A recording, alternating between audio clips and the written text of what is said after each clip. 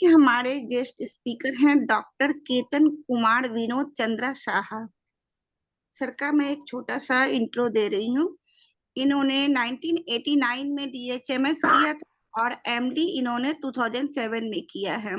ये 33 सालों से प्रैक्टिस कर रहे हैं नवरंगपुरा और बोदक देव अहमदाबाद गुजरात में।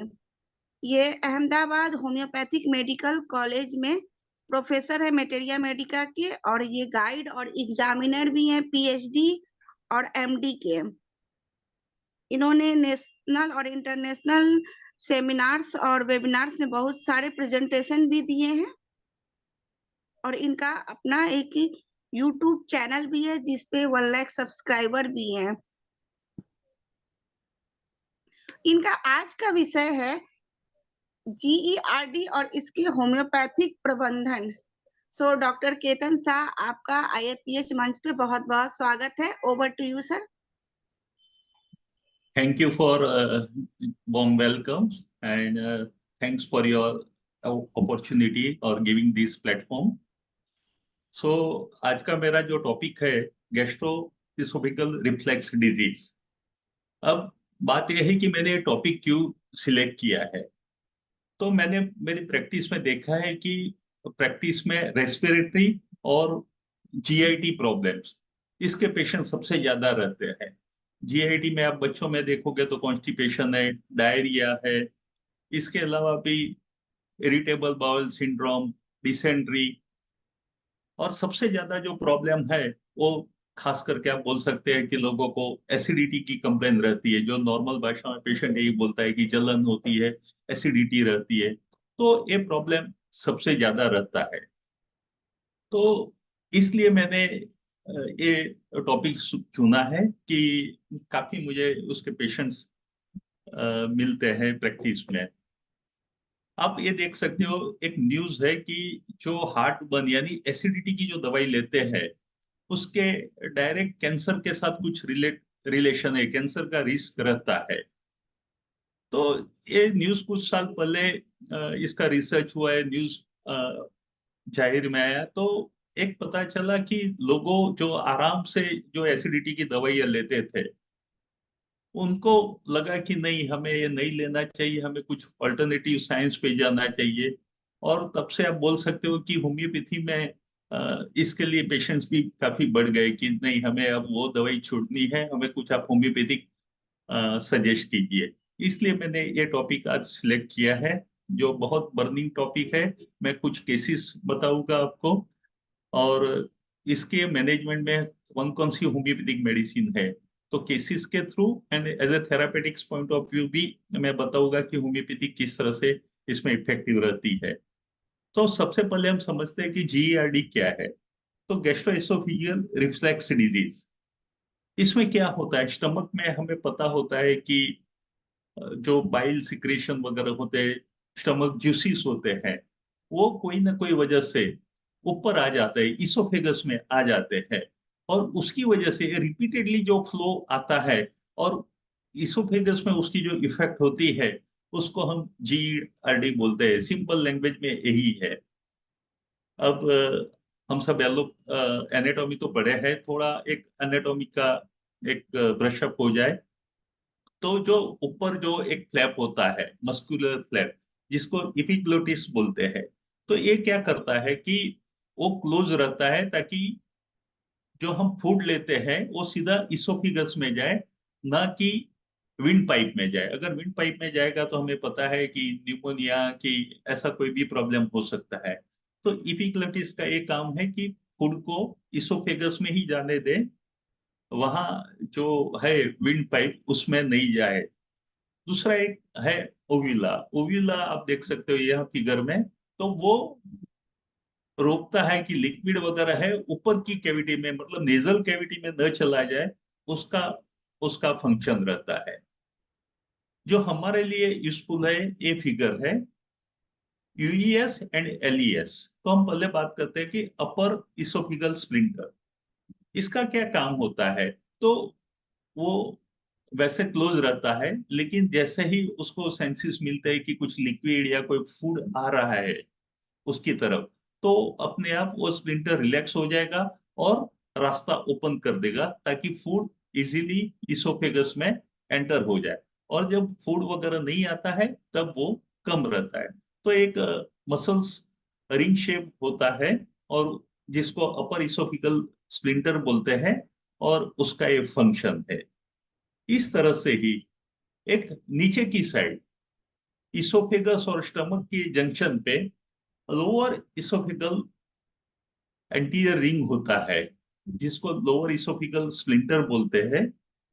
तो क्या होता है कि जब भी फूड आता है तो ये भी एक रिलैक्स हो जाता है और फूड को स्टमक की ओर, लिक्विड को भी स्टमक की ओर आने देता है।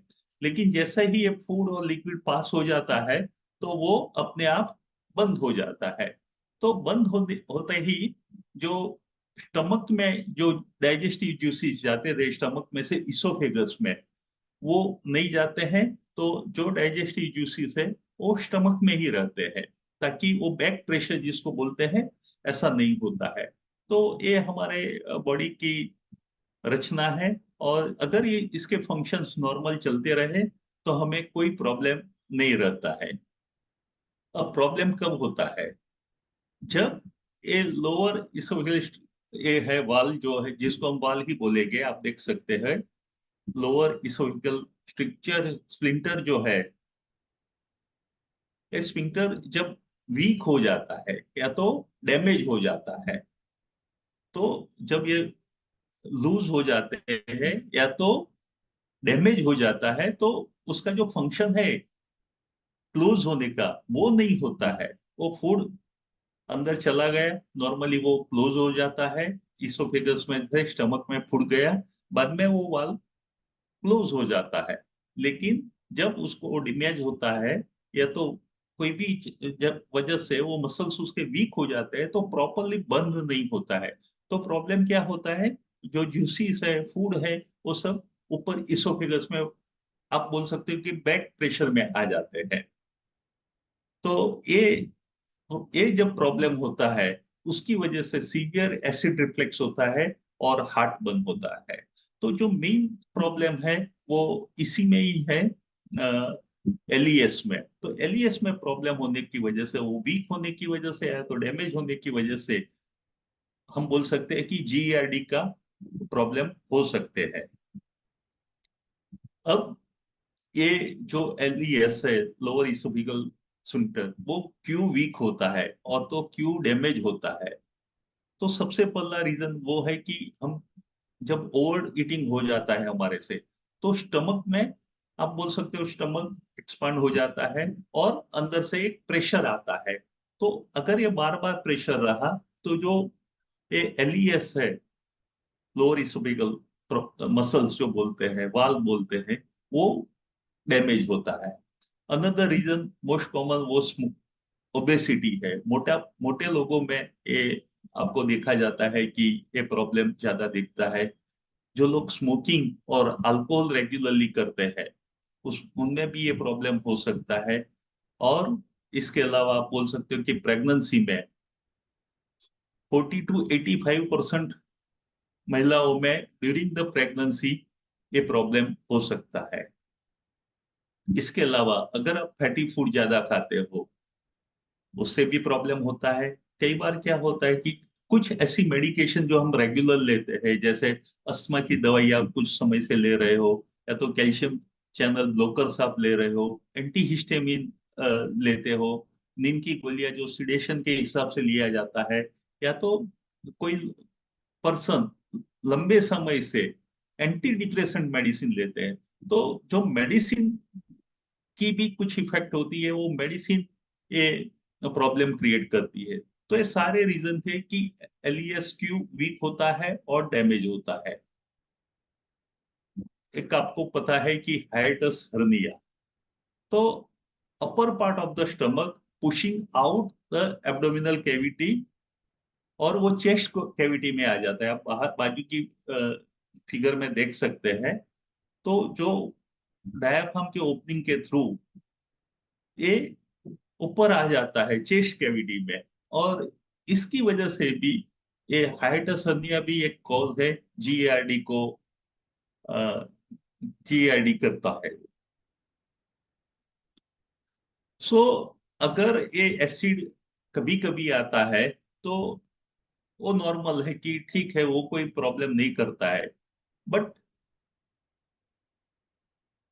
बहुत बार ये ऊपर ज्यूसिस आते हैं और उसकी वजह से जो इसोफिगल म्यूकोसा है वो बार बार एक्सपोज होता है, लंबे टाइम तक वो एसिड के संपर्क में आता है, तो उसकी वजह से जीआरडी प्रॉब्लम हो सकता है। तो मेन रीजन यही है कि जो लोअर इसोफिगल वाल है वो वीक हो जाता है, डैमेज हो जाता है, और उसकी वजह से जो गैस्ट्रिक जूस है वो स्टमक में से इसोफेगस में आता है, और वो बार बार वहां टच होने की वजह से, वहां रहने की वजह से एक इरिटेशन प्रोड्यूस होता है।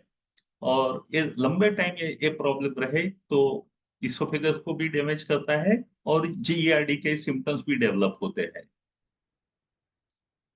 अब बहुत कॉमन क्वेश्चन है कि जिसको जीईआरडी है उसके सिम्टम्स क्या है।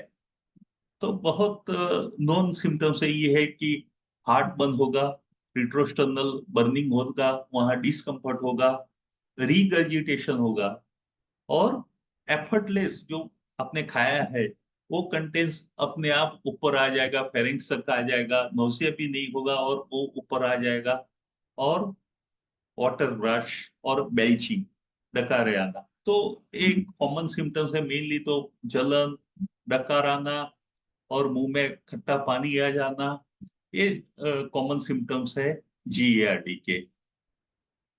इसके अलावा भी कई पेशेंट्स को क्या होता है कि जीएआरडी की वजह से अस्थमा हो जाता है, अस्थमा के सिम्टम्स दिखाई देते हैं।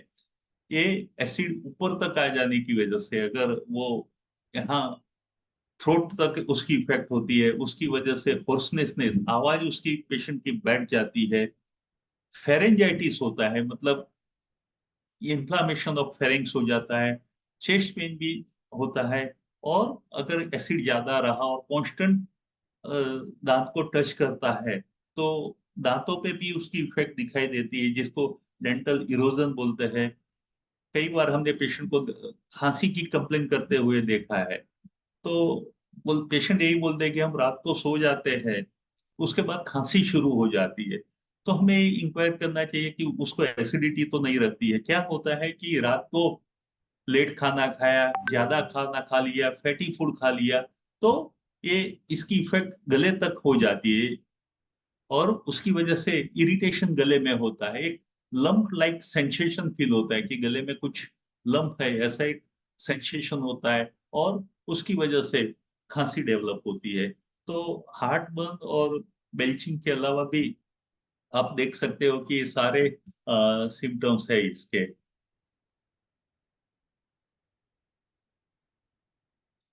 तो हम क्या एडवाइस करेंगे पेशेंट को कि क्या करना चाहिए जीईआरडी को कंट्रोल करने के लिए, या उसकी इफेक्ट कम करने के लिए हम पेशेंट को क्या एडवाइस करेंगे। तो सबसे पहले बात यही है कि पेशेंट को बोलना है कि वो ओवर ईटिंग नहीं करे, जितनी भी उसको भूख है, उस एपिटाइट है, उससे वो कम खाना खाए, स्मॉल क्वांटिटी में वो खाना खाए, वो एक सबसे बड़ी बात है। तो थोड़ा थोड़ा दिन में 3 से 4 बार, 4 से 5 बार वो फूड ले, एक साथ लार्ज मील में, एक साथ हमें बहुत टेस्टी खाना मिल गया, कहीं शादी में गए और कहीं अच्छा सा खाना मिल गया, तो हम क्या करते हैं, हम बोलते हैं दबा के खाते हैं, मतलब एक ओवर ईटिंग करते हैं। तो ऐसा रहा तो वो एक प्रॉब्लम क्रिएट कर सकता है। जिसको भी एक प्रॉब्लम होता है जीआरडी का, उसको मैं ये एडवाइस जरूर देता हूँ कि आप, आपका डिनर है वो हो सके इतना जल्दी खत्म करो। सपोज आप 11 बजे सो जाते हो, तो आप 7 से 8 के बीच इवनिंग टाइम में आप अपना डिनर खत्म करो, तो 2-3 घंटा फूड को डाइजेस्ट होने में टाइम मिलेगा, और तुरंत नहीं सो जाओ। और अगर सोना है तो 3 घंटे 4 घंटे के बाद भी आप जब भी सोते हो, तो थोड़ा आपकी हेड की पोजीशन है, आपका सिर है, 2 तकिए पे थोड़ा ऊपर रख के सो, ताकि वो एसिड ऊपर ना आ जाए। और अगर आपको स्मोकिंग की आदत है या तो अल्कोहल ले रहे हो, तो वो हैबिट से भी ये प्रॉब्लम हो सकता है। तो आई स्ट्रांगली एडवाइज पेशेंट को कि आप ये सब अवॉइड करो। अब क्वेश्चन ये है कि इसकी ट्रीटमेंट कैसे हो सकती है। तो GERD is a life style disorder. तो आपकी लाइफ स्टाइल में आपको चेंज करना है, जो भी आपकी लाइफ स्टाइल है उसको आप चेंज करो, और साथ में होम्योपैथिक मेडिसिन लो। तो ये दोनों के कॉम्बिनेशन से, दोनों के समन्वय से आपको काफी अच्छा रहेगा। अगर ऐसा नहीं हुआ तो क्या होता है, अगर डिसीज ज्यादा प्रोग्रेस हो गया, डिसीज बहुत आगे बढ़ गया और ट्रीटमेंट नहीं लिया, तो कई बार आपको सर्जरी तक की भी नौबत आ जाती है। तो बात यही है कि आपको जब भी सिम्टम्स मिले आप इमीडिएटली उसको रोकने की कोशिश कीजिए, और लाइफस्टाइल में चेंज कीजिए। जो भी मैंने एडवाइस बताया है कि थोड़ा थोड़ा बार बार खाओ, तीखा खाना, फैटी फूड अवॉइड करो, और अगर आपको हैबिट है स्मोकिंग की या अल्कोहल की, तो उसको आप छोड़ दीजिए, और साथ में होम्योपैथिक मेडिसिन लीजिए। तो पक्का इसमें आपको रिजल्ट मिलेगा। जीआरडी का डायग्नोसिस कैसे होगा? तो यूजुअली क्या होता है कि हमें अपने एक्सपीरियंस से ही, पेशेंट के सिम्टम्स पर से ही पता चल जाता है कि ये जो हार्ट बंद का है या बेल्चिंग है या कफ है, लम सेंसेशन है। तो पेशेंट को जो हम डिटेल टेस्टिंग करते हैं, उसी में ही हमें पता चल जाता है कि ये पेशेंट का प्रॉब्लम जीएआरडी का है। और उसको अच्छे से कंफर्म करने के लिए हम उसको गैस्ट्रोएंटरोलॉजिस्ट के पास भेजते हैं, कि जो उसका एंडोस्कोपी से स्टडी करता है, और एंडोस्कोपी में से हमें पता चल जाता है कि अ, ये जो वाल्व है, लोअर इसोफेगल स्प्लिटर, उसमें कोई प्रॉब्लम है, या जो पूरा पाथ है उसका, इसोफेगस और स्टमक वगैरह का, उसमें कोई अल्सरेशन है। कई बार क्या होता है, कुछ ऐसे अल्सर वगैरह पता चले तो हम उसकी बायोप्सी वगैरह भी लेते हैं, और इस तरह से एक डायग्नोसिस में। और एक अच्छा, अभी लोगों का एक एच पायलोरी, इससे गैस्ट्रोएंटरोलॉजिस्ट डायग्नोस करते हैं कि भाई ये पेशेंट को एच पायलोरी है। तो एच पायलोरी वगैरह भी है कि नहीं, वो सब कंफर्म होता है। तो अगर बहुत पेशेंट को प्रॉब्लम है, तो एंडोस्कोपी जरूर एडवाइस करना चाहिए, ताकि हमें अपने डायग्नोसिस तक पहुंचने में काफी सुविधा रहे। तो ये जो हमने सारी बातें की, वो मेनली जीआरडी क्यों होता है, हमें क्या ध्यान रखना चाहिए, और किस तरह से डायग्नोसिस करना चाहिए, पेशेंट को क्या एडवाइस देना चाहिए, वो सब हमने बात किया। अब हम आते हैं अपने होम्योपैथी पार्ट को। तो पहले ये जो प्रॉब्लम है जीआरडी के, डायरेक्ट तो जीआरडी हमें रेपर्टरी में दिखाई नहीं देता है। तो हम क्या रूब्रिक सिलेक्ट करेंगे? तो आप मोस्ट ऑफ द रेपर्टरी में स्टमक में ही सबसे ज्यादा रूब्रिक्स है। स्टमक में आप एसिडिटी देख सकते हो, सॉर इरेक्टेशन देख सकते हो, बर्निंग इरेक्टेशन देख सकते हैं, eructation water brash, stomach heartburn, mouth water brash, कि मुंह में पानी आ जाना। ये सारे सिम्टम और भी है, मैं बताता हूँ। कि थ्रोट में भी है, कि थ्रोट में पेन होगा, क्यों? एसिडिटी की वजह से, ऐसा भी रूब्रिक है। बच्चों में भी हमें एसिडिटी दिखाई देती है, तो उनके लिए stomach acidity, children in infant infant में भी एसिडिटी के सिम्टम्स दिखाई देते हैं। और कई बार हमें पेशेंट बोलते हैं कि एसिडिटी हमारे सिर में चला जाता है, उसकी वजह से हमें सिर दर्द होता है। तो आप हेड के चैप्टर में जाके head pain accompanied by acidity, ऐसे भी आप रूब्रिक देख सकते हो। फाटक रेपर्टरी में बहुत अच्छा रूब्रिक है कि सोरनेस एसिडिटी। और बोरिक में तो डायरेक्ट आपको रूब्रिक मिलेगा, हाइपर एसिडिटी। मॉर्निंग क्वेश्चन में भी आपको मिल सकता है कि एसिडिटी, सॉर स्टमक। तो ये सारे रेपर्टरी पार्ट हमने डिस्कस किया कि अगर रेपर्टरी में हमें देखना है तो कहाँ पे देख सकते हैं। तो ये सारी जगह पे हमें रेपर्टरी में जीआरडी का केस हो तो ये सारे रूब्रिक हम सिलेक्ट कर सकते हैं। अब हम डायरेक्ट केस पे आते हैं। मैंने 5 केसेस यहाँ दिए हैं। सानी साहब, मैं चाहूंगा कि जो भी लोग सुन रहे हैं वो केस में अपना व्यू दे। वो अनम्यूट होके उनको कौन सी मेडिसिन लग रही है वो बताए तो काफी अच्छा। हमें एक टू वे डिस्कशन होगा, not only chat one box, sided but two way discussion होगा। ये चैट बॉक्स में लोग लिखेंगे, है ना? हाँ, तो अनम्यूट नहीं अनम्यूट करेंगे, चैट करके बॉक्स। चैट, हाँ, अनम्यूट करके वो कर सकते हैं जिसको भी बोलना है। चैट बॉक्स में वो टाइप कर सकते हैं। हाँ, तो फिर कोई मुझे बोलेगा तो मुझे समझ आएगा चैट बॉक्स में। हाँ हाँ मैं बता दूंगी सर, मैं बता हाँ, दूंगी। ठीक है, ठीक है, थैंक यू। ओके। तो ये जो केस है फला केस, हम 65 इयर्स की ओल्ड फीमेल का केस है। वो मेरे पास आए कि डॉक्टर साहब मुझे हार्ट बंद हो रहा है, बार बार डकार आते हैं और मुझे पेट रिलेटेड, गैस रिलेटेड इश्यू है। और आपको पता है कि हम ऐसे ही गैस पे कोई दवाई नहीं देते, हम डिटेल में उसका केस टिकिंग लेते हैं। तो उसका केस लिया मैंने यहाँ, मैंने बहुत शॉर्ट में प्रेजेंट कर रहा हूँ वो केस। तो उसने बोला है कि मुझे बहुत चिंता रहती है, पर्टिकुलरली मेरे काम के बारे में बहुत चिंता रहती है, और मेरी एंजाइटी तब बढ़ जाती है कि अगर कोई गेस्ट आने वाला है तो मुझे एक दिन पहले मुझे नींद नहीं आएगी, मैं अपना प्लानिंग करना शुरू कर दूंगी।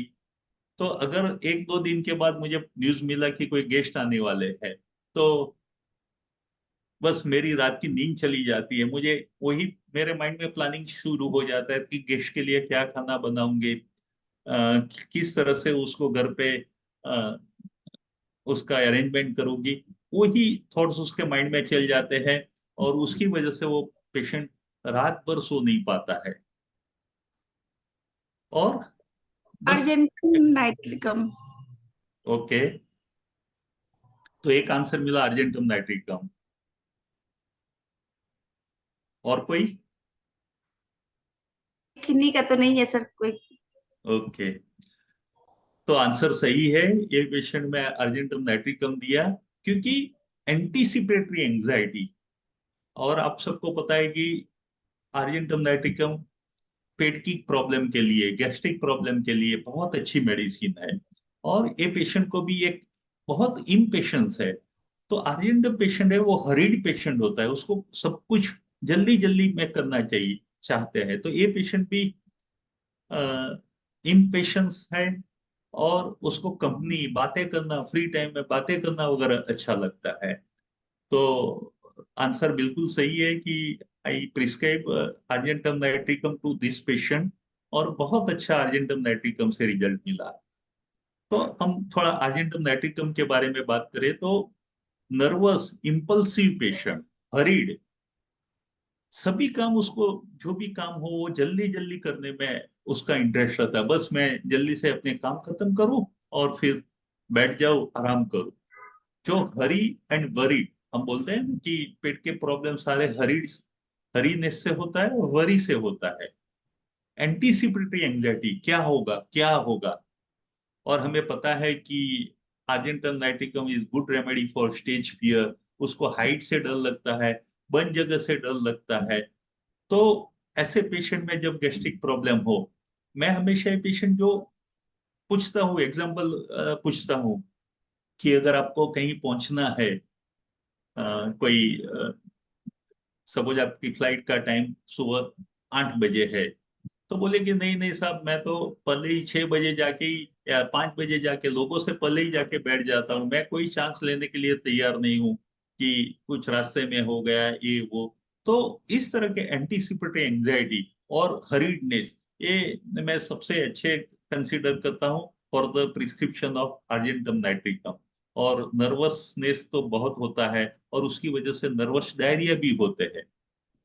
तो because of flatulence causing distension and bursting of the abdomen, तो डिस्टेंशन हो जाए पेट का गैस की वजह से। और जो गैस निकलता है या तो ऊपर से निकलता है या तो नीचे से निकलता है, और जब निकलता है तो बहुत, पेशेंट बोलेगा सब मुझे जो डकार आते हैं ना, वो बहुत आवाज के साथ डकार आते हैं, और नीचे से भी आवाज के साथ गैस पास होती है। और एक गैस की वजह से एक कॉलिक पेन होता है, और पेट की प्रॉब्लम में सारे में एक खट्टी और बिटर टेस्ट की वॉमिटिंग होता है। तो बहुत अच्छा आपने बताया ये पेशेंट की मेडिसिन। हम सेकंड केस लेते हैं। टोटल 5 केसेस है, और बाद में मैं बताऊंगा कि और क्या थेरापेटिक्स है और कौन सी मेडिसिन हम सोच सकते हैं इस तरह के जीआरडी के पेशेंट में, वो हम डिस्कस करेंगे। तो जो सेकंड केस है वो फीमेल, अनमैरिड फीमेल है, 25 years old। वो पहले बॉम्बे में रहती थी, लेकिन 2 साल से वो यहाँ अहमदाबाद गुजरात में रहने के लिए आ गई। और उसने मुझे कंसल्ट किया कि because of the hair falling बहुत वीकनेस फील हो रही थी पेशेंट को। उसने ब्लड टेस्ट भी करवाया था, तो उसका हीमोग्लोबिन हमेशा लो रहता था। गैस और एसिडिटी का भी प्रॉब्लम रहता था उसको 1 साल से। तो ये उसकी आप बोल सकते हो कि चीप कंप्लेन। अब हम थोड़ा उसके फैमिली के बारे में बात करें, तो उसके फादर है, वो 4 साल पहले because of the cancer he died, वो एक्सपायर्ड हो गए थे 4 साल पहले। अब मदर की सिचुएशन देखो, मस्कुलर स्क्लेरोसिस है मम्मी को, और उसकी वजह से वो इवन बेड में भी मूव नहीं कर सकती है। जो भी है वो, हम टोटली बेड रिडन है, और उसको इवन अपना पैर भी नहीं हिला सकती है। तो अगर रात को उसको ठंड लग रही है तो अपना ये पेशेंट को रात को उठ के उसको कवर करना पड़ेगा। अगर उसको वॉशरूम जाना है तो ये पेशेंट को रात को 2-3 बार जगना पड़ता है। उसके एक एल्डर सिस्टर है, तो फैमिली में दो, वो खुद और एक सिस्टर, फादर एक्सपायर हो गए, और मदर को ये प्रॉब्लम है। तो ये लोग अहमदाबाद आ गए क्योंकि उनके बॉम्बे में फादर एक्सपायर हो गए, और यहाँ अहमदाबाद में बहुत सारे उनके रिलेटिव्स थे मदर के साइड। तो उन्होंने डिसाइड किया कि फादर के डेथ के बाद हम अहमदाबाद मूव हो जाए। और यहाँ आने के बाद, फादर नहीं होने के बाद, ये पेशेंट की रिस्पॉन्सिबिलिटी बहुत बढ़ गई अपनी मदर्स के लिए। तो आप देख सकते हो केयर गिवर रिस्पॉन्सिबिलिटी बढ़ गई है मदर के लिए। और उसकी, हम बोल सकते हैं कि उसको लुक आफ्टर करने में पेशेंट को 2 से 3 बार रात को उठना पड़ता है रात को। और ये पेशेंट एक as a graphic designer job करती है, तो उसको ऑफिस में जाके पूरा दिन, ना वो फादर नहीं है तो ना वो अर्निंग इश्यू, पैसे कैसे कमाए। और उसी की वजह से वो ग्राफिक डिजाइनर काम करती है। घर का काम देखो, और ऑफिस का, घर का, और रात को मदर का अ, ध्यान रखो। तो ये सारी रिस्पॉन्सिबिलिटी की वजह से रात को वो ठीक से सो नहीं पाती है, और दिन में उसको ये सारे ऑफिस का ध्यान रखना है, घर का ध्यान रखना है। कोई सजेशन मेडिसिन के बारे में? से दिखाइए तो हाँ, सर, इसका लास्ट भूमिका। फर्स्ट स्लाइड दिखाइए तो इसके आगे का। एक, हाँ फर्स्ट स्लाइड इसका दिखा, इस केस का। Yes yes yes sir. एक जवाब आया है नख भूमिका का। एक आंसर आया है, नक्स भूमिका आया है। ओके, दूसरा एसिड नाइट्रिक। दूसरा क्या है? Acid nitric, nitric acid. Nitric acid और नक्सोमिका। या एक मान लाइको लीजिए आपको lyco lycopodium, lycopodium and nux vomica. Okay, ये मेडिसिन क्लोज टू नक्सोमिका है, लेकिन नक्सोमिका नहीं दिया है। आप देखो कि पेशेंट को रात को जगना पड़ता है। क्यों जगना पड़ता है?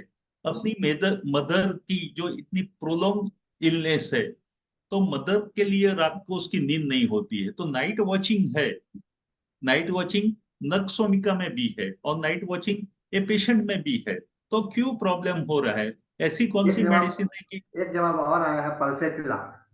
पल्सेटिला? ओके, और कुछ? अभी भी मुझे जो चाहिए वो आंसर नहीं मिल रहा है। हम क्लोज में है लेकिन आंसर नहीं मिल रहा है। आप देखो कि नाइट वॉचिंग है और आपका लव वन कोई बीमार है, सपोज मदर को रात को अपने बच्चे के लिए पूरी रात जगना पड़े, और ऐसा 10-15 दिन से उसको जगना पड़े और उसके लिए हिसाब से प्रॉब्लम हो, और अनमैरिड गर्ल है और रिस्पॉन्सिबिलिटी भी है। ओके। एक और आया है, कैडमियम। ओके, देखो ये आंसर है cocculus. Phosphoric acid, natrum muriaticum, cocculus. Later किसी ने दिया कॉक्यूलस? इग्नेशिया। इग्नेशिया। ओके। बहुत इग्नेशिया सारी शायद दवाइयाँ ग्रीक, हैं। इग्नेशिया शायद ग्रिप के हिसाब से दिया होगा किसी ने, कि ग्रिप की वजह से इग्नेशिया दिया होगा। लेकिन यहाँ फादर की ग्रिप नहीं है, जो प्रॉब्लम है वो रात को जगना होता है और दिन में भी काम करना है, तो उसकी जो स्लीप है वो पूरी नहीं होती है। तो जब night watching because of nursing of love one, आपका कोई प्रिय पर्सन जिसको आप फैमिली मेंबर हो या कोई भी जिसको आप बहुत अच्छे से चाहते हो और वो बीमार हो जाए, और उसकी केयर करने में आप मेंटली और फिजिकली अपने आप को ओवर स्ट्रेन कर रहे हो। ये पेशेंट क्या कर रहा है? अपने आप को ओवर स्ट्रेन कर रहा है, जिसमें आप कॉक्यूलस सोच सकते हो। कॉकुलस भी एक आदमी ने कहा है। Okay, good. अब मुझे कोई बताएगा कि नक्सोमिका जिसने बोला वो बताए कि नक्सोमिका और कॉक्यूलस को किस तरह से हम डिफरेंशिएट करेंगे। कॉक्यूलस में profuse flow of saliva with headache है, ब्लोटेड ऑफ इंटेस्टिनल गैस है, जैसे कि अंदर कोई पत्थर रखे हो, ऐसा पेशेंट को फीलिंग होता है। तो यहाँ मैंने जो सिम्टम्स लिया वो night watching because of the care,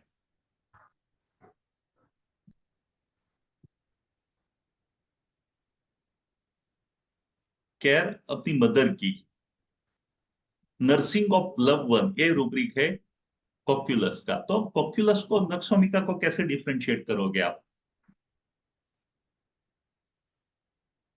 anybody? दोनों पेशेंट रात को जगते हैं,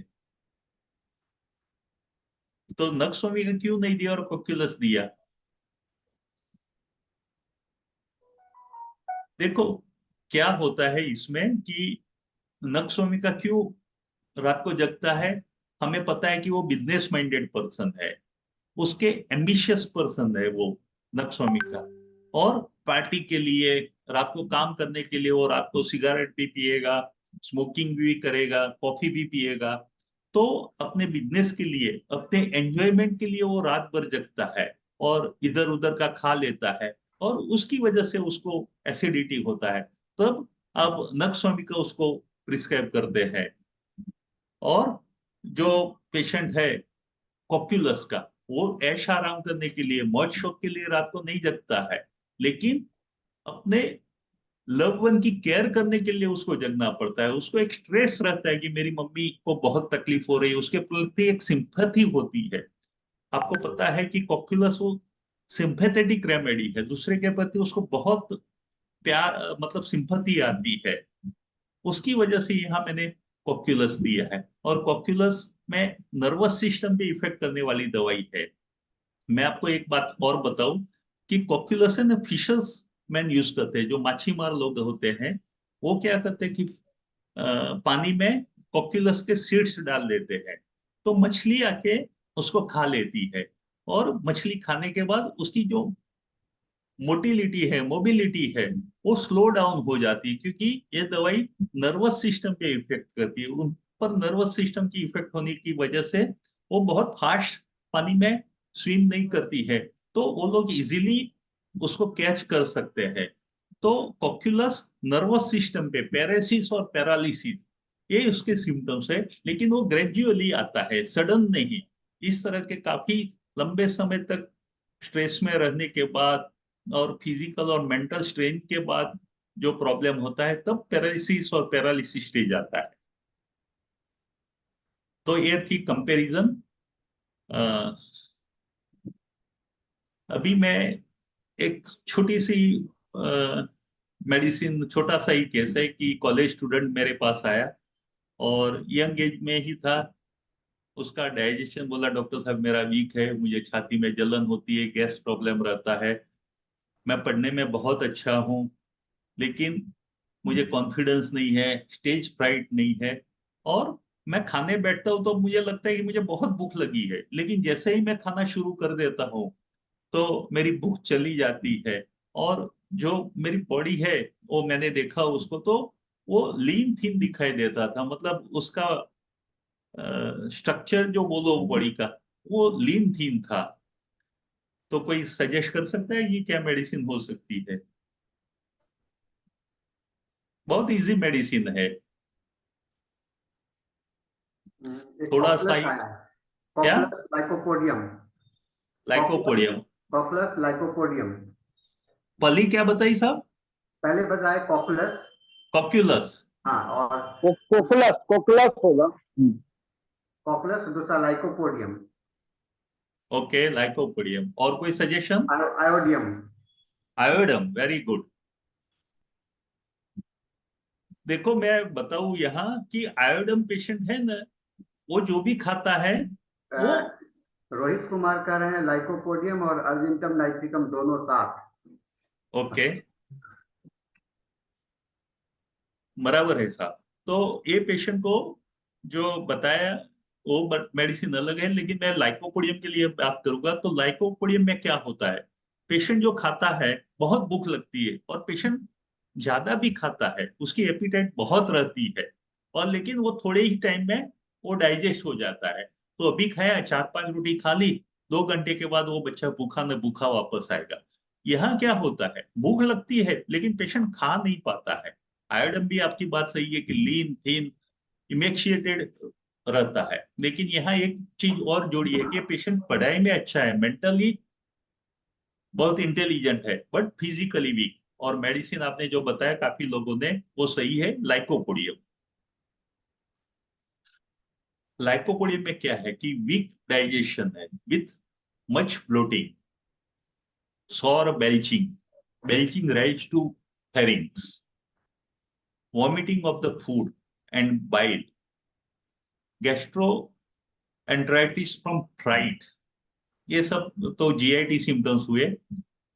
हमें लाइकोपोडियम की मोडालिटी पता है कि 4 to 8 में, मैं अब जनरल लाइकोपोडियम डिस्क्राइब कर रहा हूँ, कि 4 to 8 में उसका एग्रावेशन पीरियड है।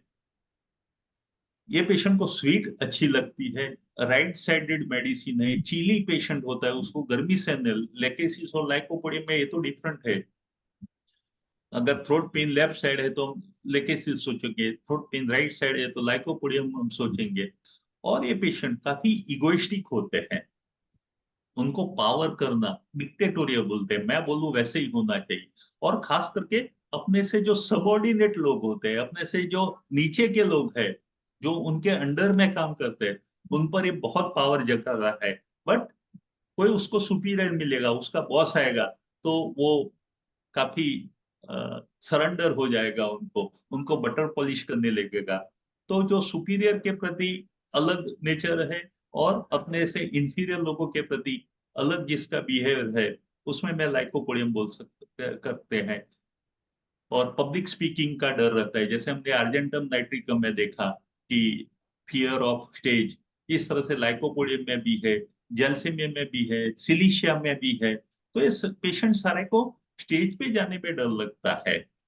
तो लाइकोपोडियम मेरी प्रैक्टिस में बहुत अच्छे से यूज करता हूँ, ना कि पेट की प्रॉब्लम के लिए सिर्फ, लेकिन जो जहां भी मुझे लगे कि ये सारे मेंटल सिम्टम्स मिल रहे हैं। बच्चों में कैसे मैं लाइकोपोडियम डिफरेंशिएट करता हूँ कि बच्चा, पेशेंट बोलेगा कि घर पे साहब तो बहुत अपना पावर चलाता है, लेकिन बाहर जब खेलने जाता है, स्कूल में जाता है, तो उसका कुछ चलता नहीं है, वो अपने आप को वहां सरेंडर कर देता है। तो इस तरह के जो दो अलग अलग बिहेवियर होते हैं बच्चों के, उसमें मैं लाइकोपोडियम इस तरह से सजेस्ट करता हूँ कि जो घर में अपने आप को शेर समझते हैं और बाहर जाते हैं तो बिल्ली बन जाते हैं। सब ये पेशेंट का जो भी आंसर देगा, मैं उसको इनाम के 200 रुपये उसके पेटीएम में ट्रांसफर कर दूंगा। तो ठीक है साहब। तो ये 36 ईयर फीमेल का एक केस है। उसको कोविड हुआ था और कोविड में वो हॉस्पिटलाइज भी हुई थी और कोविड से तो ठीक छुटकारा मिल गया, लेकिन बाद में उसको डायबिटीज की गिफ्ट मिली और कोविड की रिकवर के बाद उसको डायबिटीज भी हुआ और उसके गैस्ट्रिक प्रॉब्लम बढ़ गए। उसको था गैस्ट्रिक प्रॉब्लम, लेकिन आफ्टर कोविड उसके गैस्ट्रिक प्रॉब्लम बहुत बढ़ गए और हॉस्पिटल में एडमिट रही, वहां रेमडेसिविर वगैरह इंजेक्शन भी उसको देने पड़े।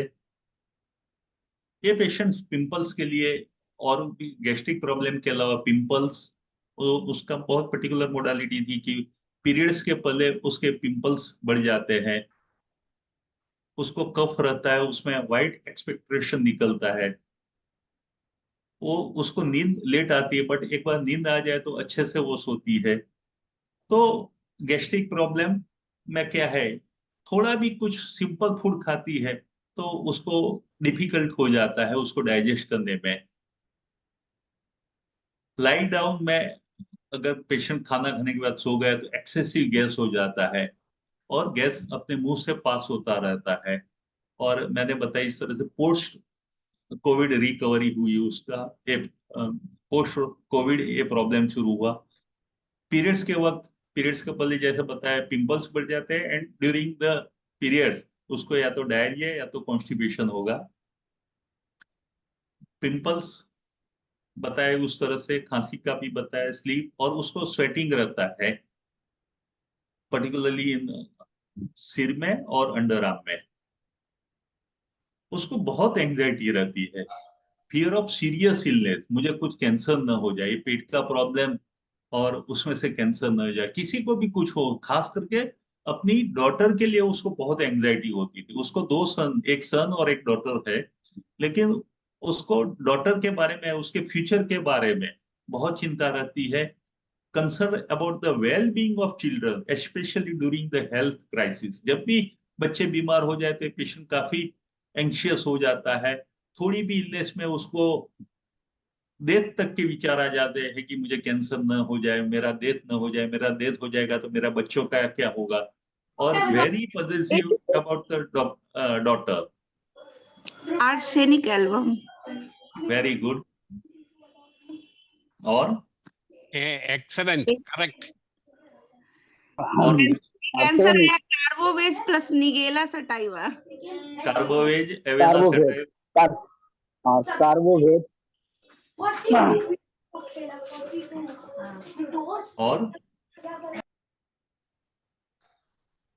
और कुछ आर्सेनिक रस्टक्स, आधा, एक आर्सेनिक रस्टक्स आधा आया भी, क्या, एक रस्टक्स आया भी सर। रस्टॉक्स।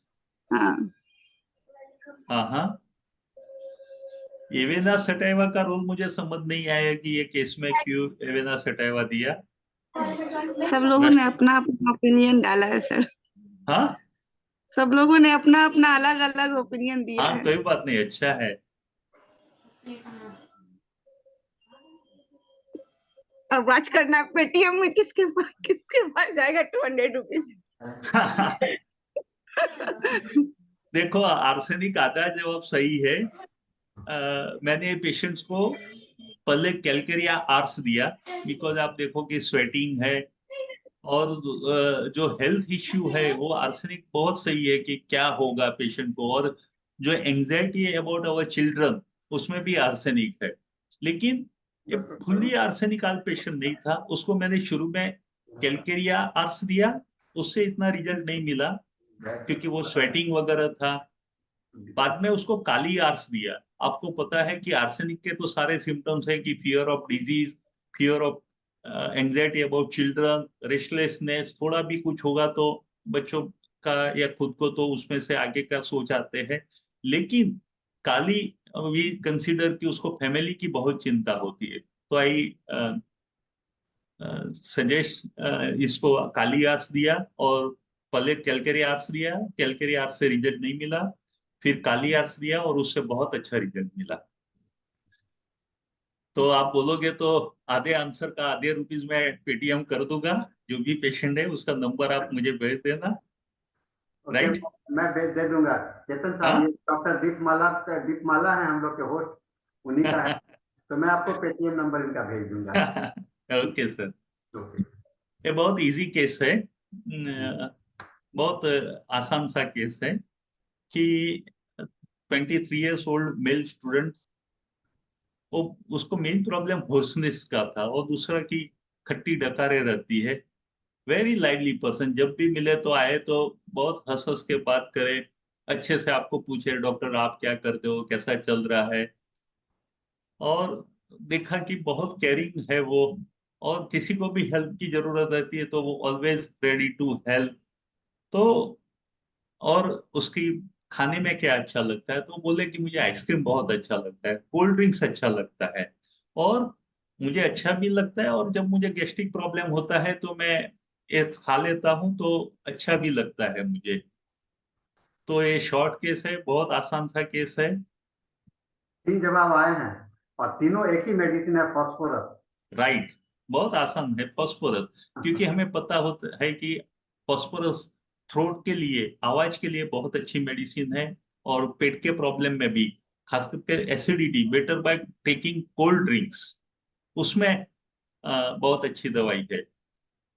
साहब यहाँ भी मैं एक इनाम देना चाहूंगा कि फॉस्फोरस की अगर कोई वॉमिटिंग बताए मुझे कि एसिडिटी में उसकी वॉमिटिंग कैसी होती है, कोई बता सकता है तो मोस्ट वेलकम। Sir, लेकिन after some time, immediately after eating, हाँ when it eating, reaches to the eating, stomach, immediately the vomiting will हाँ be there. साहब इमीडिएटली कि after some time? After some time, it when we reach to the stomach, it will vomit. That is the main symptom. या you are right sir कि वो stomach में जाएगा, वो जो भी ठंडा उसने लिया है वार्म होगा, गाम और हो गया। उसके बाद वो वॉमिट हो जाएगा। इसकी हाँ कंपैरिजन vomit में हो- मेडिसिन साहब, कौन सी मेडिसिन है जिसमें इमीडिएटली वॉमिट हो जाता है?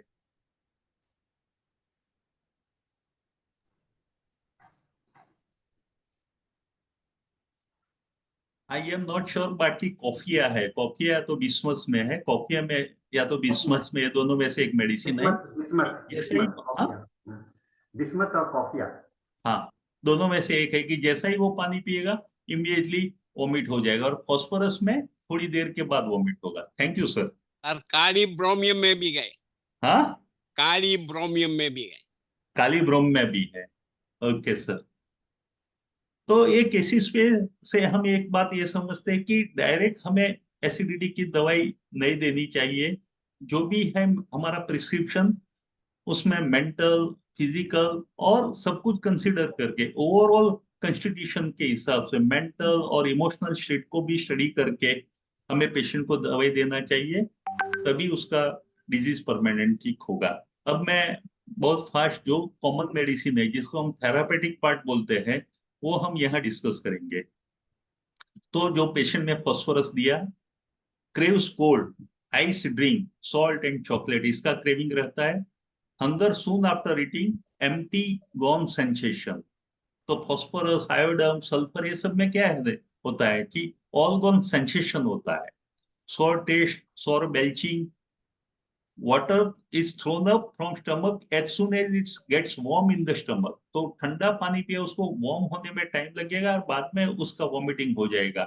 और कई बार जो क्लोरोफॉर्म देते हैं एनिस्थेसिया के बाद ऑपरेशन में, और उसके बाद जो वॉमिटिंग होता है, उसमें मैं फास्फोरस यूज करता हूँ। तो कॉन्स्टिट्यूशन कैसा होता है, तो लीन थिन पर्सन होता है, हमें पता है कि स्टूप शोल्डर, हाइट वाला पेशेंट होता है। उसका माइंड भी हमें पता है कि लाइवली होता है, सिंपैथेटिक होता है, डिजायर फॉर कंपनी होता है। बर्निंग की बहुत है, trio one of the medicine for trio of burning, हम आर्सेनिक, सल्फर और फास्फोरस सोच सकते हैं।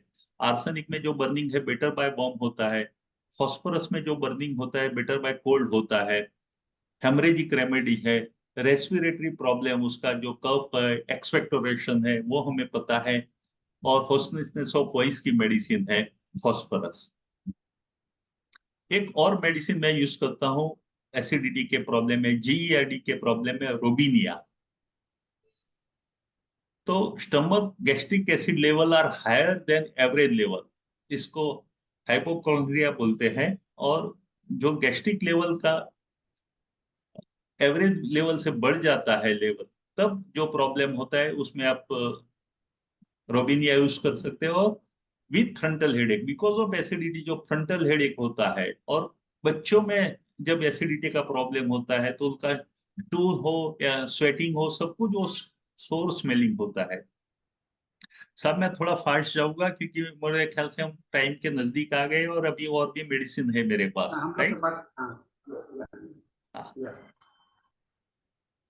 अभी तो हमारे रोबी, पास 8 to 9 मिनट्स है सर। हाँ 9 बस तो, मिनट्स है। हाँ तो और भी मेडिसिन है, मैं फास्ट में अपनी मेडिसिन बता दूंगा। तो increase flatus, intensely acrid belching, acrid and greenish vomiting, Knightley burning pain in stomach, ये सारे रोबिनिया के सिम्टम थे। बेल्चिंग जो निकलता है और सॉर टेस्ट का होता है। वॉमिटिंग भी सॉर, इतनी सॉर होता है कि वो उसकी इफेक्ट दांत पर हो जाता है, और जो भी खाता है वो पूरा एसिडिटी में टर्न हो जाता है।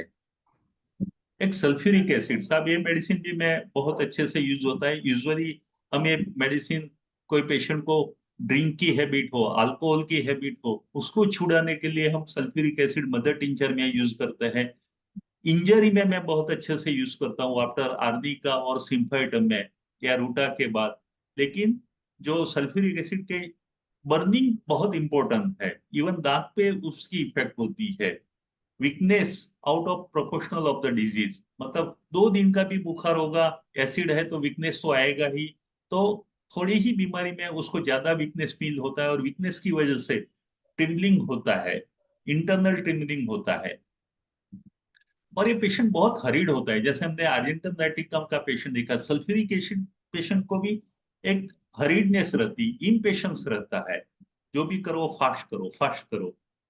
और उसका पेन कैसा है, तो ग्रेजुअली बढ़ेगा उसका पेन, लेकिन तुरंत ही वो डाउन हो जाएगा। प्यूरपुरा हेमरेजिका की मेडिसिन है, जो ब्लैक स्पॉट होते हैं इंजरी के बाद, ट्रूमा के बाद। सर चाइना हेलो, से भी तो कंपैरेटिव। हाँ चाइना में, लेकिन चाइना में क्या होता है कि गैस बन जाती है, और उसकी वजह से गैस पास नहीं होती है, डिस्टेंडेड एब्डोमन है। यहाँ बर्निंग ज्यादा है, और दूसरा कि ये पेशेंट का नेचर ही ऐसा है कि बहुत जल्दी जल्दी करना चाहिए, जो चाइना में नहीं है। लेकिन हेमरेज की वजह से आप चाइना या फॉस्फोरस सोच सकते हैं। मैकेनिकल इंजरी के बाद गैंग्रेन होना, या इंट्राओक्यूलर, कई लोगों को आंख में खून जमा हो जाता है, वहां हम आर्निका या रूटा सोचते हैं, आप सल्फ्यूरिक एसिड सोचिए उसमें। और मैंने बोला उस तरह से लिकर की हैबिट छोड़ने के लिए 1 पार्ट सल्फ्यूरिक एसिड, और दो 3 पार्ट्स ऑफ अल्कोहल उसमें मिक्स करके अगर कुछ विक्स दिया जाए तो उसकी अल्कोहल की हैबिट चली जाती है। आइरिस वर्सिकोलर, इसमें भी बर्निंग है। वॉमिटिंग जो होता है वो सॉर होती है, bile profuse flow of saliva. और जब माइग्रेन हेडेक होता है, एसिडिटी की वजह से माइग्रेन का प्रॉब्लम होता है, उसमें मैं आइरिस वर्सिकुलर बहुत अच्छे से यूज करता हूँ। कार्बोवेज, ये बहुत नॉन मेडिसिन है। पेशेंट बोलेगा मैं कुछ भी खाता हूँ, वो डाइजेस्ट नहीं होता है, मेरा डाइजेशन पावर है वो डिस्टर्ब है, वो स्लो है, और उसकी वजह से बेल्चिंग होता है, पेट में हैवीनेस रहता है, फुलनेस रहता है, स्लीपीनेस रहता है, और गैस इतना हो जाता है कि पेशेंट को सांस लेने में प्रॉब्लम होता है, एक अस्थमा टाइप के सिम्टम्स आते हैं। और अपर पार्ट ऑफ द, हमें पता है कि लाइकोपोडियम, चाइना और कार्बोवेज का अलग अलग पार्ट के हिसाब से हम कंपेयर करते हैं। तो upper part of the body, उसमें upper part of the stomach, उसमें वो गैस फील होता है, और गैस पास करने से पेशेंट को अच्छा लगता है। तो मैं कार्बोवेज, जहाँ गैस पास हो जाता है और पेशेंट को अच्छा लगता है, वहां यूज करता हूँ। और चाइना, जहाँ गैस पास नहीं होता है और पेट फुला फुला रहता है, वहां मैं चाइना यूज करता हूँ। लॉस ऑफ वाइटल फ्लूइड की वजह से प्रॉब्लम होना, बॉडी एकदम ठंडी हो जाता है, पेशेंट को हवा चाहिए, वो बोलेगा कि मुझे लेकेसिस और कार्बोइड, पेशेंट को फैनिंग चाहिए कि सब कुछ खोल दो और हवा है ऐसा करो। नेट्रम फॉस ये बायोकेमिक की मेडिसिन है और एक्सेसिव एसिडिटी की ये मेडिसिन है। खट्टे डक्कर आते हैं, सौर वॉमिटिंग होता है, और उसकी जो टंग होती है वो क्रीमी होती है, कोटेड होता है। कहाँ पे? Back of the root of the mouth and tongue, उसका क्रीमी और कोटेड टंग रहती है। नेट्रम कार्ब हमें पता है कि उसका डाइजेशन काफी वीक है, थोड़ा भी खाने में प्रॉब्लम होने की वजह से गैस या एसिडिटी बन जाती है, इनडाइजेशन रहता है, ब्लोटिंग रहता है, और कार्बो चाइना की तरह उसमें गैस भरा हुआ रहता है। और वेजिटेबल्स खाने की वजह से या स्टार्ची फूड खाने से उसको प्रॉब्लम होता है, मिल्क से प्रॉब्लम होता है, डायरिया होता है, और जब धूप में गया और ठंडा पानी पी लिया और प्रॉब्लम होता है, सन से प्रॉब्लम, म्यूजिक अच्छा नहीं लगता है, और जो बिजली वगैरह होती है या एटमॉस्फेयर में इलेक्ट्रिकल चेंजेस होते हैं, उसकी इफेक्ट नेट्रम कार्ब के पेशेंट पे होता है। मैग्नीशियम कार्ब और मैग्नीशियम मूर्ख दोनों में मिल्क से एग्रावेशन है, और ऑर्फन फीलिंग्स का, ये मैग्नीशियम हमें पता है कि पेशेंट को एक ऑर्फन फीलिंग होता है, और उनकी बॉडी में से फाउल स्मेल आती है, खट्टी स्मेल आती है। रूम करके भी एक मेडिसिन जो बच्चों के दांत आने में हम यूज करते हैं, उसमें भी बॉडी में से एक खटाई, खटाश, सौर स्मेल आती है। रोबिनिया में भी ऐसा है। नेक का आप देख सकते हो कि थोड़ा भी आवाज या थोड़ा भी टच होगा तो वो चौंक जाएगा, और मिल्क सहन नहीं होता है। लास्ट जो है मैरेज मतलब बच्चे लीन थीन रहेंगे अच्छे से खाना खाने के बावजूद भी। मैग्नीशियम मूर में कॉन्स्टिपेशन में यूज करता हूँ, खास करके लीवर रेमेडी है, और बच्चों में जब कॉन्स्टिपेशन होता है तो मैग्नीशियम मूर यूज करता हूँ। इसके अलावा आप ये दवाइयाँ भी सोच सकते हैं कि पल्सेटिला, फैटी फूड खाने से एग्रावेशन होता है। चाइना हमने डिस्कस कर दिया, आर्सेनिक का बर्निंग हमने डिस्कस कर दिया, petroleum, ferrum metallicum, sulphur, silicea, nitric acid और कैलकेरिया कार्ब, ये सारी मेडिसिन हम नॉन मेडिसिन और हम उसके जानते हैं, इसलिए मैंने शॉर्ट में ले लिया है।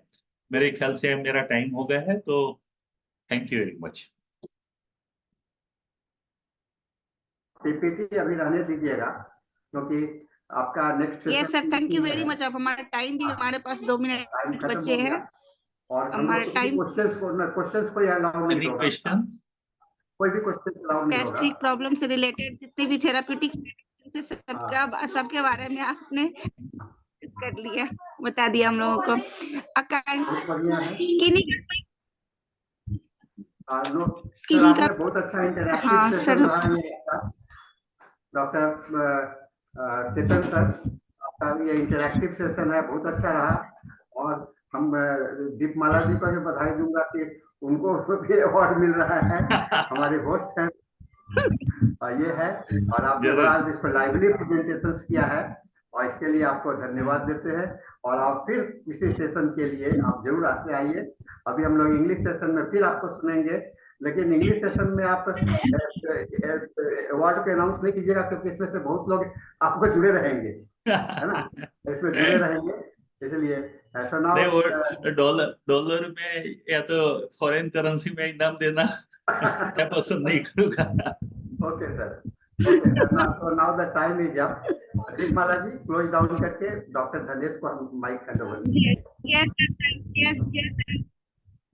Thank you very much sir. आपका सेशन बहुत ही अच्छा रहा। आप ऐसे ही फिर से बार बार हमारे हिंदी IFPS प्लेटफॉर्म पर आते रहिए और अपना एक्सपीरियंस हम लोग के साथ शेयर कीजिए। अब हमारा हिंदी सेशन खत्म हो रहा है और इंग्लिश सेशन स्टार्ट होने जा रहा है। सो अब यह मंच में डॉक्टर हुबर्ट को हैंड ओवर कर रही हूँ। Over to you sir.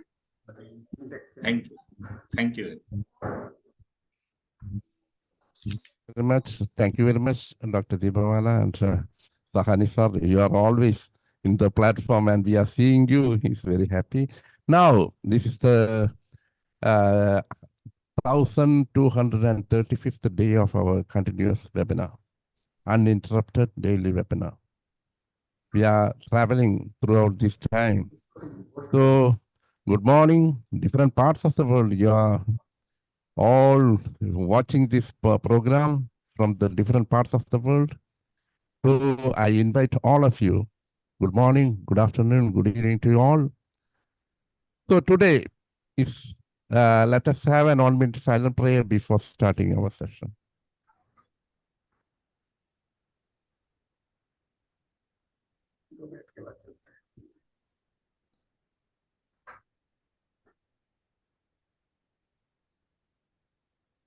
Thank you all.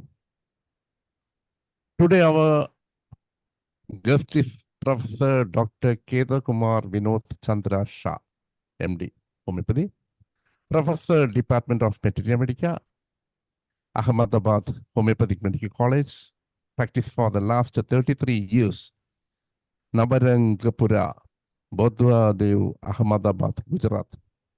Subject material media, guide and examiner for PhD and MD students of various universities. Presented many seminars and webinars nationally and internationally. On presented has been invited as a resource person by Ayush for Metria Medica CME.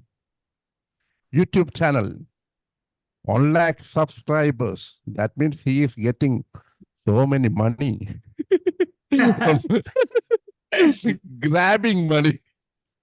So I think that it is not mentioned your YouTube channel. So please, YouTube channel, we like to watch your YouTube channel. Yeah, it's And from ONGC my name, panel. Dr. Ketan Shah Homeopath. YouTube channel's name, same name, Dr. Ketan Shah Homeopath.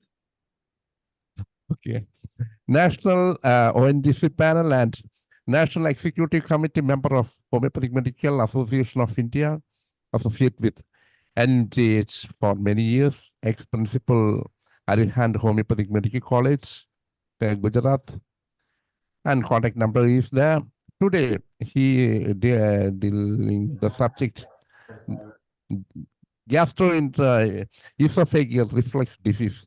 That is in Hindi. It was already finished. Now we know that this is a condition. It is not a serious condition, but it is a irritating condition of everybody. So many people are suffering from this condition. So it is its management is very. He explained in Hindi session. I heard it. Now he's going to do it in the English session, and we welcome Doctor. We are very happy to welcome you because you are already. We have heard your class, and now it is in English. So you are welcome there for the next 45 minutes. Your talk will be there, and after that, there is a question hour. You can ask. Thank you, Doctor. You are welcome. Most welcome. Thank you very much for my introduction, and good morning to good evening, because various peoples from various part of the country, of the world, they are joined here. So today's my topic is gastroesophageal reflux disease. In short, we can say it GERD. Why I select this topic? Because in my practice, most of the you can say patients of either respiratory system or GIT system.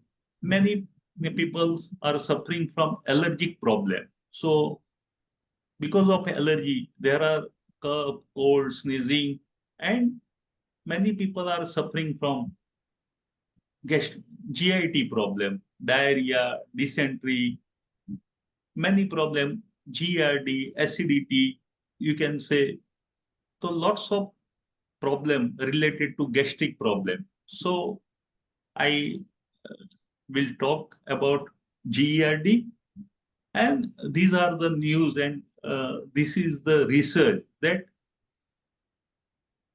people who are taking this antacid tablet for a long time can create a cancer. And this is the eye-opening research for the patient who are regularly taking allopathic medicine, particularly for acidity. And because of this research, they are frightened and turns to the alternative system for their permanent cure. What's happening in GERD? So we all know that there are secretions, bile juices in stomach, and when this juice come upward, back pressure in the esophagus, that causes erosion or problem in the esophagus. So this stomach acid repeatedly contact with esophagus can create a problem, and that's the GERD. Small understanding about epiglottis. We know that whatever we food eat, that should be go in esophagus. But at that time, because of epiglottis, that prevent the food not go in the windpipe. Otherwise, if this food reach to the lungs, it can create some problem like pneumonia or anything. So because of this epiglottis, our food directly goes to the esophagus. And because uvula is a part which prevent liquid passing from upward. It's not allowed to this liquid to pass in the nasal cavity. So this is the very important for us, that upper esophageal splinter. This splinter, because what's the action or work of this upper esophageal splinter? That when usually it's closed, but when there is the signal that food or liquid are coming, it's become relaxed and allowed to food in the esophagus. And once this food pass, it's become closed. So you can see in this figure also, there is the upper esophageal splinter, and this is the work. Now, this is the lower esophageal splinter. This is the main portion. This is the main problem for the GERD. So this is the at the end of esophagus and stomach. At the junction of esophagus and stomach, there is a splinter. It's called lower esophageal splinter. When foods come, it's become relaxed and allow food to pass in the stomach. And once this food passed already, then it's shut down. So because of it's shut down, the gastric juices, any substance from stomach not come back or upper side in the esophagus. So this is the function of lower esophageal splinter. Now, when this splinter, lower esophageal splinter become loose or damaged, it's create problem. So this is the main problem of GERD, when this lower esophageal splinter become weak or damaged.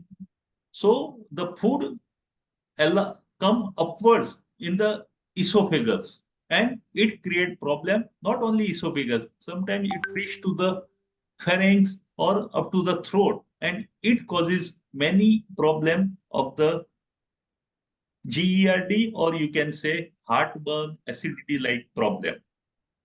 Why this LES, lower esophageal sphincter, become weak or damaged? So first and most common cause is overeating. When people eat more than his capacity, the stomach become expand, or you can say swell, and causes inside pressure. And because of frequent pressure on this LES, it become damaged or weak. Obesity is another reason for LES. Even regular habituated people like smoking or alcohol also damage their LES. And one more factor, that pregnancy, that's the 40 to 85% women suffering from, or they damage their LES during the pregnancy. So these are the reason. More two reasons I want to share that fatty food. If patient in that diet take more fatty food, oily things, that also can damage this lower esophageal sphincter, and many medications like asthma medicines or antidepressant, antihistamine, sedative, patients taking this type of medicine for quite a long period, that also can damage the LES. So these are the problem why this LES damage or become weak, and because of LES develop, it's become weak or damaged, it's allowed the stomach's juices in the esophagus, and that causes GERD. One more reason for GERD, that hiatus hernia. Stomach part comes push upward in the chest cavity, and this also causes GERD. So hiatus hernia is another reason for GERD.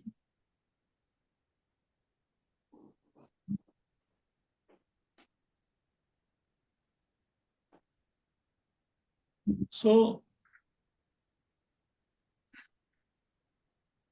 if this reflects occasionally in, then no problem. But this occur very persistently, very for long time, prolonged time. This juices come and contact with esophagus, then it create problem, and that damage to the LES. So we should take care of to prevent this damage of the lower part of the esophagus.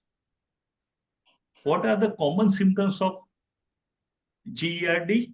Very easy, that it's heartburn. Patients complain that retrosternal burning and discomfort, regurgitation, effortless return of the gastric content into pharynx without any efforts. Automatically, when patient lie down or after eating, some substance from the stomach, it's reached to the pharynx. And water brush, there is a soreness, sore feeling in the mouth, and belching, passes of the gas. These are the common symptoms. Except this, non-allergic asthma, because of this gas, there is the asthma-like symptoms. Even this acid reach to the throat, and it affects the pharynx and voice box. That causes hoarseness, pharyngitis. Because of this gas, there is a chest pain. And if this acid comes directly contact with teeth, it causes the dental erosion. Because of this acid, patient have a sensation that there is some lumps in the throat, and because of that, cough is there. So these are the symptoms. What advice should give to the patient? So we have to tell patient that you have to eat small meal at a time, but you can eat frequently. 4 or 5 times a day, you can take your meal, not a large amount at a time. So avoid large amount of food at a time. And after eating, don't lie down. You can keep your body posture in upright position. And don't sleep immediately after dinner, but it should be 2 to 3 hour gap after the dinner, which allow to digest your food. And if you are habituated of smoking or alcohol, then you should stop this. Otherwise, this also one of the factor which damage your lower esophageal sphincter. So how can we treat GERD? So not only with medication, of course, medication will help, but this is lifestyle problem. So you have to improve your lifestyle. So with the lifestyle changes and with our medication, we can treat GERD very easily. If we left untreated, then it can create a problem and we have to go for a surgery. how can we make diagnosis of GERD? So very easy to diagnose GERD because out of the symptoms from the patient history, we can diagnose this very easily, and we can advise endoscopy. Through endoscopy, we can study the esophagus part and stomach part, so we can know if there is the H. pylori bacteria is there, if there is a ulcer, or if there is a problem with this lower esophageal sphincter, we can know with the help of endoscopy. So endoscopy, we can say, is very good diagnostic criteria for GERD. Now we start our homeopathic part, where we can see the patient's complaint in a rubric. So most of the repertory, when we see in the stomach chapter, so stomach chapter acidity, in stomach sore irritation, burning irritation, irritation water rash, heartburn, mouth water rash. Even we have a rubric in throat also, because throat is also affected with this acid. So throat pain, acidity from. In stomach also, even children and infant also affected with this type of acid secretion. So stomach acidity, children in and infant. This type of rubric also available in synthesis repertory. Even many times, because of this bile secretion, there is the headache or migraine. So you can say, search head pain accompanied by acidity. Soreness. In Phatak repertory, there is a soreness, acidity. Hyperacidity in boric, and acidity, sore stomach in morning motion. So we have a, in boric repertory, direct rubric that hyperacidity. Now, first we discuss about sign and symptoms and diagnostic part of the GERD. Then we discuss about where to search, how to find this patient complaint in our repertory. That we also discuss. Now we can come to the therapeutics part. Before that, I will present 5 cases, different 5 cases where this problem of GERD and how and what repetition I prescribe medicine, that will I show you. So this is the first case of 65 years old female. She approached me for her heartburn, frequent irritation, and gas-related issue, distension of abdomen and gas-related issue quite since long time. When I took a detailed history, she mentioned that intense anxiety. This patient is very anxious related to work and experience heightened anxiety when anticipating guests. So she gave me an example when some guests are coming after 2 or 3 days. So my mind start thinking about that. How can I welcome the patient, guest? What I can prepare for them? How I give all that facility to my guest? So thinking process start. Even it's very normal. No need of any thinking about this type of activity. But her mind started thinking. It's normal guest, 1 or 2 guests, either coming for normal lunch or dinner. Then also she become anxious, and because of this anxiety, it disturb her sleep. In sleep also, thought process continue. How can I plan and everything? And more symptoms about this patient is very impatient patient, and another is strong desire for company. So this is the gastric problem, very anticipate patient and hurried patient, impatient patient, and strong desire of company. So any suggestion about this case, any medicine, anyone can write in the chat box.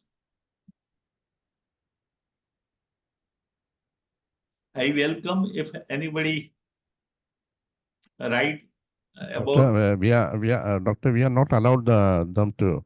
After completing your talk only, they can. But you can it. write in chat box also, no? Yeah. Yeah. You can, Somebody whatever. written that argentum nitricum. Pardon? Argentum nitricum. Argentum nitricum. Very good. Any other suggestion?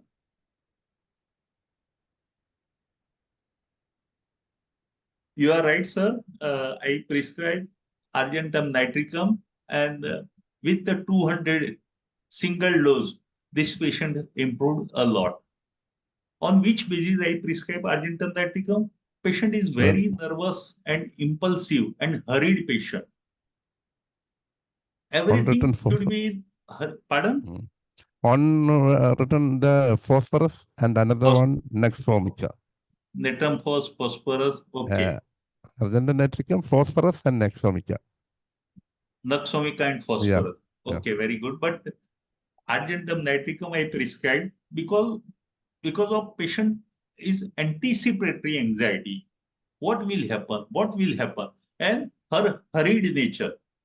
And we know that this type of anticipation we can see in the Argentum nitricum only. And these are for company. And impatient, very hurried patient. If patient has to reach any place, the time is morning 9 o'clock, but he will reach there before 1 or 2 hours because anxiety. If what happen if I don't get a proper vehicle or any problem, so he anticipate the problem, and because of that he always in a hurry. So anticipatory anxiety is the main symptoms of the Argentum nitricum. There is the appreciation and fear, stage fear and nervous diarrhea. We know that it is good remedy for stage fear, exam fear. And because of this fear, it's produced the diarrhea. This is also anxiety. Fear of high places is another symptom of Argentum nitricum. Craving for sweet, that's also another symptoms of Argentum nitricum in a general way. So what are the gastric symptoms of flatulence causing distension and bursting of the abdomen? Distension of the abdomen. And because of that gas accumulate in the stomach, it's come upward or it passes from the downward with loud explosive. Because of this gas, there is a colic and distension of abdomen.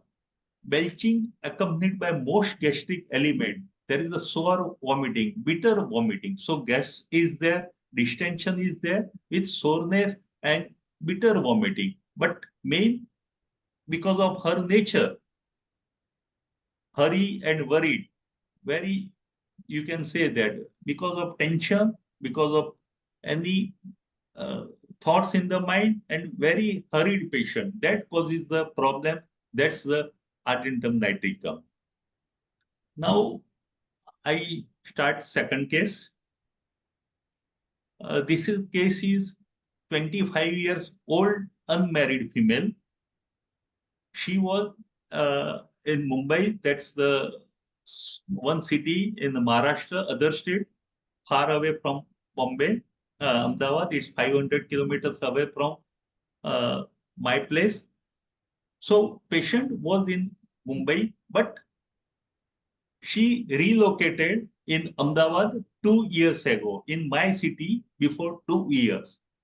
And she consulted me for hair problem, weakness, anemia, gas problem, acidity. And gas and acidity since 1 year. So these are the complaints for that this 25 years old female consulted me. So you can say these are the chief complaints. In her family, herself, her mother, and one elder sister. Her father expired 4 years ago because of the cancer. So now in her family, herself and her mother, and her sister study in another city that's away 100 kilometers away from our town. So in weekend, she come to the house. Otherwise, now father expired, sister study somewhere else. So mother and our patient both are staying together. So patients move to Ahmedabad because there are many relatives in our city. So after father's death, they decided to relocate in Ahmedabad, another city where there are so many relatives are here. Now after father's death,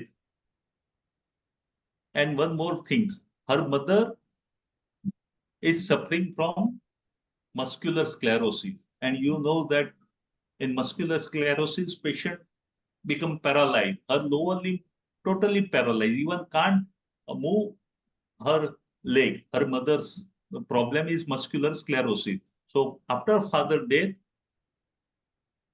all responsibilities of mothers, of household, and her job on this patient. Caregiver responsibility. And because of mother illness, she has to wake up 2 to 3 times at night. So not a proper sleep at the night because of the mother. She has to look after the household activity and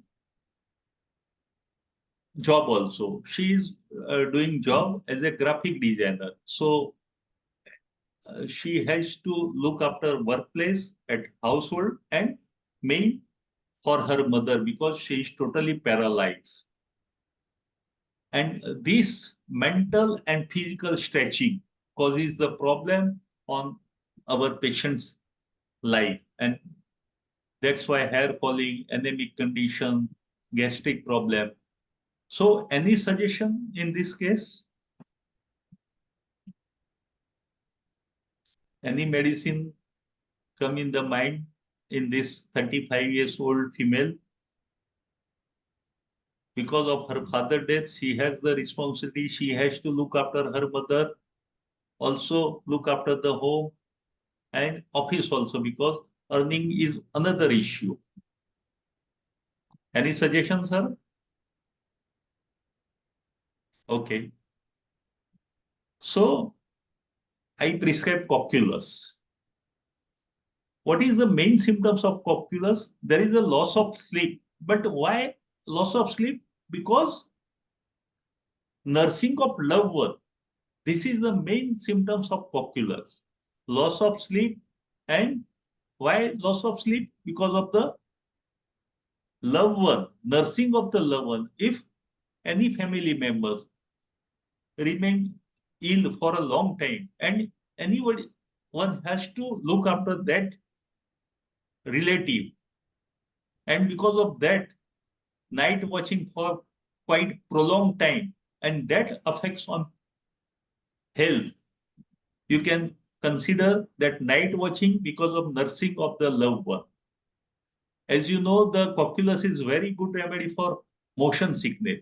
I prescribe this remedy very frequently when there is a nausea and vomiting while traveling in rail or road journey. Cocculus you can indicate. So overstrain and mental and physical. This is the also one of the good symptoms of Cocculus. Overstrain. Here, patient overstrain herself because of the nursing and because of the job and because of household. It's not her. He can do. She has not enough energy to continue this all work. Gastric symptoms of Cocculus, that vomiting with profuse flow of saliva with headache, abdomen bloated with intentional gas seems full of sharp tone. And we can compare this Cocculus with Nux vomica for the night watching. In Nux vomica also night watching. Patients work late night. But why this patient work for a late night? Because of his business. He is business oriented, very ambitious person. He wants to achieve his things by hook and crook. This is the Nakshamika. And for that, he not sleep for whole night, and because of night watching, he needs coffee, alcohol, tea, and food also.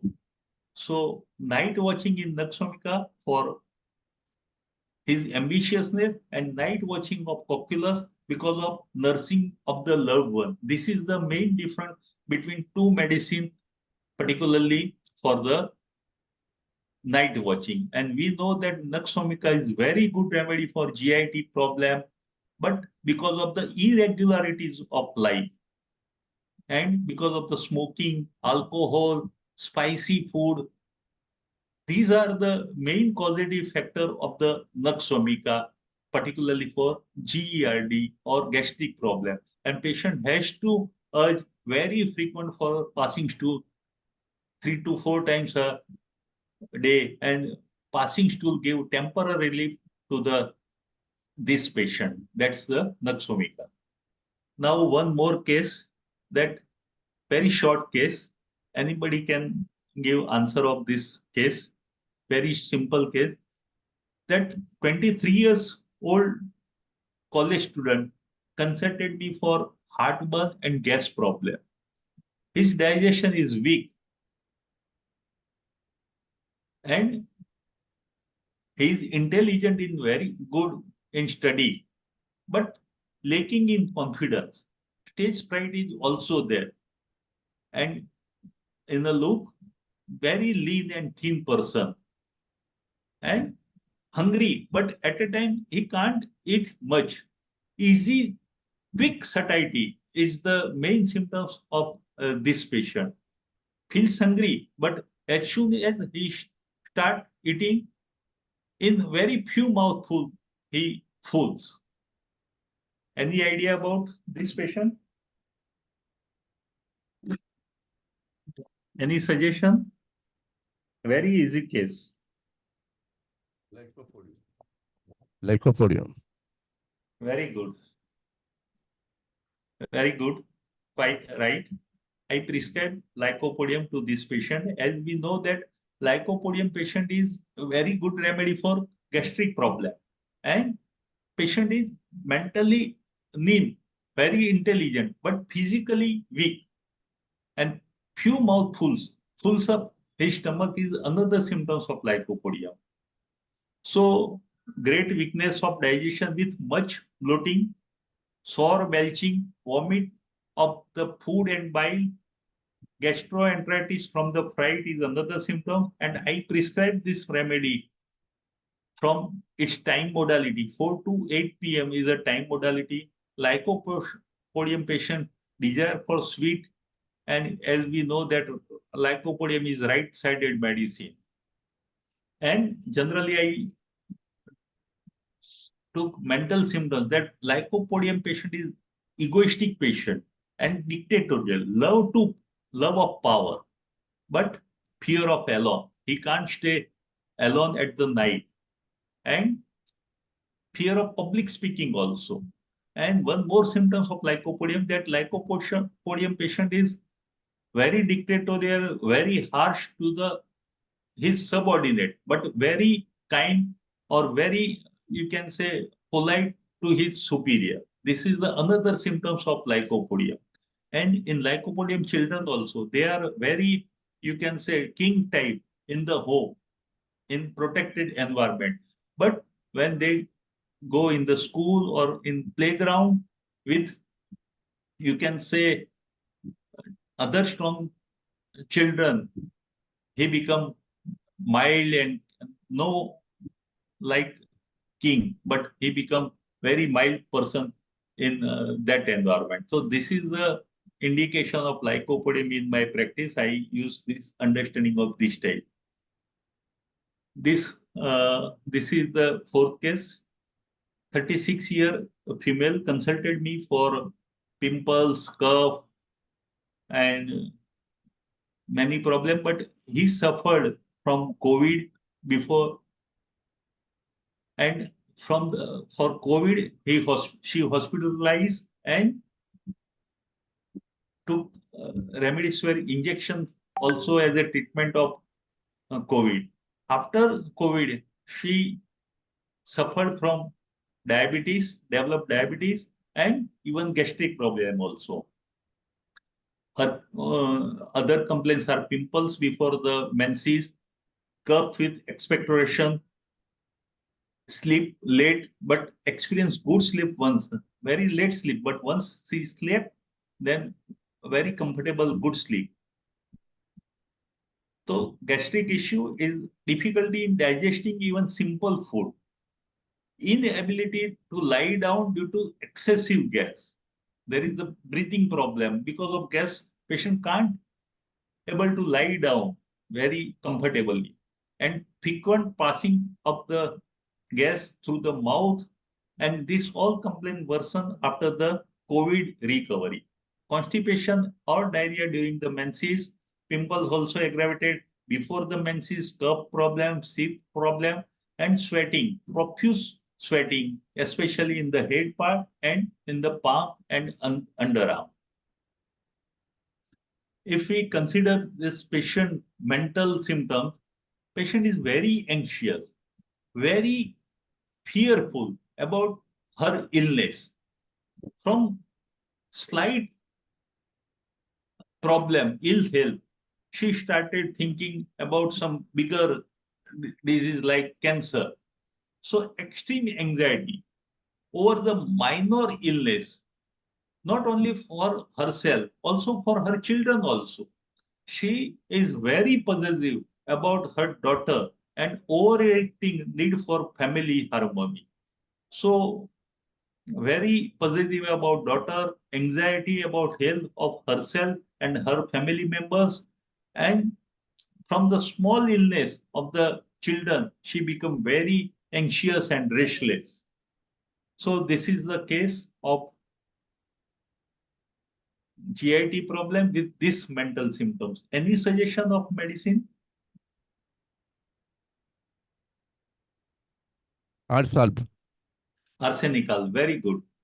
But not arsenical. You are right, arsenical, because anxiety about health, fear of cancer, fear of death, and anxiety about family, we can consider arsal. But here, in this case, I prescribe first calcarea ars and later on kali ars. With kali ars, I got very good result because kali, we know that she has anxiety about family, and kali related to family. That's why, and arsenic part is that fear and anxiety and restlessness. So I prescribe kali ars in this case. Now this is the last case, but very simple case. Anybody can give the answer of this case. Hoarseness of voice since 6 months and sore belching since 1 year. So patient approached me for hoarseness of voice and sore belching, gastric problem.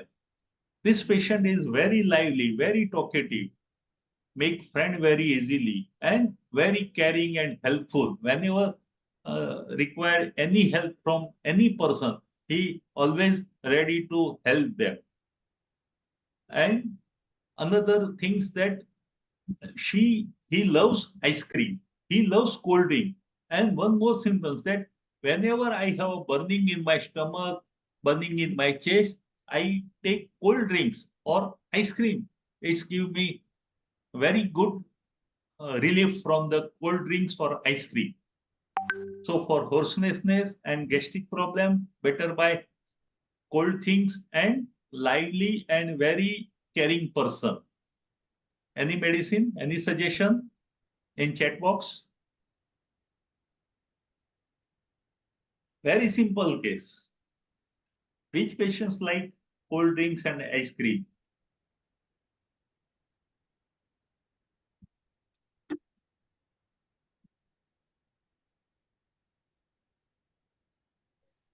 I prescribe phosphorus because crave cold. In phosphorus, there is ice drink, desire for salty things, chocolates, hunger soon after eating, empty all gone sensation.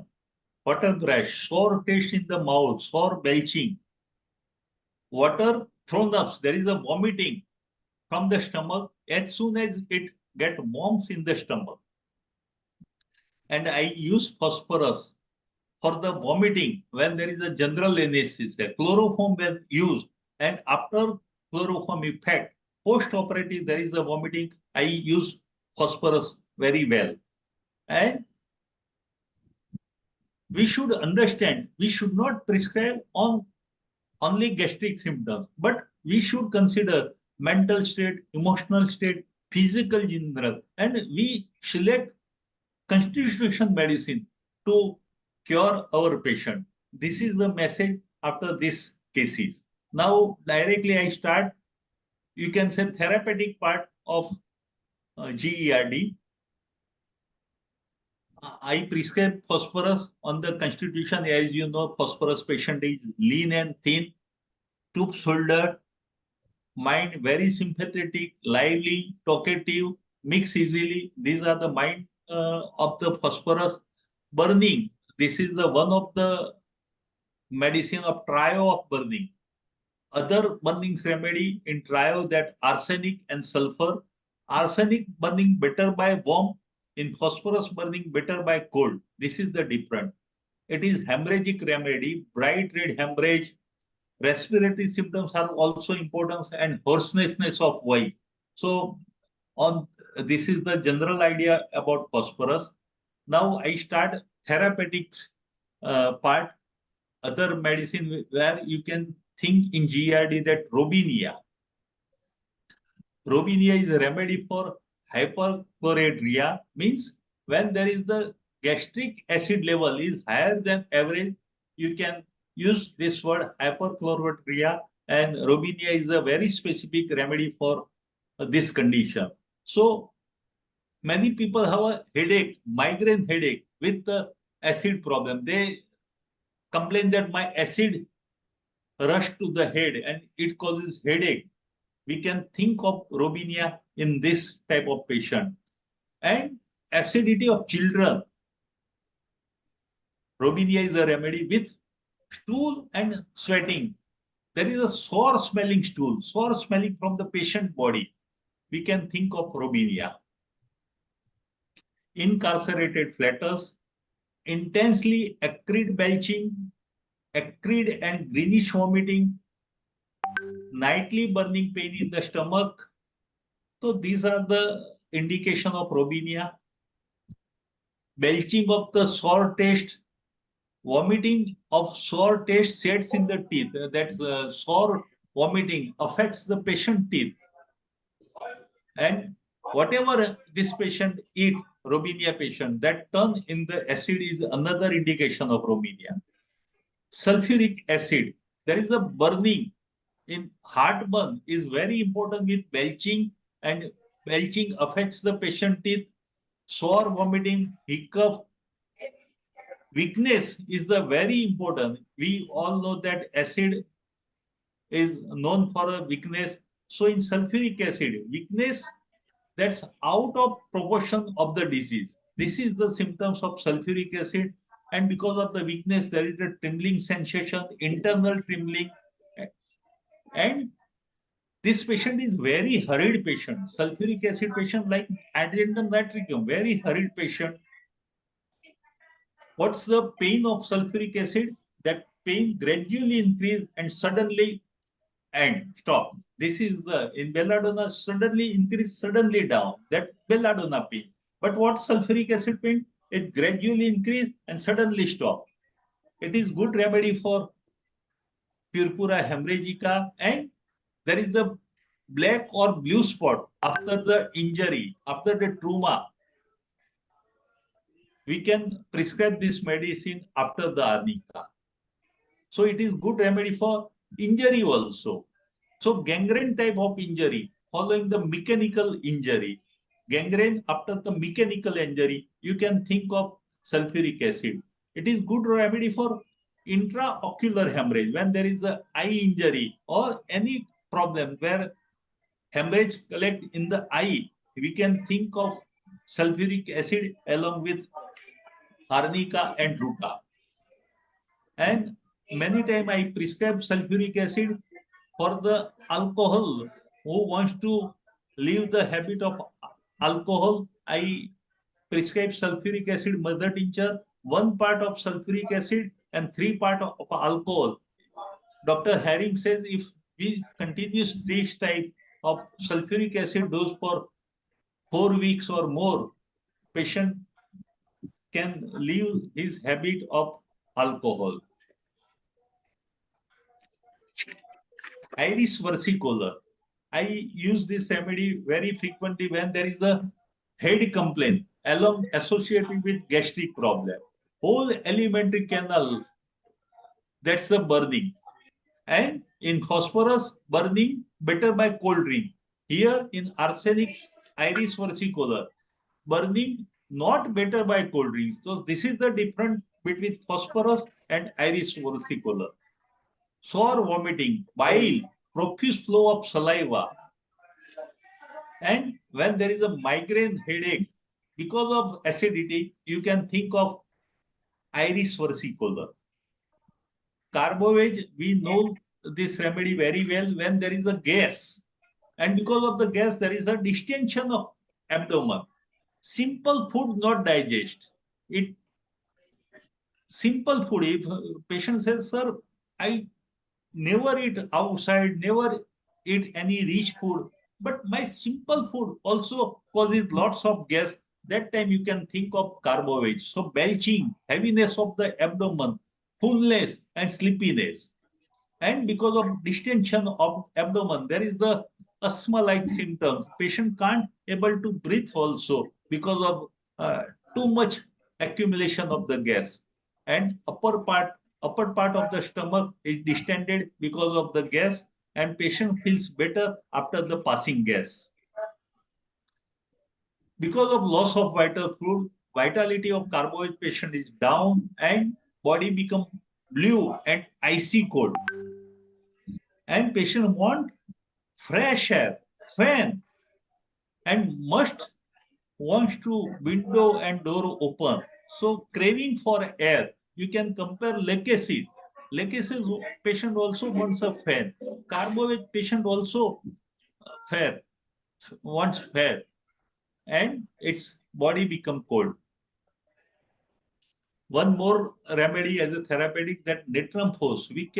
This is the biochemic medicine, and we can use when there is a excessive of acidity, sore belching and sore vomiting, taste in the mouth also sour. So sourness is very prominent symptoms of the natramphos, and there is the coating of the yellow creamy on the tongue, posterior part of the tongue and root of the mouth. This is the indication of the natramphos. One more remedy, that natrum carb. So natrum group, natrum more, natrum carb, natrum phos, natrum sulf. As we know, natrum sulf is a liver remedy. So these all remedies affects the GIT problem. So in natrum carb also, digestion is weak, and from the slightest error of the diet, it causes the problem. Gastric pain better by eating. This is one of the peculiarities. You can say that if there is a gastric pain because of the ulcer or anything, and patient eats something, he feels better. Hungry at the 5 a.m. Indigestion, gas and bloating, accumulation of the gas.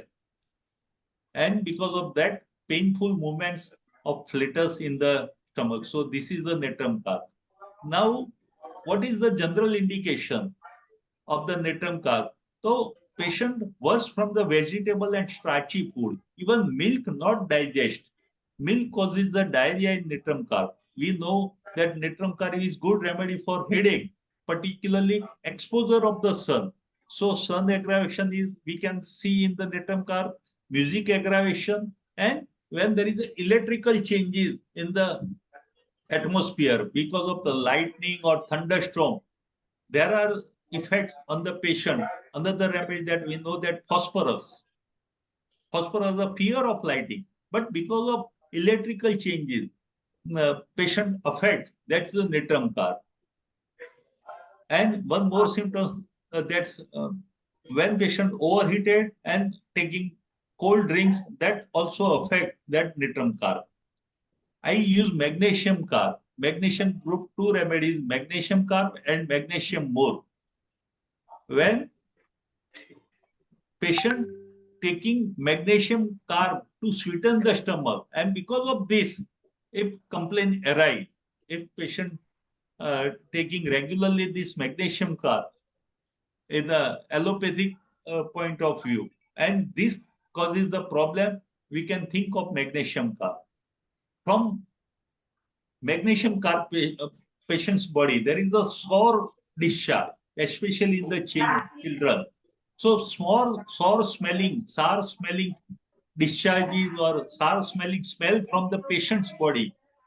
You can think of magnesium carb. Other remedy that rheum. We know that rheum is good remedy for children, particularly for dentition problem. So Robinia, rheum, and Mecca is a good remedy for sour smell from the body, sour discharge.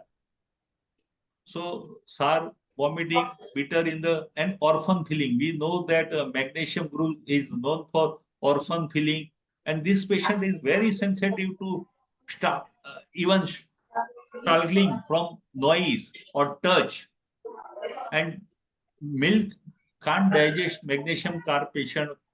After taking milk, there is the diarrhea and sore throat. This is one of the general symptoms.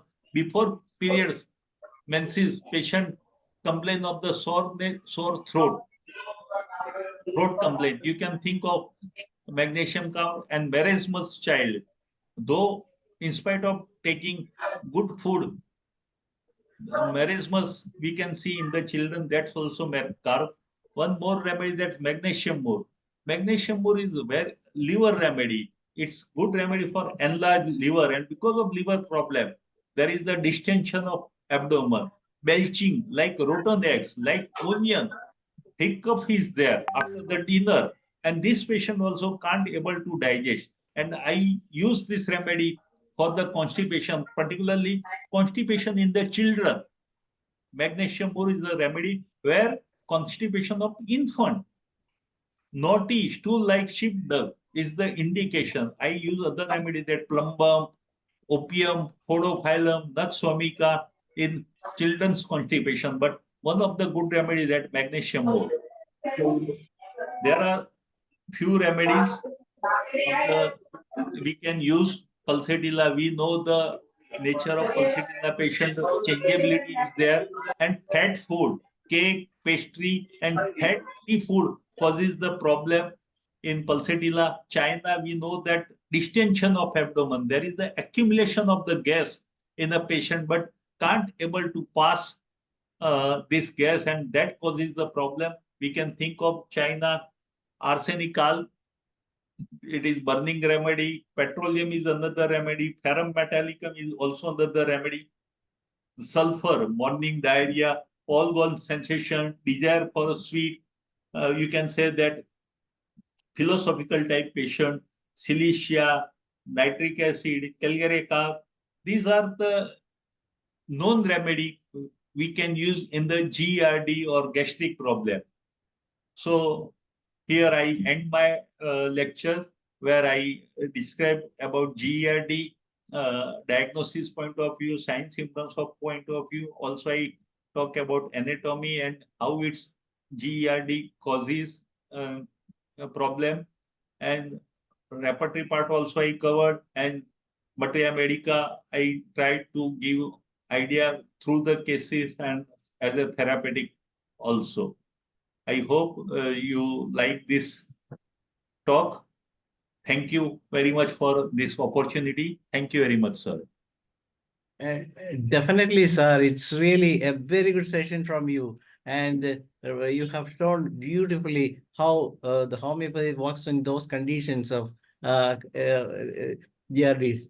Actually, we as homeopaths have to find the remedy in a scientific way, as you shown, taking the case in details and going into the correct symptoms and then choosing the right rubric and then go in for repertorization and then choosing the right remedy with the right potency. Sir, what were the potencies, what potency you prefer in those conditions, particularly as we all know that the gastric disorder will definitely upset a person, and whenever it come in acute succession, how will you manage those cases? Yeah.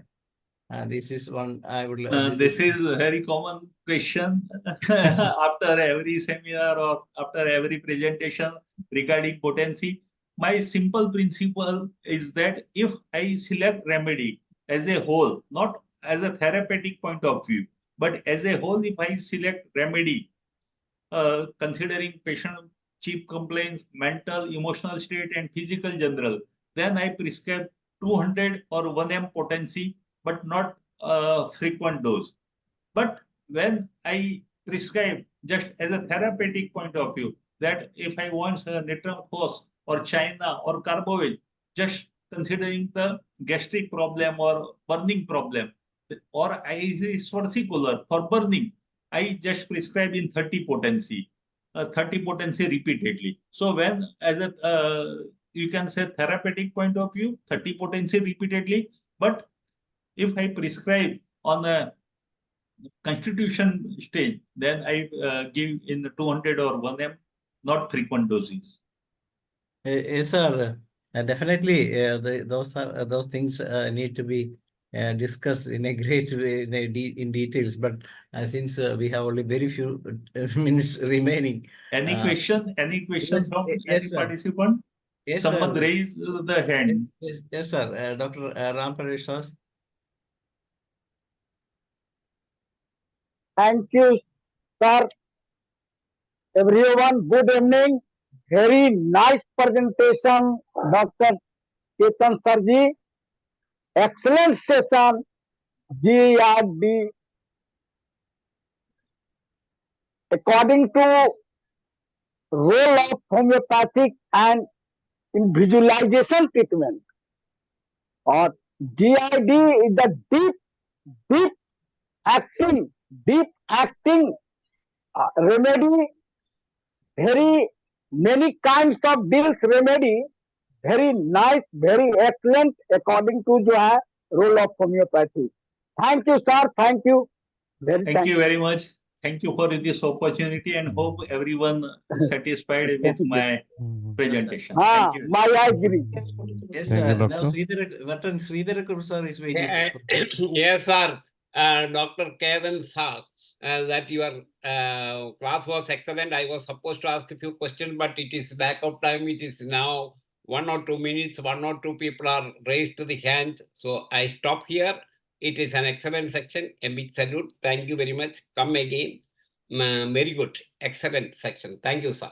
Because of that, the time lacking now only 1 minute, I am going to stop here. Okay, thank you. Now, Dr. Renee Anil. Hello. Yes. Renee Anil. You want to ask anything? Unmute yourself, doctor.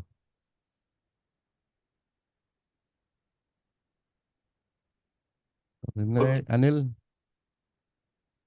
No, Dr. Unmute enough. She is not responding. So you may. Should I leave or any question is there? 1 minute will be there. Anybody want to ask? No, sir. No, doctor. We can say vote of thanks to this session because our guest is waiting for Malayalam session. I invite. We can invite Dr. Hariharan sir to say vote of thanks to this session. 3, 4, 5, 6, 7, 8, 9, 10. Okay. Okay, doctor. Your presentation is nice and very good. So I like to say, sir, constitutional prescription is very good than the therapeutic prescription. Therapeutic medicine we can give, it is as an organ remedy, but constitutional prescription is very, very good. See, congratulating you for coming our IFPS platform. Please come again with another subject. Thank you, sir, very much. I say thank you on behalf of IFPH office bearers and myself and others. Okay, good night, sir. Good night.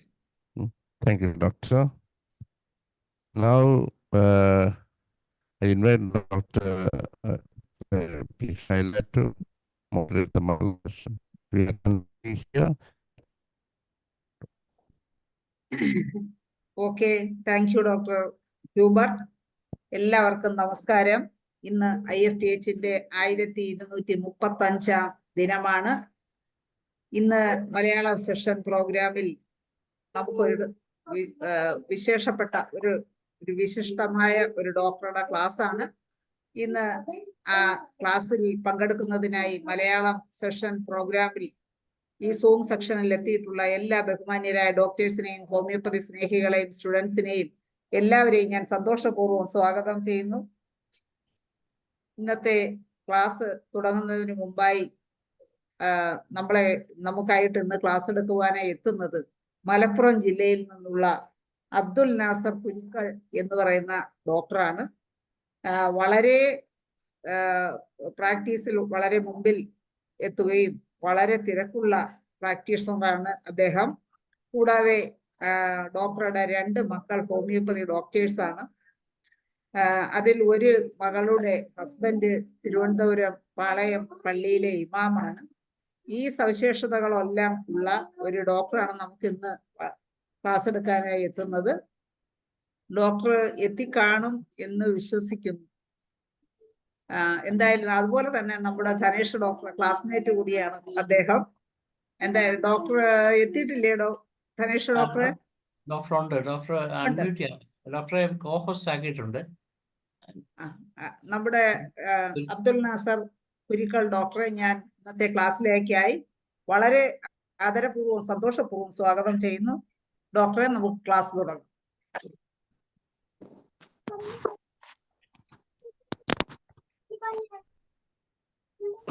Good evening.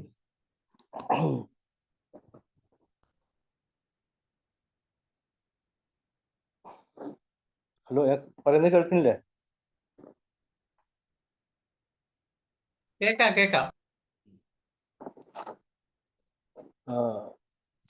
ഞാന് അങ്ങനെ ഒരു class എടുക്കുന്ന ആളൊന്നുമല്ല. അതുകൊണ്ട് തന്നെ ഒരു class നിലക്ക് ഇത് എത്രമാത്രം വിജയിക്കുമെന്ന് എനിക്കറിയില്ല. ഞാനൊരു പ്രാക്ടീഷണറാണ്. അപ്പോൾ എൻ്റെ അനുഭവങ്ങളിൽ കൂടെ ചില കാര്യങ്ങളൊക്കെ പറയാം. ബാക്കി നിങ്ങൾ ചോദിച്ച് മനസ്സിലാക്കുക എന്നുള്ളതാണ്. അപ്പോൾ ഞാനിപ്പോൾ തിരൂരാണ് പ്രാക്ടീസ് ചെയ്യുന്നത്. മലപ്പുറം ജില്ലയിലെ തിരൂർ. 35-36 വർഷത്തോളമായി തിരൂർ പ്രാക്ടീസ് ചെയ്യുന്നു.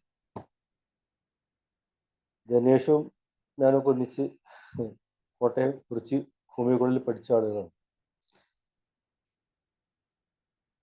അപ്പോൾ ഡോക്ടർ ധനേഷ് പല പ്രാവശ്യം പറഞ്ഞിരുന്നു, ഇതിനു മുമ്പും വിളിച്ചിരുന്നു, ഇതുപോലെ IFPHന്റെ പ്ലാറ്റ്ഫോമിൽ ഒന്ന് വരണം എന്നൊക്കെ പറഞ്ഞിരുന്നു. എന്നാണ് ഇപ്പം അതിനൊരു ഒഴിവ് കിട്ടിയത്.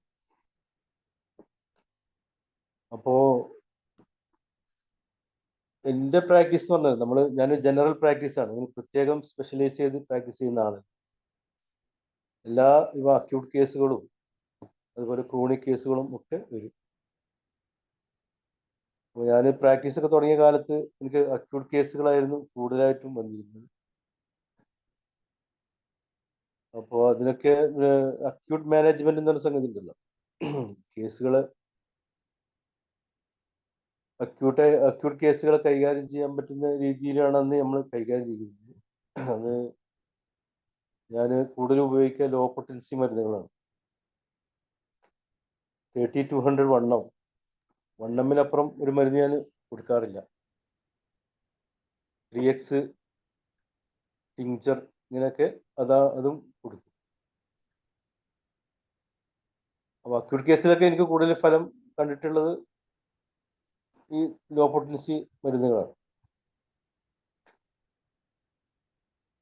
ആദ്യകാലത്തൊക്കെ എന്ന് പറഞ്ഞാൽ അന്ന് ഒക്കെ ഈ ഹോമിയോ, ഞാൻ ഈ തിരൂരൊക്കെ വന്ന കാലത്ത് ഹോമിയോ അങ്ങനെ പ്രചാരം ഇല്ലാത്ത കാലത്ത് തന്നെ ആളുകൾ ഇതുപോലെ എല്ലാത്തരം അസുഖങ്ങൾക്കും നമ്മുടെ അടുത്ത് വന്നിരുന്നു. പനി ആയാലും പെട്ടെന്നുണ്ടാവുന്ന പനി ആയാലും ഫിറ്റ്സ് ഒക്കെ ഇളകിയിട്ട് കൊണ്ടുവരും. അപ്പോൾ ഫിറ്റ്സ് ഒക്കെ വരുമ്പോൾ നമ്മൾ പുറത്ത് വെയിറ്റിംഗ് റൂമിൽ ഒരുപാട് പേഷ്യൻസ് ഇരിക്കെ പെട്ടെന്ന് ഫിറ്റ്സ് ഒക്കെ ഇളകി കുട്ടികളെ കൊണ്ടുവരും. നമ്മളത്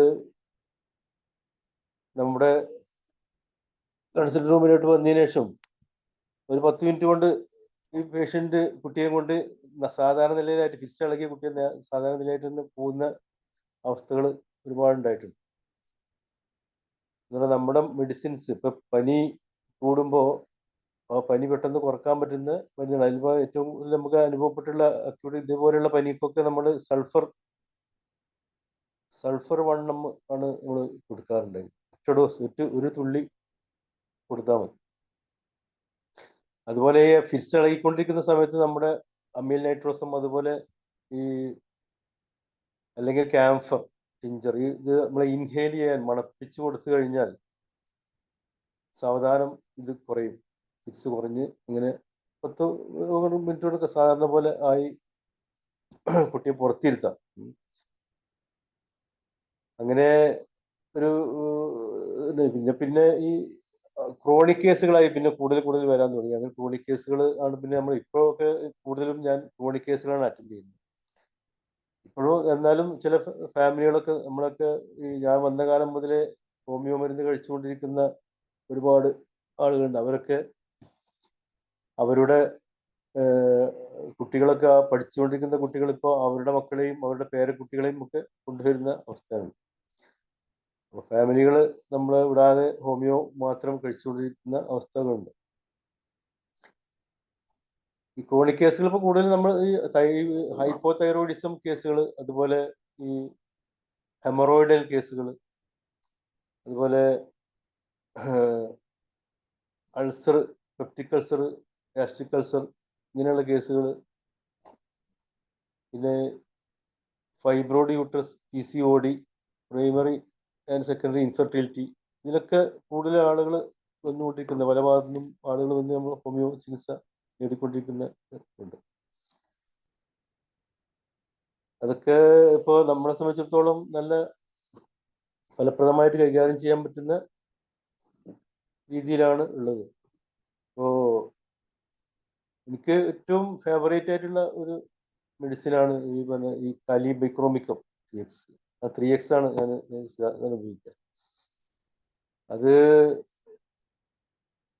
ഗ്യാസ്ട്രിക് അൾസറിന് വളരെ പെട്ടെന്ന് തന്നെ നമുക്ക് വളരെ അധികം കൂടുതൽ കാലം കഴിക്കാതെ തന്നെ സുഖകരമായ ആൾക്ക് അസുഖം മാറിപ്പോകുന്ന അവസ്ഥ ഉണ്ടാക്കാൻ കഴിയുന്ന ഒരു മെഡിസിനാണ്. അങ്ങനെ ചില അസുഖത്തിനൊക്കെ എൻ്റെതായ ഒരു സ്പെസിഫിക് ആയിട്ട് ഞാൻ കൊടുക്കുന്ന കുറെ മരുന്നുണ്ട്. അത് നമ്മൾ അത് കൊടുക്കും. അതോടൊപ്പം തന്നെ ആ കേസ് ഏത് മെഡിസിൻ്റെ കേസാണ് നോക്കി അതനുസരിച്ചുള്ള മെഡിസിൻസ് ആണ് നമ്മൾ പിന്നെ കൂടെ കൊടുക്കുക. കോൺസ്റ്റിറ്റ്യൂഷണൽ റെമഡീസ് കൊടുക്കും.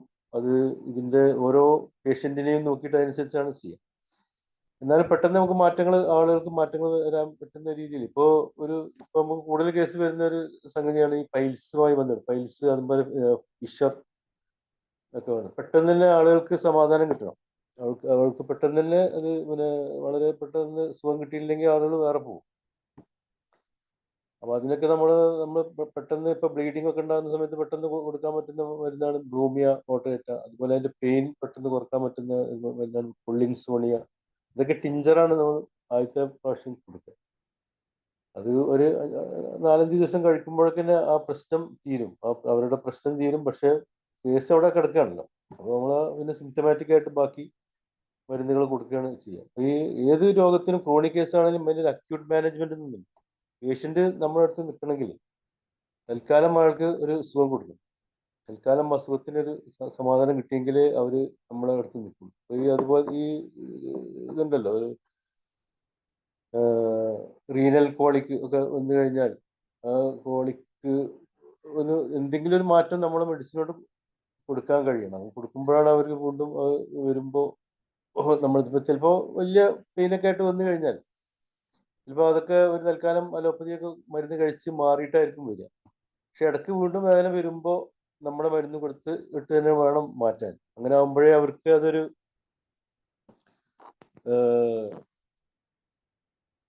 താല്പര്യം, മരുന്ന് കഴിക്കാനുള്ള ഒരു താല്പര്യം ഉണ്ടാവുള്ളൂ.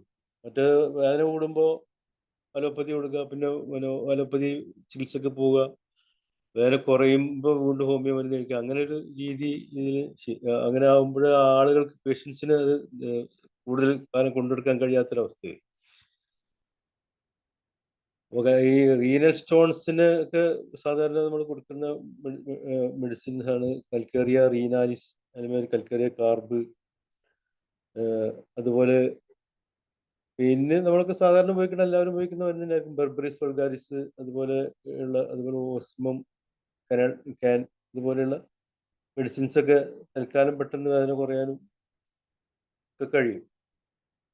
സ്ഥിരമായിട്ട് നമ്മൾ പേഷ്യൻറ്റിൻ്റെ കോൺസ്റ്റിറ്റ്യൂഷണലായിട്ടുള്ള റെമഡീസ് ആണ് കൊടുക്കുക അവർക്ക് പറ്റുന്നത്. പിന്നെ ഈ വലിയ കല്ലുകളിലുള്ള ആളുകൾക്കൊക്കെ നമ്മൾ സ്പെസിഫിക് ആയിട്ട് ഈ പറഞ്ഞ പോലെ കൽക്കേറിയ റീനാലിസ് 3x, അതുപോലെ കൽക്കേറിയ കാർബ് 3x, ഇങ്ങനെയുള്ള മെഡിസിൻസ് ഒക്കെ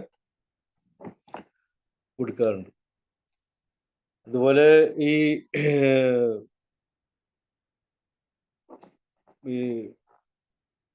BHP, prostate enlargement, benign hypertrophy of prostate, ഇത് നമുക്ക് വളരെ ഹോമിയോ മെഡിസിൻ വളരെ സാധ്യതയുള്ള ഒരു മേഖലയാണ്.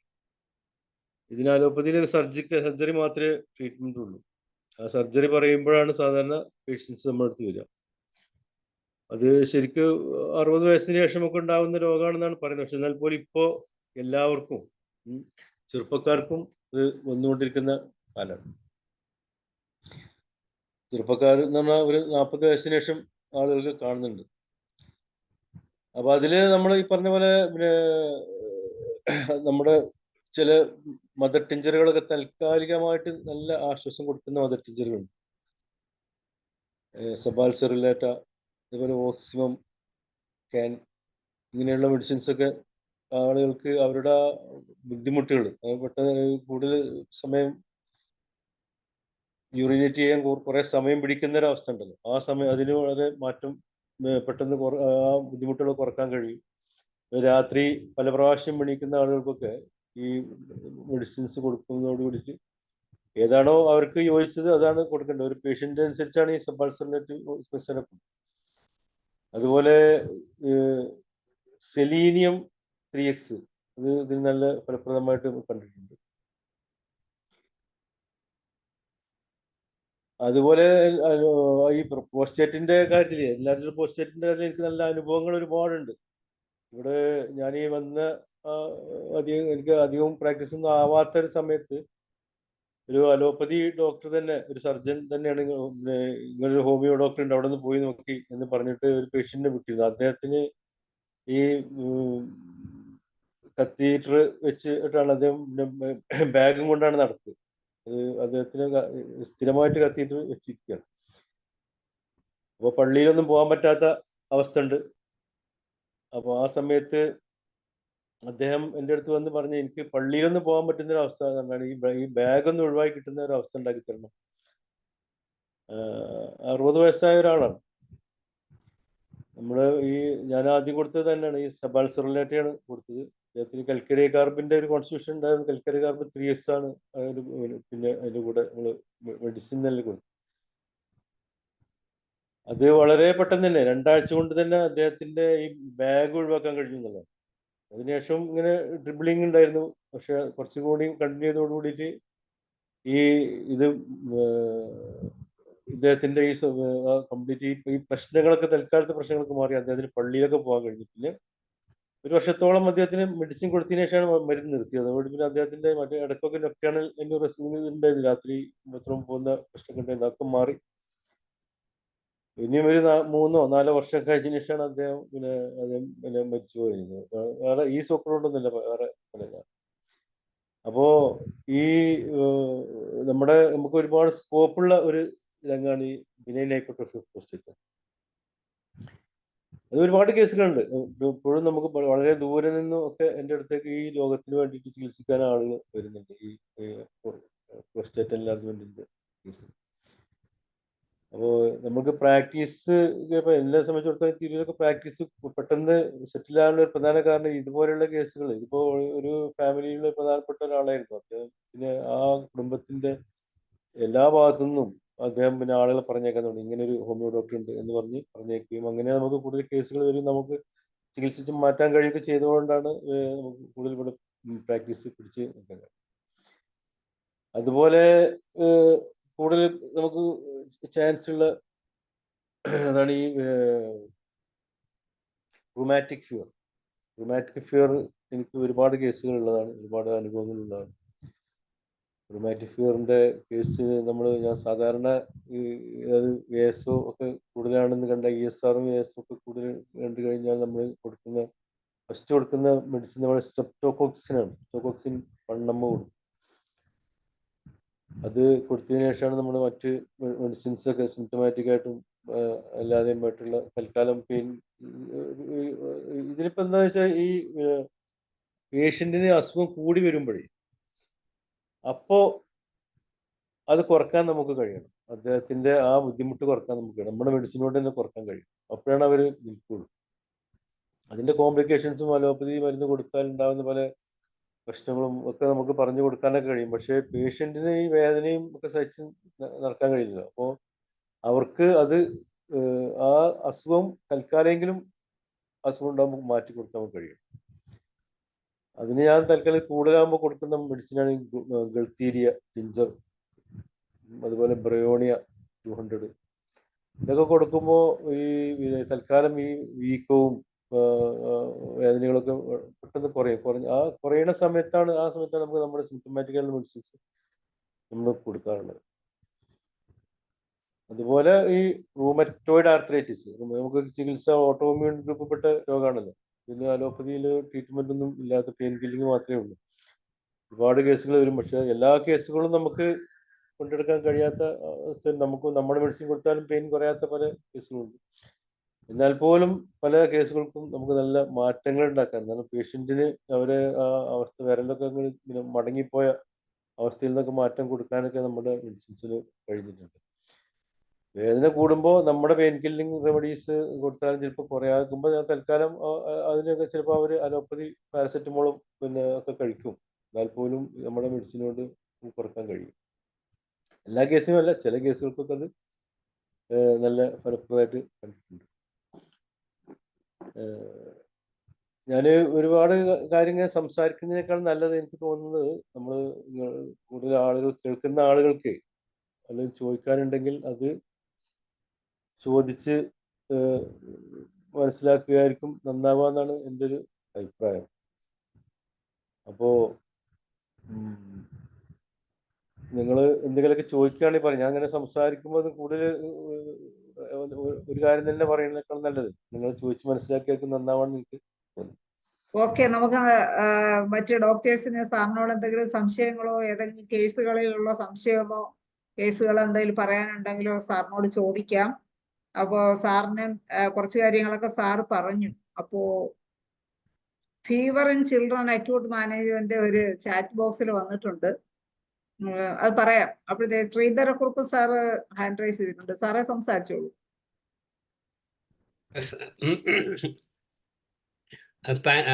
വളരെയധികം നന്ദി ഡോക്ടർ അബ്ദുൾ നാസർ കുരിക്കാൾ.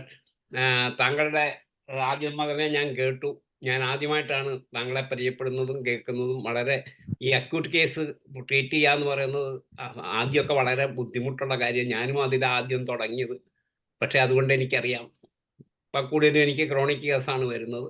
എങ്കിലും ഹനുമാൻ സെക്കൻഡ് പാരഗ്രാഫിൽ പറഞ്ഞിരിക്കുന്ന മാതിരി the rapid gentle and permanent, അല്ലാതെ പെർമനന്റ് റാപ്പിഡ് ജെന്റിൽ എന്നല്ല പറഞ്ഞിരിക്കുന്നത്. അതുകൊണ്ട് ആദ്യം ആശ്വാസം കിട്ടിയില്ലേ. ഈ പ്രാക്ടീസ് തുടങ്ങുന്നവർക്കൊക്കെ പിടിച്ചു നിൽക്കണമെങ്കിൽ ഇതുപോലെയൊക്കെയുള്ള ചില പൊടിക്കൈകളൊക്കെ ചെയ്തേ പറ്റുള്ളൂ. ഓഫ്കോഴ്സ് കോൺസ്റ്റിറ്റ്യൂഷൻ റെമഡിയാണ് കംപ്ലീറ്റ് രോഗങ്ങൾ കുറയ്ക്കുന്നതെങ്കിലും കറക്റ്റായിട്ട് കുറയ്ക്കുന്നതെങ്കിലും ഈ പൊടിക്കൈകളൊക്കെ കയ്യിൽ ഉണ്ടെങ്കിൽ മാത്രമേ പേഷ്യൻ്റ് നിൽക്കുള്ളൂ. ഒരു ആശ്വാസം ആദ്യം കിട്ടിയില്ലെങ്കിൽ പേഷ്യൻ്റ് നമുക്ക് ഭയങ്കര പരുവേദനയാണെന്ന് വിചാരിച്ചു. കുറേയൊന്നും പറഞ്ഞു വെച്ചിരുന്ന് കഴിഞ്ഞ് കഴിഞ്ഞാൽ ഇപ്പോൾ ഒരു വളരെ ബുദ്ധിമുട്ടി വരുന്ന ഒരു പേഷ്യനോട് പറയുക വളരെ തലവേദനയാണ്, നിങ്ങളുടെ ഇടത്ത് സൈഡാണോ വലത്ത് സൈഡാണോ പുറകിലോട്ടാണോ മുമ്പിലോട്ടാണ്, എൻ്റെ ഡോക്ടറെ എനിക്ക് തൽക്കാലം ഒരു കുറവ് തരുന്ന എന്തെങ്കിലും പറയും. ഇത് കേൾക്കുമ്പോൾ എനിക്ക് തലവേദന കൂടുകയാണ് ചെയ്യുന്നതെന്ന് പറയും. അപ്പം അന്നേരം നമ്മൾ ഈ മെൻ്റൽ സിംറ്റം ഒക്കെ എടുക്കുകയാണെങ്കിൽ ക്രോണിക് കേസിൽ അക്യൂട്ട് കേസിൻ്റെ കാര്യം ഞാൻ ഈ പറയുന്നത്, നിങ്ങളുടെ വീട്ടിലെങ്ങനെയാണ്, മാനസിക നില എന്നതാണ്, ഇതൊക്കെ ചോദിക്കാൻ പറയും. ഡോക്ടറെ എൻ്റെ കാലിൻ്റെ വേദനയ്ക്ക് വന്നതിനും കൈയുടെ വേദനയ്ക്കും വന്നതിനും നിങ്ങൾ എന്തിനാ എൻ്റെ വീട്ടിലെ സീക്രട്ടൊക്കെ ചോദിക്കുന്നതെന്ന് ചിലപ്പോൾ ചോദിക്കും. ഞാനൊരു കുറ്റം പറയണ്ട, എൻ്റെ അനുഭവമായി പറയുന്നത്. ഏതായാലും ഡോക്ടറുടെ ഈ ക്ലാസ്സുകളെല്ലാം വളരെ ഉഗ്രമായിരുന്നു. ഇനിയും അതുപോലെ തന്നെ ഇതുപോലെയുള്ള ചർച്ചയാണ് ഞാൻ നോക്കിയിട്ട് ഏറ്റവും അഭികാമ്യം. ഒരു ക്ലാസ്സിനെക്കാട്ടി കൂടുതൽ നമുക്ക് കൂടുതൽ ആൾക്കാർക്ക് അറിയേണ്ടിയത്, മനസ്സിലാക്കാനും സാധ്യത കൂടുതൽ ഒരു ഇതുപോലെയുള്ള ക്ലാസ്സുകൾ നമ്മൾ കേൾക്കുമ്പോഴാണ്. അതുകൊണ്ട് എന്തായാലും അബ്ദുൾ നാസർ കുരുക്കളുടെ ക്ലാസ് ഡോക്ടർ അബ്ദുൾ നാസർ കുരുക്കളുടെ ക്ലാസ്സുകൾ വളരെ നന്നായിരുന്നു. അതിന് വളരെയധികം നന്ദി. എനിക്ക് ചോദിക്കാനുള്ള ഒരു ചോദ്യം കൂടെ ചോദിച്ചേക്കാം. 1-2 ചോദ്യമുണ്ട്. ഒന്ന്, ഡോക്ടറുടെ ജീവിതത്തിൽ അവിസ്മരണീയമായിട്ടുള്ള, എല്ലാവർക്കും ഉണ്ട് അങ്ങനെ ചില കേസുകളൊക്കെ എന്നാണ് എനിക്ക് തോന്നുന്നു, എനിക്കുണ്ട്. അവിസ്മരണീയമായുള്ള ഫാന്റാസ്റ്റിക് ആയിട്ടുള്ള മാജിക് മാതിരി അവിടെ പിടിച്ചു നിർത്തിയ കേസുകളുണ്ടോ? ഉദാഹരണത്തിന് അപ്പൻഡിസൈറ്റിസ്, അതുപോലെ തന്നെ ടൈഫോയിഡ് ഫീവർ, അതുപോലെ ചില അക്യൂട്ട് കണ്ടീഷനിൽ പിടിച്ചു നിർത്തിയ മാതിരി ഇമ്മീഡിയറ്റ് റിലീഫ് കിട്ടിയ ഏതെങ്കിലും 1-2 കേസുകൾ പറയാമോ? എൻ്റെ ഒരു ചോദ്യമാണ്. ഉണ്ടെങ്കിൽ പറയാം.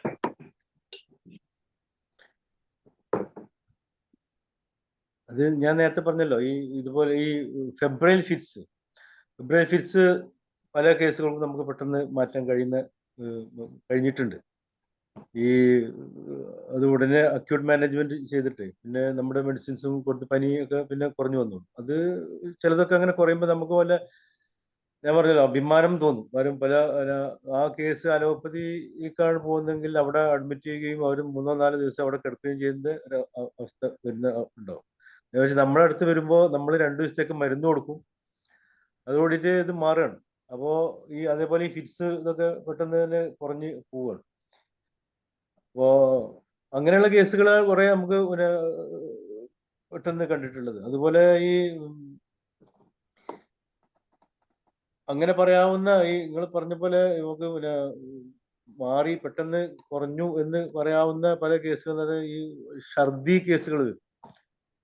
ഇപ്പൊ എനിക്ക് പല കേസുകളും ആശുപത്രിയിൽ നിന്ന് ചില കുട്ടികളൊക്കെ ആശുപത്രിയിൽ അഡ്മിറ്റ് ചെയ്ത കേസുകളുണ്ട്. അഡ്മിറ്റ് ചെയ്തിട്ട് ആശുപത്രിയിൽ നിൽക്കുമ്പോൾ അവിടെ മറ്റുള്ള പേഷ്യൻസ് പറഞ്ഞിട്ട് ഇങ്ങനെ ഡോക്ടർ നിങ്ങൾ അവിടെ മാറാതിരിക്കുമ്പോൾ, കേസുകൾ പലതും മാറാതിരിക്കുമ്പോൾ ഇങ്ങനെ ഡോക്ടറുണ്ട് അവിടെ പോയി വെക്കുന്നുണ്ട്. അവർ ഡിസ്ചാർജ് ചെയ്യാതെ തന്നെ പേഷ്യന്റിന് മറ്റേ ഡോക്ടേഴ്സ് കാണാതെ എൻ്റെ അടുത്ത് കൊണ്ടുവരണം. അവരുടെ അടുത്ത് ഗ്ലൂക്കോസ് കയറ്റുന്ന ഇതൊക്കെ ഉണ്ടാവും, ഒക്കെ വെച്ചിട്ട് നമ്മുടെ അടുത്ത് വരാറുണ്ട്. ഇങ്ങനെയുള്ള കേസിലൊക്കെ നമുക്ക് പെട്ടെന്ന് പ്രത്യേകിച്ച് ഈ കഫം കെട്ട് പോലെയുള്ള ഇപ്പോഴത്തെ ട്രെൻഡ് അതാണല്ലോ, കഫം കെട്ട് പോലെയുള്ള അതൊക്കെ നമുക്ക് നമ്മുടെ മെഡിസിൻ കൊടുത്തിട്ട് നമുക്ക് മാറ്റാൻ കഴിഞ്ഞ അവസ്ഥകൾ ഉണ്ടായിട്ടുണ്ട്. അപ്പോൾ ഈ ഛർദി ആണ് ഞാൻ പറഞ്ഞത്, അക്യൂട്ട് മാനേജ്മെന്റ്. ഛർദി പെട്ടെന്ന് നമുക്ക്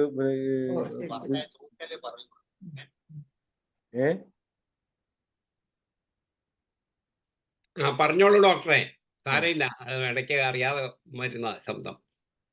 അപ്പോ ഈ ഛർദില് പെട്ടെന്ന് കൂടി വന്ന ഗ്ലൂക്കോസ് കയറ്റേണ്ട അവസ്ഥ വരുന്ന രീതിയിലുള്ള ഛർദിലൊക്കെ എൻ്റെ അടുത്ത് വരും.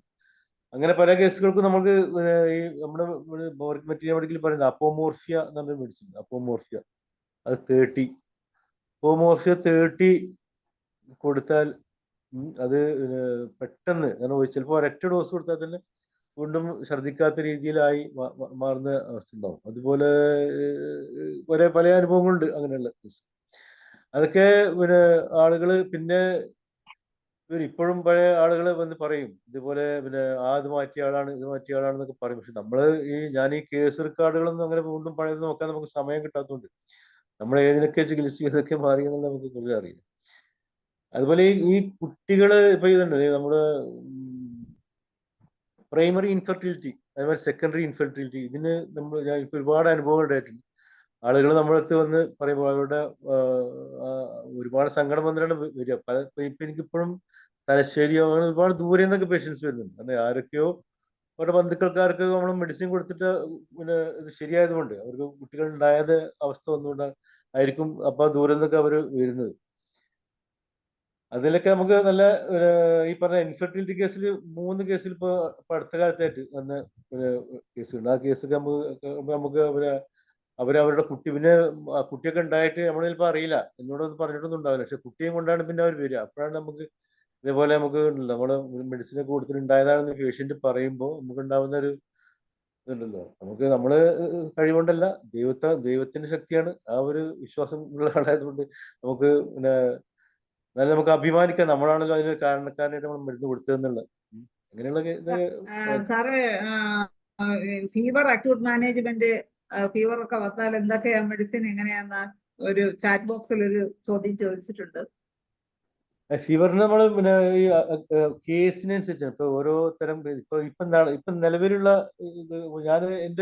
ഞാൻ ഒരു മെഡിസിൻ മാത്രമല്ല പനിക്ക് കൊടുക്കുക. പനി അതുപോലെ വയറിളക്കം ഇതൊക്കെ വരുമ്പോൾ നമ്മൾ ഒരു ഒറ്റ മെഡിസിൻ കൊണ്ട് ഇപ്പൊ ജൽസീമിയം മാത്രമല്ല ചിലപ്പോൾ കൊടുക്കുക. ചിലപ്പോൾ യൂപ്പറ്റോറിയം കൊടുക്കും, ചിലപ്പോ ഇൻഫ്ലുവൻസിനും ഇപ്പൊ കൊടുക്കുന്നതല്ല, ഇപ്പൊ ജൽസീമിയാണ് കൊടുക്കുന്നത്. ചിലതിനിടയ്ക്ക് യൂപ്പറ്റോറിയം, ചിലപ്പോൾ ജൽസീമിയം യൂപ്പറ്റോറിയം നമ്മൾ ഇടവിട്ട് ചിലപ്പോൾ ഒരു ഡോസ് ജൽസ് കൊടുത്താൽ കുറച്ച് കഴിഞ്ഞ ശേഷം യൂപ്പറ്റോറിയം അങ്ങനെ മാറി മാറി കൊടുക്കാൻ വേണ്ടി പറയും. പിന്നെ ഈ സൾഫർ നല്ല ടെമ്പറേച്ചറുള്ള ഡ്രൈ ഫീവർ ആണെങ്കിൽ, നല്ല ടെമ്പറേച്ചറാണ്, പേടിച്ച് ആളുകൾ വരും, ഫിറ്റ്സ് എന്ന് സംശയിക്കുന്ന രീതിയിലുള്ളത് വരുമ്പോൾ നമ്മൾ സൾഫർ ഞാൻ സാധാരണ 2 ഡോസ് കൊടുക്കും. ഒരു ഡോസ് അവിടുന്ന് ക്ലിനിക്കിൽ നിന്ന് തന്നെ കഴിക്കാൻ പറയും. രണ്ടാമത്തെ ഡോസ് കുട്ടിക്ക് വീണ്ടും രണ്ടാമതും രാത്രിയാണ് വീണ്ടും വരികയാണെങ്കിൽ, ശക്തിയായിട്ട് പനി വരികയാണെങ്കിൽ രണ്ടാമത് കൊടുക്കാൻ വേണ്ടി പറയും. സാർ ഉദ്ദേശിക്കുന്നത് മറ്റേ കോൾഡ് ഒന്നും ഇല്ലാതെ ഡ്രൈ ഫീവർ അങ്ങനെയാണോ? അതെ, ഡ്രൈ കോൾഡ് ഉണ്ടാവും. കോൾഡിന് ഈ കഫം കെട്ടോ അല്ലെ അതൊന്നുമില്ല, വേറെ ഒരു പനിയുടെ മറ്റ് ഒരു ചുമയോ അങ്ങനെയൊന്നും ഇല്ലാതെ വരുന്ന ഇപ്പൊ ഈ പനികളുണ്ടാവും. അതിനാണ് ഡ്രൈ ഫീവറിനാണ് സൾഫർ കൂടുതൽ. ഇപ്പൊ കഫം കെട്ടൊക്കെ വരുമ്പോ പിന്നെ ഏത് പൊട്ടൻസി ആണെന്നുള്ളത് പറഞ്ഞേക്കണേ. സൾഫർ വണ്ണമാണ്. ഞാൻ പറഞ്ഞത് സൾഫർ ഞാൻ വണ്ണമ്മ വളരെ കുറച്ചേ കൊടുക്കും. സൾഫർ കൊടുക്കുന്നത് വണ്ണമാണ് കൊടുക്കും. ജൽസീമിയം, യൂപ്പറ്റോറിയം അല്ലെങ്കിൽ റെസ്റ്റോക്സ് ഒക്കെ കൊടുക്കുന്നത് ഒക്കെ 30 അല്ലെങ്കിൽ 200 ആണ് സാധാരണ ഈ അക്യൂട്ട് കേസിലൊക്കെ കൊടുക്കാറുള്ളത്. അത് സാർ നേരത്തെ പറഞ്ഞല്ലോ, അക്യൂട്ട് കേസിലെല്ലാം സാർ ലോ പൊട്ടൻസികളാണ് സാറിന് ഉപയോഗിക്കാറെന്ന് സാർ പറഞ്ഞു. പിന്നെ അതുപോലെ തന്നെ നേസൽ പോളിപ്പ് എങ്ങനെയാണ് മാനേജ് ചെയ്യുന്നത് സാറ് എന്ന് ചോദിച്ചിട്ടുണ്ട്. നേസൽ പോളിപ്പ് ആണോ ഉദ്ദേശിച്ചത്, അഡിനോയിഡ് ആണോ ഉദ്ദേശിച്ചത്? പോളിപ്പ് നേസൽ പോളിപ്പ് എന്ന് ചാറ്റ് ബോക്സിൽ എഴുതിയിരിക്കും. സാറ് രണ്ടും പറയണം. അഡിനോയിഡാണ് ഇപ്പൊ കൂടുതലായിട്ട് എനിക്ക് കേസുകൾ ഇപ്പൊ നേസൽ പോളിപ്പൊക്കെ പണ്ട് വന്നിരുന്നു. പക്ഷെ അതൊക്കെ ഞാൻ പണ്ട് ഇപ്പൊ അടുത്തൊന്നും നേസൽ പോളിപ്പ് ഞാൻ ട്രീറ്റ് ചെയ്തില്ല. നേരത്തെ കുറെ ട്രീറ്റ് ചെയ്തു. അതില് നമ്മൾ ലെംനാമൈനർ ആണ് നമ്മൾ കൊടുത്തത്. ലെംനാമൈനർ ടിഞ്ചർ കൊടുക്കും. മദർ ടിഞ്ചർ കുറച്ച് തുടക്കത്തിൽ അതാണ് കൊടുക്കാറുള്ളത്. അത് കൊടുത്തു കഴിഞ്ഞാൽ കുറച്ച് കൊടുക്കുമ്പോൾ അവർക്ക് കുറച്ച് ദിവസങ്ങൾ കൊടുക്കുമ്പോൾ നല്ല മാറ്റം വരും. പിന്നെ ബ്ലീഡിങ് അങ്ങനെയുള്ള കാര്യങ്ങളൊക്കെ നിന്ന് കഴിഞ്ഞാൽ പിന്നെ നമുക്ക് സിംറ്റമാറ്റിക് ആയിട്ട് പല എന്താണോ അതിന് കൊടുക്കാവുന്നതെന്ന് വെച്ചാൽ അത് കൊടുക്കാൻ പറ്റും. ഈ അഡിനോയിഡാണ് ഇപ്പോൾ കൂടുതലായിട്ട് ഇപ്പോൾ വരുന്ന കേസ്. അഡിനോയിഡ് ഇപ്പോൾ പല സർജറി റെഫർ ചെയ്ത കേസുകളൊക്കെ ഒരുപാട് വരുന്നുണ്ട്. അപ്പോ അതിന് നമ്മുടെ മെഡിസിൻ കൽക്കേറിയ കാർബ് 3x അതാണ് ഞാൻ കാര്യമായിട്ട് കൊടുക്കാറുള്ളത്. പിന്നെ ഈ സൈലീഷ്യ കൊടുക്കുന്നുണ്ട് 200. അതുപോലെ ഈ അതിന് പിന്നെ അതിന്റെ തൽക്കാലത്തെ ബുദ്ധിമുട്ടുകളൊക്കെ മാറാൻ വേണ്ടിയിട്ട് ഇപ്പൊ ഈ പറഞ്ഞ കാലി ബൈക്ക്, നേരത്തെ പറഞ്ഞില്ല കാലി ബൈക്ക്, മൂക്കടപ്പ്, അതുപോലെ ഈ കാലി ബൈക്കിന്റെ പ്രത്യേക രീതിയിലെ ഡിസ്ചാർജ് ഉണ്ടല്ലോ, സ്ട്രിഞ്ചി ഡിസ്ചാർജ്, ഇത് കഫം പോലെയൊക്കെയുള്ള മൂക്കടപ്പ്, ഒരു കഫം മൂക്കിൽ കൂടെ ഒന്നും വരാത്ത രീതിയിലുള്ള മൂക്കടപ്പുള്ള, മൂക്കിൽ കൂടെ ഒന്നും പുറത്തേക്ക് വരില്ല. അതൊക്കെ കാലി ബൈക്ക് 3x കൊടുക്കുമ്പോൾ അവർക്ക് അതൊക്കെ താൽക്കാലിക ആശ്വാസം കിട്ടാനുണ്ട്. മെഡിസിൻ അത് ചുരുങ്ങി പോകാനുള്ള മെഡിസിൻ കൊടുക്കുന്ന കൽക്കരി കാർബ് കോൺസ്റ്റിറ്റ്യൂഷനാണെങ്കിൽ കൽക്കരി കാർബ്. അതുപോലെ ട്യൂബർക്കുലിനം വണ്ണം ഇതേപോലെ ഇന്റർ കറന്റ് ആയിട്ട് ഇങ്ങനെ ചിലപ്പോൾ കൊടുക്കും. ചില ട്യൂബർക്കുലർ കേസ് ആണെങ്കിൽ അതുപോലെ സൾഫർ 0/6 ഇതിന് കൊടുക്കാറുണ്ട്. പക്ഷെ സൾഫറിന്റെ കേസ് ആയിരിക്കണം, സൾഫർ പേഷ്യന്റ് ആയിരിക്കണം, സൾഫറിന്റെ എല്ലാ കോൺഷ്യസൊക്കെ ഒത്തു വന്നാൽ സൾഫർ മതി അത് കുറയാൻ. അങ്ങനെ അത് കുറച്ച് കണ്ടിന്യൂ ചെയ്ത് മരുന്ന് കഴിച്ചാൽ നമ്മൾ ഒരുപാട് കേസുകൾ മരുന്ന് കഴിച്ചു. പിന്നെ കൽക്കരിയൊക്കെ ഫ്ലോർ കൊടുക്കുന്നുണ്ട്. അതിൽ ചില കേസുകൾ മൂക്കിലുള്ള ഇതെല്ലാം കുറച്ച് റിലീഫ് കിട്ടുന്നവരെ കണ്ടിന്യൂ ചെയ്യാണോ സാർ? എന്റെ ഒരു ട്രീറ്റ്മെന്റ് എങ്ങനെയാണെന്ന് വെച്ചാൽ നമ്മൾ അക്യൂട്ട് വരുമ്പോ തൽക്കാലം മാറാനുള്ള ഇപ്പൊ എന്തെങ്കിലും ബുദ്ധിമുട്ടുണ്ടാകുമ്പോൾ തൽക്കാലം ഇത് കൊടുക്കും. പക്ഷെ സ്ഥിരമായിട്ട് നമ്മൾ കണ്ടെത്തിയ മരുന്നുണ്ടല്ലോ, അവർക്ക് കണ്ടെത്തിയ മരുന്ന് നമ്മൾ പിന്നെ ഒരു കാലാവധി ഇപ്പൊ ലോ പൊട്ടൻസി ആയതുകൊണ്ട് ഫ്രീക്വന്റ് പിന്നെ ദിവസം 1 നേരം 2 നേരം ഒക്കെ കഴിക്കുന്ന രീതിയിൽ റിപ്പറ്റീഷൻ ചെയ്യും. അങ്ങനെയാണ് ഞാൻ കൊടുക്കാറുള്ളത്. അങ്ങനെ ചെയ്യുമ്പോഴാണ് ഈ അഡിനോഡൊക്കെ എന്റെ അനുഭവത്തിൽ ഇപ്പൊ ഒരു 3 മാസം 4 മാസമൊക്കെ നമ്മൾ മരുന്ന് കൊടുക്കുന്നതോടുകൂടിയിട്ട് ഈ അഡിനോഡൊക്കെ ചുരുങ്ങി പോകുന്നുണ്ട്. അപ്പോ ഇവര് ചില കേസുകൾ അലർജി ഇവിടെ ഉണ്ടാവും. അലർജി നമ്മളെ സിറം IgE നോക്കുമ്പോൾ നല്ല കൂടുതലുള്ള കേസുകൾക്ക് നമ്മൾ ആ അലർജിയും കൂടെ മുന്നിൽ കണ്ടിട്ടുള്ള ട്രീറ്റ്മെന്റ് അതിന് കൂടെ വേണ്ടി വരും. ഈ ഇത് കൊടുത്തുകൊണ്ടിരിക്കുമ്പോഴല്ലേ, ഇപ്പൊ അൽക്കറി കാർബണിന്റെ കേസാണെങ്കിൽ അൽക്കറി കാർബൺ കൊടുത്തുകൊണ്ടിരിക്കുമ്പോൾ തന്നെ ഈ ചിലപ്പോ ഈ സൾഫർ അല്ലെങ്കിൽ ആഴ്സനിക് ആൽബിന്റെ ഒക്കെ നമ്മൾ അത് നമ്മൾ ഡെയിലി കൊടുക്കല്ല, അത് ഈ ആഴ്ചയിലൊക്കെ ആയിട്ട് അതിന്റെ ഇടയിൽ കൊടുക്കും. അത് ഞാൻ ലോ പൊട്ടൻസിയാണ് കൊടുക്കല്. 0 ഇങ്ങനെയുള്ള കേസുകൾക്ക് 50 മില്ലിസ്മൽ പൊട്ടൻസിയാണ് പിന്നെ കൊടുക്കല്, സൾഫർ അല്ലെങ്കിൽ ആഴ്സ്. സാറേ ഒരു ചോദ്യം കൂടെ ചോദിച്ചോട്ടെ. സാറ് മെന്റൽ കേസുകൾ കിട്ടാറുണ്ടോ? മെന്റൽ കേസ് ട്രീറ്റ് ഉള്ള അനുഭവം ഉണ്ടോ? മെന്റൽ കേസ് പിന്നെ അങ്ങനെയുള്ള ഈ ഹിസ്റ്റീരിയ ടൈപ്പ് കേസുകളൊക്കെ ട്രീറ്റ് ചെയ്യുന്നുണ്ട്. ഇപ്പൊ ഡിപ്രഷൻ പോലെയുള്ള കേസുകൾ പിന്നെ ചികിത്സിക്കുന്നത്. കുട്ടികളുടെ തന്നെ ഒരുപാട് കേസുകളുണ്ടല്ലോ. കുട്ടികൾക്ക് ഉണ്ടാവുന്ന ഇപ്പൊ ഈ ചമോമല പേഷ്യന്റിനുണ്ട് ഒരു കരച്ചില്. ചമോമില ബേബിക്ക് ചെറിയ കുട്ടിയാകുമ്പോഴേ പ്രസവം കഴിഞ്ഞ കാലം മുതൽ തുടങ്ങുന്ന ഒരു കരച്ചിലുണ്ട്, നിർത്താതെ ഉറക്കില്ലാതെ.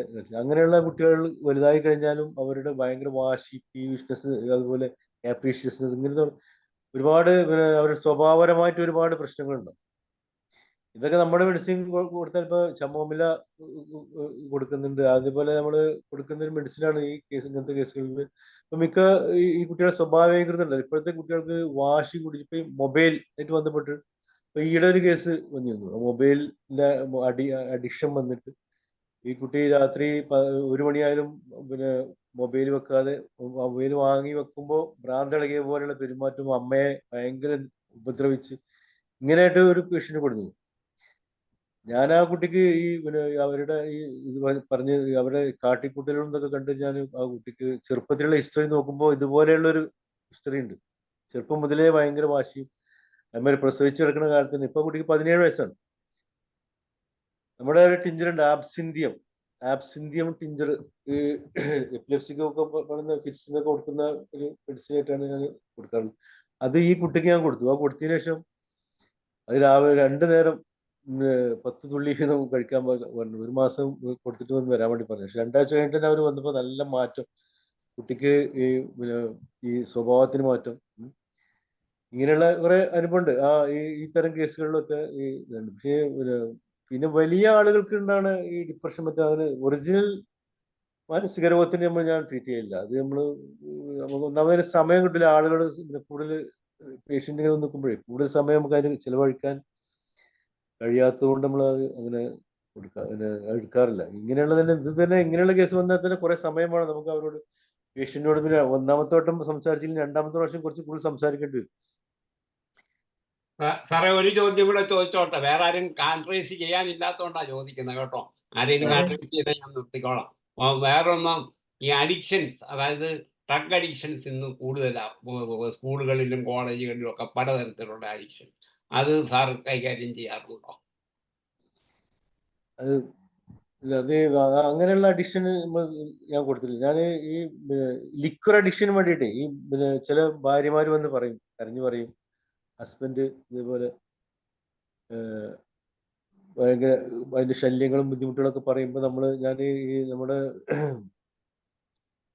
കൊർക്കസ് അത് പിന്നെ ഞാൻ കുറെ മുമ്പ് ഒരു കേസിന് കൊടുത്തിട്ട് അവർക്ക് പിന്നെ അവസാനം അദ്ദേഹം അറിയാതെയാണ് ആദ്യം കഴിച്ചെങ്കിലും പിന്നീട് എന്താ സംഭവിച്ചതെന്ന് വെച്ചാൽ ആ ഹസ്ബൻഡ് സ്ത്രീയുടെ ഹസ്ബൻഡിനെ നേരിട്ട് വന്ന് അയാളെ മരുന്ന് കുറച്ച് കണ്ടിന്യൂ ചെയ്ത് കഴിച്ച് അപ്പൊ ഞാൻ അദ്ദേഹത്തിന് കേസ് എടുത്ത് അവർക്ക് സിംറ്റമാറ്റിക് ആയിട്ടുള്ള മരുന്ന് കൊടുത്തതിന് ശേഷം അദ്ദേഹം ഇപ്പോഴും അവർ മക്കളൊക്കെ ആയിട്ട് ഇവിടെ എൻ്റെ അടുത്ത് വരാറുണ്ട്. അപ്പൊ അദ്ദേഹം അതിന് പറ്റും മാറി എന്നുള്ളതാണ്. ഭയങ്കര കുടിയനായിരുന്നു. ഈ സ്ത്രീ വന്ന് വല്ലാതെ പറഞ്ഞതിന് ശേഷം അറിയാതെയാണ് ആദ്യം കൊടുത്തത്. അറിയാതെ കഴിക്കാൻ വേണ്ടി വെള്ളത്തിലൊക്കെ ഒഴിച്ച്, കാരണം അദ്ദേഹം ലിക്വിഡ് അടിക്കുന്ന ആളായതുകൊണ്ട് ഇത് വെള്ളത്തിൽ ഒഴിച്ചാൽ അദ്ദേഹത്തിന് മനസ്സിലാവില്ല എന്നൊക്കെ അങ്ങനെ കൊടുത്തിരുന്നു. ഇപ്പോഴും ഇതിനടുത്ത് ഞാൻ കൊടുത്തിട്ടുണ്ട്. ഈ ലിക്വർ അഡിഷൻ ആണ് കൊടുത്തിട്ടുള്ളത്. മറ്റ് പിന്നെ ഇതിനൊന്നും എൻ്റെ അടുത്ത് അങ്ങനെ കൂടുതൽ വന്നിട്ടില്ല. പിന്നെ ഈ പാൻപരാഗിനൊക്കെ കഴിക്കുന്ന ചില കുട്ടികളെ കൊണ്ടുവരും. അവർക്കൊക്കെ അവരുടെ ആ സ്വഭാവപരമായിട്ടുള്ള ഒരുപാട് മെഡിസിൻസ് ഉണ്ട്. ഹയോസിയാമസ് ഒക്കെ അതിന് കൊടുത്തിട്ടുണ്ട് അങ്ങനത്തെ കേസുകൾക്കൊക്കെ. പിന്നെ അതിനൊക്കെ കുറെ കൗൺസിലിംഗ് രീതിയിൽ സംസാരിച്ച് കുട്ടികളെ നമ്മൾ പറഞ്ഞ് കരയിപ്പിച്ച് വിടലാണ്. അങ്ങനെ അമ്മമാരെയും പിന്നെ അച്ഛന്മാരുടെ പറ്റിയൊക്കെ അവർ വളർത്തുന്നതിനെ പറ്റിയൊക്കെ പറഞ്ഞ് അങ്ങനെ കുറെ മാറ്റം. നമ്മളെ ഈ ഹയോസിയാമസ് അങ്ങനത്തെ കേസുകളിൽ കുറെ കൊടുത്തിട്ടുണ്ട്. അല്ല ഈ പറഞ്ഞ പോലെ ട്രീറ്റ്മെന്റിനൊക്കെ അങ്ങനെ കൊടുത്തിട്ടില്ല. സ്മോക്കിങ്ങിന്റെ വല്ല കേസുകളും ഒക്കെ കുറച്ചുണ്ടോ? സ്മോക്കിംഗ് ക്രേവിംഗ് ഫോർ പുകവലി ക്രേവിംഗ് ഉണ്ടോ? പുകവലിക്ക് ഞാൻ അവരോട് പറയാറുള്ളതെന്ന് വെച്ചാൽ പുകവലി ശരിക്കും ഒരു അഡിക്ഷൻ അല്ല. അത് നിങ്ങൾ വിചാരിച്ച നിൽക്കുന്ന സംഗതി. കാരണം പിന്നെ അത് ഒരു അഡിക്ഷൻ എന്നുള്ള നിലക്ക് ഒരാൾക്ക് പിന്നെ മാറ്റാൻ പറ്റാത്തൊരു സംഗതി അല്ല എന്നാണ് ഞാൻ എൻ്റെ പേഷ്യൻ്റ് ചോദിക്കുന്ന ആൾക്കാർ. നിങ്ങൾ ഇന്ന് തീരുമാനിച്ചിട്ട് പിന്നെ ദൈവത്തിന്റെ മുമ്പിൽ ഇന്ന് പ്രാർത്ഥിക്കുക, ഇന്ന് ഞാനിനി ചെയ്യുന്നില്ല, ഇനി ചെയ്യില്ല എന്ന് മനസ്സുകൊണ്ട് ഉറപ്പിച്ചിട്ട് ചെയ്താൽ നിർത്താൻ പറ്റുന്ന സംഗതി ഉള്ളൂ പുകവലി എന്നാണ്. മറ്റേ ലഹരി അങ്ങനെയല്ല. ഈ പുകവലിക്ക് അത്രയൊക്കെ തന്നെ ഉള്ളൂ എന്ന് പറയാൻ ഞാനതിന് മരുന്നും കൊടുക്കാറില്ല. ആ കേസ് വന്നാൽ ഞാൻ എടുക്കാറുള്ളൂ. കാരണം എന്ന് വെച്ചാൽ അവര് പിന്നെ അത് മരുന്ന് കഴിക്കണ്ടല്ലോ എന്ന് പറഞ്ഞ് വീണ്ടും വലിച്ചു കിടക്കാൻ കീശയിലിട്ട് നടക്കുന്ന ആളുകൾക്ക് നമ്മളത് മനസ്സിലാക്കി കാര്യമില്ല എന്ന് എൻ്റെ ഒരു കാഴ്ചപ്പാടാണ്. അതാണ് ഞാൻ ആ പേഷ്യൻസിനോട് അങ്ങനത്തെ ആളുകൾ ചോദിക്കും, മരുന്ന് കഴിക്കുന്ന ആളോട് പറയാറുള്ളത്. സാറേ, ഈ ഫീബ്രൈൽ ഫിറ്റ് വരാതിരിക്കാൻ എന്തെങ്കിലും പ്രിവെൻഷൻ എന്നുള്ള രീതി എന്തെങ്കിലും ചെയ്യാൻ പറ്റുമോ എന്നൊരു സംശയം ചാറ്റ് ബോക്സിൽ ചോദിച്ചിട്ടുണ്ട്. എന്ത് പ്രിവെൻഷൻ ഓഫ് ഫീബ്രൈൽ ഫിറ്റ്സ് അത് നമ്മൾ കൊടുക്കാം. നമുക്കിപ്പോ നമ്മുടെ മെഡിസിൻസ് ഒരുപാടുണ്ടല്ലോ. ഫിറ്റ്സിന്റെ പറയുന്ന പല മെഡിസിൻസ് നമ്മൾ ഈ പറഞ്ഞ പോലെ ഒന്ന് ഈ കുട്ടികളുടെ കേസ് അവരെ സ്വഭാവപരമായിട്ടുള്ള മെന്റൽ സിംറ്റംസ് വെച്ചിട്ട് ഇപ്പൊ ചമോമില കൊടുക്കാവുന്ന കുട്ടികളാണെങ്കിൽ ചമോമില്ല പേഷ്യന്റ് ആയിരിക്കും കുറെ ആളുകൾ, അല്ലെങ്കിൽ അയോസിയാമോസിന്റെ കേസ് വരുന്ന ആളുകൾ. ഇല്ല സിക്കൂട്ട എന്നുള്ളൊരു മെഡിസിനാണ്, അത് പിന്നെ ഇതിന് കൊടുക്കാൻ പറ്റുന്ന പേഷ്യൻ്റ്. അതുപോലെ പിന്നെ ഞാനതിൽ ചെയ്യാൻ ഞാൻ നേരത്തെ പറഞ്ഞല്ലോ ഈ ആബ്സിന്തിയം എന്ന് പറഞ്ഞ മെഡിസിൻ. അപ്പൊ നമ്മള് ഇപ്പൊ ഈ അലോപ്പതി ഡോക്ടേഴ്സ് പനി ഉണ്ടാകുമ്പോൾ പാരസെറ്റമോളും ഈ അവര് ഫ്രീസിയം എന്ന് പറഞ്ഞ ഗുളിയും വീട്ടിൽ കൊണ്ടുവെക്കാൻ പറയും. പനി വന്നാൽ അതും കൊടുക്കണം, ഫ്രീസിയം ഒരു പൊട്ട് കൊടുക്കാനും പറയും. അതിന് പകരം നമ്മുടെ മെഡിസിൻസ് ഇതേപോലെ ഈ കൊടുക്കുമ്പോൾ ഈ ആബ്സിന്തിയം എന്ന് പറഞ്ഞ മരുന്ന് ഞാൻ കുറച്ച് കൊടുക്കും. മദർ ഈ ഫിറ്റ്സ് ഉണ്ടാകുന്ന ആളുണ്ട്, പനി വന്നാൽ ഉടനെ നിങ്ങൾ ആ ആബ്സിന്തിയം ഒരു 5 തുള്ളി. ടിഞ്ചറാണോ സാർ ഉപയോഗിക്കുന്നത്? മദർ ടിഞ്ചറാണ്. അത് ആ പനി മാറുന്ന 2-3 ദിവസം പനിക്കുള്ള മരുന്ന് നോക്കുമ്പോ ആ ടിഞ്ചർ ഓരോ ദിവസം ഒരു നേരം 5 തുള്ളി കഴിക്കാൻ. ടെമ്പറേച്ചർ പെട്ടെന്ന് കുറയും. അത് കൊടുക്കുമ്പോ ഈ പിന്നെ പനി കുറയുന്നല്ല, ഈ ഫിറ്റ്സ് ഉണ്ടാവില്ല. പ്രിവെൻഷൻ എന്നുള്ള രീതിയിൽ. പിന്നെ ഇത് നമ്മൾ നേരത്തെ പറഞ്ഞ മെഡിസിൻസ് ഉണ്ടല്ലോ, ഇപ്പൊ അവരുടെ പിന്നെ കുട്ടിയുടെ മാനസിക സിംറ്റംസ് കൂടെ നോക്കിയിട്ട് അവരുടെ അപ്രോച്ച് ഒക്കെ നോക്കിയിട്ട് നമ്മൾ മെഡിസിൻ കൊടുക്കുകയാണെങ്കിൽ ഇത് വരാതിരിക്കാൻ, പനി വരുമ്പോ അപസ്മാരം വരാതിരിക്കാൻ നമ്മൾ അങ്ങനെ ട്രീറ്റ് ചെയ്യുന്നുണ്ട്. അത് പക്ഷെ മിക്കവാറും 2-3 പ്രാവശ്യം പനി വരുമ്പോൾ ഈ ആബ്സിന്തിയം കൊടുത്ത കേസിന് പിന്നെ പനി വന്നാലൊന്നും വരുന്നില്ല. അതാണ് നമ്മുടെ അനുഭവം. ഓക്കെ സാറേ, അപ്പോ ഇനി ആർക്കെങ്കിലും സാറിനോട് എന്തെങ്കിലും സംശയങ്ങൾ ചോദിക്കാനുണ്ടെങ്കിൽ വീഡിയോ ഓണാക്കി ചോദിക്കാം, ഹാൻഡ് റൈസ് ചെയ്ത് ചോദിക്കാം. ചാറ്റ് ബോക്സിൽ ഷോൾഡർ പെയിൻ എങ്ങനെ മാനേജ് ചെയ്യുന്നു ചോദിച്ചിട്ടുണ്ട് ചാറ്റ് ബോക്സിൽ. ഫ്രോസൺ ഷോൾഡർ മനസ്സിലായില്ല, ഇങ്ങനെ എന്താണ് ഫ്രോസൺ ഷോൾഡർ? അതായത് കൈ മേലോട്ട് പൊക്കാൻ മേലെ സ്റ്റിഫ്നെസ്സും പെയിനും ഒക്കെ കാണും പൊക്കിയാല്. അതിന് അതാണ് ചോദ്യം. അതിന് നമ്മുടെ ഈ അതെന്താണ് കാരണം നോക്കണ്ടേ? ഓരോ കാരണങ്ങൾ ഉണ്ടാവുമല്ലോ ഉണ്ടാവുന്നതിന്. ഇപ്പൊ കൈയുടെ ഈ shoulder joint, right side shoulder ജോയിന്റിന്റെ മിക്ക സോക്കുകൾക്കും ഗോയാക്കം നല്ല മെഡിസിനാണ്. പിന്നെ ഇതിന് എന്ത് ഈ സ്റ്റിഫ്നെസ് വരാൻ എന്താണ് ഒരു കാരണം ഉണ്ടാവുമല്ലോ. ആ കാരണം നമ്മൾ പിന്നെ ഇപ്പൊ ഫിസിയോതെറാപ്പി പോലെ എക്സസൈസ് പോലെ അതുപോലെ ഒക്കെ ചെയ്ത് ശരിയാവണം. അതോടൊപ്പം ചില കേസുകൾക്ക് സെർവൈക്കൽ സ്പോണ്ടിലൈറ്റിസ് ഉണ്ടായാലും അല്ലെങ്കിൽ സ്പോണ്ടിലോസിസ് ഉണ്ടായാലും ഇതേ പ്രശ്നം വരും. സെർവൈക്കൽ സ്പോണ്ടിലോസിസ് കൊണ്ടാണ് ഉണ്ടാവുന്നതെങ്കിൽ നമ്മൾ അതിനനുസരിച്ചുള്ള അതുണ്ടെങ്കിൽ ആ ട്രീറ്റ്മെന്റ് ചെയ്യണം. അപ്പോഴാണ് കൈ ശരിയാവുള്ളൂ. ഈ സിംസിഫുക റെസുമോസ അത് നല്ലൊരു മെഡിസിനാണ് ഈ സെർവൈക്കൽ സ്പോണ്ടിലോസിസിനുള്ള. അതുപോലെ ഹൈപ്പറിക്കം ഞാൻ കൊടുക്കുക, ഹൈപ്പറിക്കം ടിഞ്ചറാണ് കൊടുക്കുന്നത്. അപ്പോ അതാണെങ്കിൽ ഇപ്പൊ സെർവൈക്കൽ അറ്റാച്ച്മെന്റ് ഉണ്ടെങ്കിൽ, അല്ല ഈ ഷോൾഡർ ജോയിന്റ് മാത്രമാണെങ്കിൽ അത് ഈ പറഞ്ഞ പോലെ ഒരുപാട് മെഡിസിൻ ഓസ്റ്റിക്കം നല്ല മാറ്റം വരുന്നതാണ്. നമ്മുടെ റെസ്റ്റോക്സ് ഹൈപ്പൊട്ടൻസി നല്ല മാറ്റം കാണിക്കുന്ന സംഗതിയാണ്. വേറെ ആരെയും ചോദിക്കാനില്ലെങ്കിൽ ഞാൻ ചോദിക്കാം. വേറെ ആരെങ്കിലും ചോദിക്കാനുണ്ടോ? അല്ല, എല്ലാവരും ഒന്ന് ചോദ്യം ചോദിക്കാനുള്ള ഒരു ദയവായി ഹാൻഡ് റൈസ് ചെയ്യുക. അതല്ലെങ്കിൽ എല്ലാവർക്കും സംസാരിക്കുന്ന രീതിയിൽ ആക്കാമായിരുന്നു. ശാന്താചന്ദ്രൻ മാഡം നേരത്തെ ഹാൻഡ് റൈസ് ചെയ്തു, പക്ഷെ മാഡത്തിനെ ഇപ്പൊ കാണുന്നില്ല, നെറ്റ് പോയത്. ഒന്ന് പിന്നെ സാറിനോട് എനിക്കൊരു ചോദ്യം ചോദിക്കാനുള്ളത്, മക്കൾ രണ്ടുപേരും ഹോമിയോപ്പതി ഡോക്ടർമാരാണെന്ന് പറഞ്ഞു. അവരെവിടെ പ്രാക്ടീസ് ചെയ്യാണോ? മൂത്താള് തിരുവനന്തപുരത്താണ്. അവള് പിന്നെ അവിടെ പ്രാക്ടീസ് ഉണ്ടായിരുന്നു. അവിടെ സെക്രട്ടേറിയറ്റിൽ തന്നെയായിരുന്നു. അവളെ ഹസ്ബൻഡാണ് സ്വയം മൗലവി പാളയം ഇമാം. അപ്പോ രണ്ടാമത്തെ മകള് അവളെ ഹസ്ബൻഡും ഹോമിയോ ഡോക്ടറാണ്, BHMS തന്നെയാണ്. അവർ രണ്ടുപേരും കൂടെ ഇപ്പൊ ഒരു ക്ലിനിക്ക് ഇപ്പൊ കഴിഞ്ഞിട്ടുള്ളൂ. കഴിഞ്ഞ സർജൻസി കഴിഞ്ഞിട്ടുള്ളൂ. അവര് ഒരു ക്ലിനിക്ക് ഇട്ടിട്ടുണ്ട് ഇവിടെ മലപ്പുറം അടുത്ത് പൂക്കോട്ടൂർ എന്ന സ്ഥലത്ത്. 2 ആഴ്ച മുമ്പ് ഒരു ക്ലിനിക്ക് അവർ തുടങ്ങിയിട്ടുണ്ട്. ഓക്കെ, ഇനി കുറുപ്പ് സാറിന് എന്താണ് ചോദിക്കാനുള്ള സംശയം?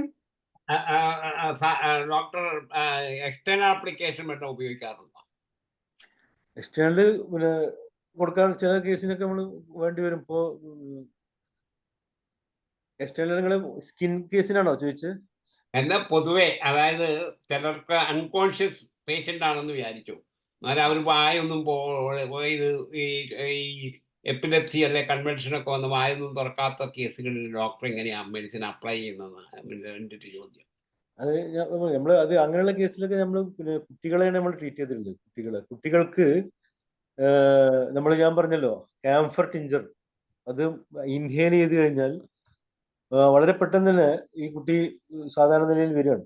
ഈ കണ്ണൊക്കെ കണ്ണ് മറിഞ്ഞു പോയ കേസ് ഒക്കെ പെട്ടെന്ന് തന്നെ ശരിയായി വരും ആ ഇൻഹേൽ ചെയ്ത് കഴിഞ്ഞാൽ. അല്ലെങ്കിൽ അമൈൽ നൈട്രോസും കുറച്ചുകൂടെ, അമൈൽ നൈട്രോസും ഇപ്പൊ ഉപയോഗിക്കാറില്ല, ക്യാംഫറാണ് കൂടുതൽ ഉപയോഗിക്കാറ് tincture. Okay, Saleem Kumar doctor hand raise ചെയ്തിട്ടുണ്ട്. സലീം കുമാർ ഡോക്ടറെ അൺമ്യൂട്ട് ചെയ്ത് സംസാരിച്ചു.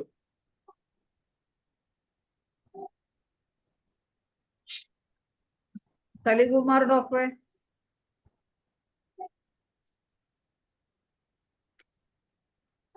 അൺമ്യൂട്ട് ചെയ്യുന്നില്ല. സലീം കുമാർ ഡോക്ടർ ഇല്ലേ?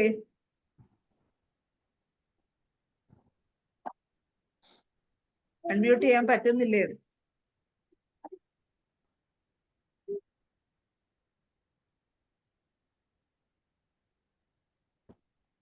സലീം കുമാർ ഡോക്ടർ അൺമ്യൂട്ട് ചെയ്യുന്നില്ല. പറ്റാത്തതാണോ എന്ന് അറിയത്തില്ല. ഇനി ആർക്കെങ്കിലും സാറിനോട് എന്തെങ്കിലും സംശയം ചോദിക്കാനുണ്ടോ? സ്കിൻ കംപ്ലൈന്റ് ഒക്കെ സാറിന് ധാരാളം വരാറുണ്ടോ സാറേ? സ്കിൻ കംപ്ലൈന്റുകൾ സാധാരണ കേസിൽ എക്സിമ കേസുകൾ ഉണ്ടാവും. എക്സിമ കേസ് ഒരുപാട് ട്രീറ്റ് ചെയ്യുന്നുണ്ട്. അതുപോലെ സോറിയാസിസ് കേസുകൾ. അതിനൊക്കെ കൂടുതലും ലിസ്റ്റിൽ വരാറുള്ള മെഡിസിൻ ഏതൊക്കെയാണ്? എക്സിമക്ക് ഗ്രാഫൈറ്റിസ് ആണ്. ഗ്രാഫൈറ്റിസ് ഞാൻ 50 മില്ലിസ്മൽ മാത്രമേ ഗ്രാഫൈറ്റിസ് കൊടുക്കാറുള്ളൂ. ഗ്രാഫൈറ്റിസ് കേസുകൾ കൂടുതൽ വരാറുണ്ട് അല്ലേ? പൊട്ടൻസി 50 മില്ലിസ്മൽ കേസ് 0/6 അല്ലെങ്കിൽ 0/3 ഇതേ കൊടുക്കാറുള്ളൂ. എക്സിമ, പിന്നെ സോറിയാസിസ് കേസുകളും വരാറുണ്ട് അല്ലേ? സോറിയാസിസ് ഈ സൾഫർ, പിന്നെ സൾഫറിന്റെ കേസാണെങ്കിൽ സൾഫർ 0.50 മില്ലിസ്മൽ തന്നെ അത് കൊടുക്കാം. അപ്പോ എക്സിമ ബിഹൈൻഡ് ഇയർ എന്ന് ഒരാൾ ചോദിച്ചിരുന്നു. എക്സിമ ബിഹൈൻഡ് ഇയർ ഗ്രാഫൈറ്റിസ് ആണ്. ഗ്രാഫൈറ്റിസ് 0.6 or 3 കൊടുത്താൽ തന്നെ അത് കുറയും. സോറിയാസിസിന് പിന്നെ ക്രിസറോബിൻ എന്ന ഒരു റെമഡി ഉണ്ട്. ക്രിസറോബിൻ അത് 3x ആണ് ഞാൻ കൊടുക്കാറുള്ളത്. അത് നല്ല എഫക്റ്റീവ് ആയിട്ടുള്ള ഒരു മെഡിസിനാണ്. ഹലോ, ക്രിസറോബിന് 3x അല്ലേ? 3x. അത് സോറിയാസിസിന് മാത്രമല്ല, സോറിയാസിസ് പോലെയുള്ള ഈ ഡ്രൈ ആയിട്ടുള്ള കുട്ടികൾക്ക് ഇപ്പോൾ ഈ ആസ്മ പേഷ്യൻസ് ഉണ്ട്. കുട്ടികൾക്ക് ചെറുപ്പത്തിൽ ആസ്മ ഉണ്ടായിട്ട് അവര് പിന്നെ അലോപ്പതി ഒക്കെ കൊടുത്ത് ആസ്മ മാറിയിട്ടുണ്ടാവും. അലർജി കേസുകൾ ധാരാളം വരാറുണ്ടോ? അലർജി റൈനൈറ്റിസും അലർജി അതെങ്ങനെ? അലർജിയാണ് അലർജി മാറിപ്പോകുന്നുണ്ട്, കംപ്ലീറ്റ് മാറിപ്പോകുന്നുണ്ട്. പിന്നെ ആ പേഷ്യൻസ് എന്താന്ന് വെച്ചാല് നമ്മൾ കുറച്ചു കാലം മരുന്ന് എടുക്കും, നല്ല മാറ്റം ഉണ്ടാകും, പിന്നെ അവർ നിർത്തുമ്പോൾ കുറെ കാലം കഴിയുമ്പോൾ വീണ്ടും വരും. അപ്പൊ നമ്മൾ അവരോട് പറയാനുള്ളത്, നമ്മൾ ഈ ടെസ്റ്റ് ഒക്കെ ചെയ്തിട്ട് ഈ സിറം IgE ഉണ്ടല്ലോ, IgE നോക്കും, അതുപോലെ AEC നോക്കും. അപ്പൊ ഇതൊക്കെ നോർമലായിട്ട് മരുന്ന് നിർത്താൻ പാടുള്ളൂ എന്ന് പറയുന്നത്. എത്ര കുറഞ്ഞാലും അതൊക്കെ ഞാൻ പറയുന്നത്, തുടക്കത്തിൽ നമ്മൾ ഈ പേഷ്യന്റ് നിൽക്കണം എന്നുണ്ടെങ്കിൽ അയാൾക്ക് നല്ല, അവർ ഈ സിട്രിസിനൊക്കെ കഴിച്ചിട്ട് വരുന്ന ആൾക്കാരാണ്. സിട്രിസ് ഇങ്ങനെ കഴിക്കുമ്പോൾ ഒരു കുഴപ്പമില്ല. അപ്പൊ അത് കാരണം പല ആളുകളും അവരുടെ ജോലിക്ക് പ്രശ്നമില്ലാക്കാൻ വേണ്ടി അത് കഴിക്കുകയാണ്. അപ്പൊ അതിന് പകരം നമ്മൾ മെഡിസിൻ കഴിക്കുമ്പോഴും അവർക്ക് ആ ആശ്വാസം കിട്ടാനാണ് നമ്മൾ ചില മദർ ടിഞ്ചറുകൾ ഞാൻ കൊടുക്കും. അതാണ് അറാലിയ റസമോസ. അത് ആ കേസാണെങ്കിൽ ഇപ്പോഴുള്ള ഈ കോൾഡ് ഡ്രൈ വെതറിലുള്ള ഇതിനൊക്കെ അറാലിയ വളരെ നല്ല എഫക്റ്റീവാണ്. അതുപോലെ നമ്മളെ ഓസിമം സാങ്ക്ടം, ഇതൊക്കെ നല്ല തൽക്കാലം നല്ല ആശ്വാസം കിട്ടുന്ന. അതുപോലെ നമ്മള് പിന്നെ വയറ്റിയ എന്ന് പറഞ്ഞ ടിഞ്ചറുണ്ട്. ഇതൊക്കെ താൽക്കാലികമായ ആശ്വാസം. അപ്പൊ അങ്ങനെ കിട്ടുമ്പോൾ നമ്മൾ പിന്നെ അതോടൊപ്പം ചിലതൊക്കെ സൾഫർ കേസാണെങ്കിൽ സൾഫർ കൊണ്ട് തന്നെ ഈ അലർജി കംപ്ലീറ്റ് മാറ്റാൻ കഴിയും. അതേപോലെ ആഴ്സനിക് ആൽബ്, പിന്നെ ഈ നാഫ്തലിനം, ട്രൈച്ചുറേഷൻ 6S, പിന്നെ ചില നമ്മളെ സാധാ റെസ്റ്റോക്സ്, ഇതൊക്കെ അലർജിക്ക് കൊടുക്കുന്ന മെഡിസിൻസ് ആണ്. ഞാനും ചോദിക്കാനില്ല, ഞാനൊരു ചോദ്യം കൂടെ ചോദിക്കാം. ചോദിക്കാനുണ്ടോ? ആർക്കെങ്കിലും ചോദിക്കാനുണ്ടോ? ചോദിച്ചോ, ഇല്ല ഞാൻ ചോദിക്കാം. ഒരു ചോദ്യം ഉണ്ട് സാറേ. ഫിറ്റ്സ് ഉണ്ടാകാതിരിക്കാൻ ആബ്സിന്തിയം ടിഞ്ചർ ഡോസ് എന്ന് പറയാമോ സാറേ? ആബ്സിന്തിയം ടിഞ്ചർ ഞാൻ പറഞ്ഞല്ലോ, അത് പിന്നെ പനി പനിയുള്ള ദിവസങ്ങളിൽ 5 തുള്ളി, ഇപ്പൊ ചെറിയ കുട്ടികളാണെങ്കിൽ, ഇപ്പോൾ ഒരു 5 വയസ്സിന് താഴെ കുട്ടിയാണെങ്കിൽ 5 തുള്ളി നല്ല കയ്പുള്ള ടിഞ്ചറാണ് ആബ്സിന്തിയം. നമ്മളെ മെഡിസിനിൽ ഏറ്റവും കൂടുതൽ കയ്പുള്ളതെന്ന് എനിക്ക് തോന്നുന്നു. റോൾഫിയ, ഈ ആബ്സിന്തിയം, ഇതൊക്കെ ഏറ്റവും കൂടുതൽ കയ്പുള്ളതാണ്. അപ്പോൾ എന്നാലും 5 തുള്ളി ഡെയിലി ആ പനി മാറുന്നവരെ കൊടുത്താൽ ഈ നമ്മൾ പനി മാറുന്ന മറ്റുള്ള മരുന്ന് നമ്മൾ വേറെ കൊടുക്കണം. അത് ഏതാണോ അതിന് പറ്റിയ മരുന്ന് വെച്ചാൽ അത് കൊടുക്കണം. അപ്പോൾ ഇതൊരു 5 തുള്ളി എപ്പോഴെങ്കിലും രാവിലെയോ രാത്രിയോ ഏത് സമയത്താണ് കൂടുതൽ അഗ്രോഷൻ, ആ സമയത്ത് ഒരു നേരം കഴിക്കുക എന്നുള്ളതാണ്. 5 തുള്ളി കൊടുത്താൽ മതി. ദിവസം ഒരു നേരം മതി. ഒരു ഡെയിലി ഒരു പ്രാവശ്യം കഴിച്ചാൽ മതി. Thank you sir. Doctor, cancer കേസുകൾ ലാസ്റ്റ് സ്റ്റേജിൽ ഡോക്ടർ കിട്ടാറുണ്ടോ? ഫസ്റ്റ് സെക്കൻഡ് ഒന്നുമല്ല, 3rd 4th സ്റ്റേജിൽ കിട്ടാറുണ്ടോ? ഒന്നോരം ഡോക്ടർക്ക് കിട്ടാറുണ്ടോ? അത് ഞാൻ ആ കേസ് എടുക്കാറില്ല. ഞാൻ ഇവിടെ പല ഡോക്ടേഴ്സും നമ്മളെ ക്യാൻസർ നോക്കുന്ന നമ്മളെ ഹോമിയോ ഡോക്ടർമാരുണ്ട്, അവർക്ക് റെഫർ ചെയ്യലാണ്. ക്യാൻസർ കേസ് ഒരു ചൊറയുള്ള പ്രശ്നമാണ്. അത് കാരണം ഞാൻ തുടങ്ങിയ കാലത്ത് ക്യാൻസർ ഇതേപോലെ പല കേസുകളും തന്നെ അവർ വീട്ടിൽ കൊണ്ടുപോയിട്ട് നമ്മൾ അപ്പൊ അത് എന്താന്ന് വെച്ചാലേ, അതില് പിന്നെ ഇപ്പൊ ക്യാൻസർ പെയിനൊക്കെ നമ്മള് യൂഫോർബിനം ടിഞ്ചർ ഉണ്ട്. അത് നല്ല എഫക്റ്റീവ് ഒക്കെ ആയിട്ടാന്ന് തോന്നുന്നത്. ഞാനിപ്പോ അടുത്ത കാലത്തൊന്നും അങ്ങനത്തെ കേസ് വന്നാൽ നമ്മളിവിടെ ഡോക്ടർ ഉമറലി ഉണ്ട്, പിന്നെ ഇബ്രാവില്, അദ്ദേഹത്തിന് റെഫർ ചെയ്യാണ് സാറ് ചെയ്യാൻ. അങ്ങനത്തെ കേസുകൾ ഞാനും എടുക്കാറില്ല.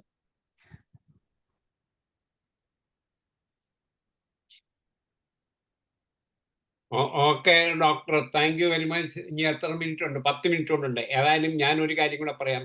ഞങ്ങളുടെ കൊച്ചിയിലെ നരേശൊക്കെ ഉണ്ട് അതിൻ്റെ അകത്ത്. അതിൻ്റെ ലിങ്കൊക്കെ ഡോക്ടർ നരേഷിനോട് പറഞ്ഞാൽ തരും. നമ്മുടെ ഒരു അലുമിനി അസോസിയേഷൻ തുടങ്ങിയിട്ടുണ്ട്. അതിന് കൂട്ടണം, കൂട്ടത്തിൽ പഠിച്ചവരെയെല്ലാം കൂട്ടണം. എൻ്റെ ഒരു റിക്വസ്റ്റാണ്. Okay, thank you very much.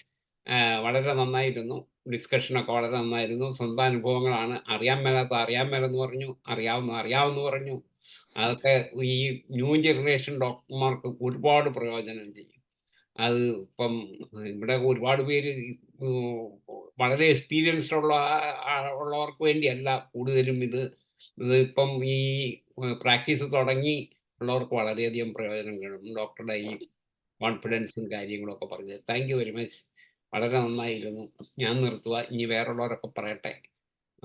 ഇനി 10 മിനിറ്റ് 9 മിനിറ്റേ ഉള്ളൂ. ബാക്കിയുള്ളവരൊക്കെ പറയട്ടെ. ഞാൻ ഒരുപാട് ചോദ്യങ്ങൾ ചോദിച്ചു. താങ്കൾ അതിന് വേണ്ടി അറിയാവുന്ന പറഞ്ഞു, അറിയാൻ മേലെന്ന് പറഞ്ഞു. വളരെയധികം നന്ദി, നമസ്കാരം. ഓക്കെ, ഈ ഇത് മാത്രം ഒന്നുകൂടെ എംഫസൈസ് ചെയ്യുന്നു.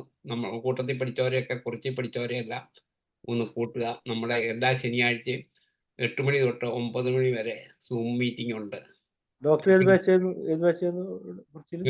ലിങ്ക് എനിക്ക് താങ്കളുടെ നമ്പർ അറിയത്തില്ല. ധനേഷിനോട് ചോദിച്ചാൽ എന്റെ നമ്പർ. ഏത് ബാച്ചായിരുന്നു ഡോക്ടർ? എല്ലാരും കുറിച്ചി പഠിച്ച ആദ്യം തൊട്ട് പഠിച്ചവരൊക്കെ കഴിഞ്ഞ ഞായറാഴ്ച ആയിരുന്നു അതിന്റെ ഉദ്ഘാടനം.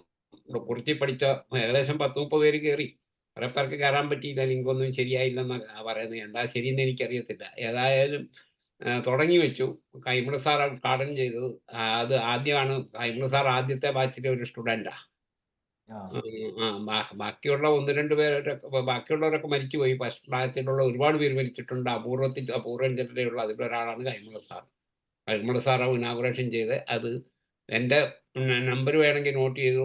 9446859431. അതിലോട്ട് ഒരു വാട്സപ്പ് ഇട്ടാൽ ഞാൻ ലിങ്ക് അയച്ചു തരാം. സാറേ, കുറുപ്പ് സാർ എത്രാമത്തെ ബാച്ചിലാണ് അവിടെ പഠിച്ചതെന്നാണ് ചോദിച്ചത്. ഞാൻ പഠിച്ചത് 1971 to 75 ബാച്ചാണ്. DHFSന്റെ സെക്കൻഡ് ബാച്ച്. ഓക്കെ, എനിക്ക് മനസ്സിലായില്ല. വയസ്സും പ്രായമൊക്കെ ആയില്ലേ, ഇപ്പൊ പലതും തെറ്റിപ്പോ. നമ്മളെ കൂടെ ഇരുന്ന് ഉറച്ച് വിളിക്കുമ്പോഴാണ് സാർ കേൾക്കുന്നത്. ഓക്കെ, ഇനി സാറിനോട് ആർക്കെങ്കിലും എന്തെങ്കിലും സംശയം? ഞാൻ ചോദിക്കട്ടെ ശൈല ഡോക്ടറെ? തീർച്ചയായിട്ടും. ജയലളിത. ഓക്കെ, ചോദിച്ചോളൂ ഡോക്ടറെ. ഇത്ര നേരം എടുത്ത സെഷനൊക്കെ നല്ലൊരു സെഷനായിരുന്നു. നല്ലൊരു എക്സ്പീരിയൻസ് മനസ്സിൽ തട്ടിക്കൊണ്ട് പറഞ്ഞത് ഡോക്ടർ നന്നായി. ഞാൻ ചോദിക്കുന്നത് തൈറോയിഡിനെ കുറിച്ച് സാറിന്റെ എക്സ്പീരിയൻസ്. എനിക്കൊരു കേസ് വന്നിരുന്നു. TSH 150 150. അവർക്കൊരു 65-70 വയസ്സിന്റെ അടുക്കേ ഉണ്ട്. അപ്പൊ അതെങ്ങനെ അത് കൊടുക്കുന്ന മെഡിസിൻ എങ്ങനെയായിരിക്കും സാറിന്റെ എക്സ്പീരിയൻസിൽ ഒന്ന് പറയാമോ? അവർക്ക് ഭയങ്കര പാൽപിറ്റേഷൻ ആണ്. ഉപ്പ് ഡിസയർ ഫോർ സോൾട്ട് ആണ്. നല്ലപോലെ ഭക്ഷണം കഴിക്കും. ക്ഷീണിച്ചാ ഇരിക്കുന്നത്. ഫാൻ ഇടത്തില്ല. ഞാനേ ഇങ്ങനെയുള്ള കേസുകൾ ഇങ്ങനെ വല്ലാതെ കൂടി വരുമ്പോഴേ ഫസ്റ്റ് ഇത് പെട്ടെന്ന് കുറക്കുക എന്നുള്ളതാണ്. ഇപ്പൊ ഇവര് കൊടുക്കുന്ന ഹോർമോൺ ടാബ്ലറ്റ് ഉണ്ടല്ലോ, തൈറോക്സിൻ ടാബ്ലറ്റ് കൊടുക്കുന്നതിന് ബദല് നമ്മള് മെഡിസിൻസ് കൊടുത്തിട്ട് അത് വേഗം കുറക്കുക എന്നുള്ളൂ. പിന്നെ നല്ല ഒരു കുറവ് വരുമ്പോഴാണ് നമ്മൾ നമ്മുടെ സിംറ്റമാറ്റിക് ആയിട്ടുള്ള റെമഡീസ് കൊടുക്കാറുള്ളൂ. അതിൽ പ്രധാനമായിട്ടും നമ്മൾ കൊടുക്കുന്ന റെമഡിയാണ് ഇപ്പൊ ഈ കൽക്കേറിയ കാർബ് 3x, അതുപോലെ തൈറോയിഡിനം 6x, പിന്നെ പിറ്റ്യൂട്ടറിനം 6x, അതുപോലെ ഈ ഒരു ഫ്യൂക്കസ് വെസൈക്കുലോസിസ് തന്നെ ടിഞ്ചർ. ഇതെല്ലാം കൊടുക്കല്ല. ഇതില് നമ്മളെ ഏറ്റവും ആപ്റ്റായിട്ടുള്ള ഈ കേസിനനുസരിച്ച് അവരുടെ ശരീരപ്രകൃതിയൊക്കെ നോക്കി അനുസരിച്ച് ഹൈപ്പോതൈറോയിഡിസം പേഷ്യൻ്റ് ആണെങ്കിൽ കുറെ കൽക്കാരി കാർബ് മോഡലായിരിക്കും മിക്കവാറും. പിന്നെ അങ്ങനെ അല്ലാത്ത ആണെങ്കിൽ നമ്മൾ പിന്നെ തൈറോയിഡിനും 6x കൊടുക്കാം. പിന്നെ ഈ കൽക്കാരി കാർബ് മോഡലുള്ള ആളുകൾക്ക് തന്നെയാണ് ഈ ഫ്യൂക്കസ് വെസൈക്കുലോസിസും കൊടുക്കാറുള്ളത്. അപ്പോൾ ഞാൻ എല്ലാം കൊടുക്കില്ല. ഒന്ന് കൊടുത്തിട്ട് കുറയണില്ലെങ്കിലാണ് അടുത്ത സ്റ്റെപ്പിലേക്ക് പോകുള്ളൂ. ഒന്ന് കുറച്ചങ്ങനെ കൂടുതൽ കഴിച്ചതിന് ശേഷം 2 മാസം 1.5 മാസം 2 മാസം കഴിയുമ്പോൾ ചെക്ക് ചെയ്ത് കുറച്ച് കൊണ്ടുവരാൻ ചെയ്യാം. അവര് ക്ഷീണിച്ചിരിക്കുകയാണ് ഡോക്ടർ. നല്ല ക്ഷീണിച്ചിരിക്കണത്. അവർക്ക് അറിയില്ലായിരുന്നു ഇതെന്ന്. അവര് അലോപ്പതി മെഡിസിൻ ഒന്നും കഴിച്ചിട്ടില്ല. എൻ്റെ അടുത്ത് ഇങ്ങനെ ഭയങ്കരമായിട്ട് നെഞ്ചടിപ്പും ആള് ക്ഷീണിച്ചും കണ്ണിന്റെ തടത്തിലൊക്കെ നീർദോഷം കണ്ടിട്ട് ഡൗട്ട് തോന്നിയിട്ട് ഞാൻ ചുമ്മാ എഴുതി കൊടുത്തതാണ്. അപ്പോഴാണ് സംഗതി ഇങ്ങനെ കണ്ടത്. ഞാൻ കൊടുത്തത് ബെല്ല് 3x ആ ഡോക്ടറെ. ബെല്ല് 3x കൊടുത്തിട്ട് നല്ലോണം 150 ഉണ്ടായിരുന്നു, നേരെ പകുതിയായി 65 വന്നു. പിന്നെ നേട്രമ്യൂറും കൊടുത്തിരുന്നു 3x, നല്ലോണം കുറഞ്ഞു. പക്ഷെ കംപ്ലീറ്റ് പോണില്ല. അതാണ് ഒരു പ്രശ്നം. ഡോക്ടർ പേഷ്യന്റ് ചില്ലിയാണോ ഹോട്ടാണോ? അവര് ചില്ലിയാണെന്ന് വെച്ചാൽ അവര് അങ്ങനെ ഫാൻ ഇടൂല. അവര് ഫാൻ അങ്ങനെ വേണ്ട, അവർക്ക് പുതക്കൂല്ല അങ്ങനെ. പിന്നെ വന്നിട്ട് അങ്ങനെ പ്രത്യേകിച്ച് അതിനെ കുറിച്ച് അവരൊന്നും പറയുന്നില്ല. അങ്ങനെ തണുത്ത വെള്ളം കുളിക്കുള്ളൂ, വെള്ളം ചൂടാക്കിയൊന്നും കുളിക്കൊന്നുമില്ല. ഭയങ്കര ക്ഷീണിച്ചിട്ടായിരിക്കുന്നവര്. നേട്ടമുറിന്റെ കേസ് ആണെങ്കിൽ നേട്ടമുറന്നെ മതിയാവുമല്ലോ. നേരത്തെ ഒക്കെ പറയുന്ന കേട്ടിട്ട് നേട്രമ്യൂറാണെന്ന് തോന്നുന്നു. നേട്രമ്യൂറാണെന്ന് എനിക്കും തോന്നുന്നു. പക്ഷെ നേട്രമ്യൂർ ഞാൻ കൊടുത്തിട്ടുണ്ട്. ബെല്ലുമലാണ് നല്ലോണം കുറഞ്ഞ. ബെല്ല് 3x നല്ലൊരു ആക്ഷൻ കിട്ടി. ഓക്കെ ഡോക്ടറെ, thank you. Okay Jayalalitha doctor. Saleem Kumar doctor hand raise ചെയ്തിട്ടുണ്ടായിരുന്നു. സലീം കുമാർ ഡോക്ടറെ കോ ഹോസ്റ്റ് ആക്കിയിട്ടുണ്ട്. ഇനി സംസാരിച്ചു നോക്കൂ. ഇനി ഒന്ന് അൺമ്യൂട്ട് ചെയ്യാൻ ശ്രമിച്ചേ ധനേഷ്. അല്ല, സലീം കുമാർ ഡോക്ടറെ കോ ഹോസ്റ്റ് ആക്കിയിട്ടുണ്ട്. പുള്ളിക്ക് വല്ല പേഷ്യന്റും വന്ന് കാണും. എന്താന്നറിയില്ല. ഞാന് കോ ഹോസ്റ്റ് ആക്കിയിട്ടുണ്ട്. ഇനി എന്താ ചെയ്യാ? പിന്നെ ഇനി ആർക്കെങ്കിലും, നമ്മളെ സമയം ഏകദേശം വൈൻഡപ്പ് ചെയ്യാൻ സമയമായി. ഹരിഹരൻ സാറിന് എന്തെങ്കിലും പറയാനുണ്ടോ? ഹരിഹരൻ സാർ വീഡിയോ ഓൺ ആക്കിയിരിക്കുന്നത് കണ്ടു. സാറിന് എന്തെങ്കിലും സംസാരിക്കാനുണ്ടോ?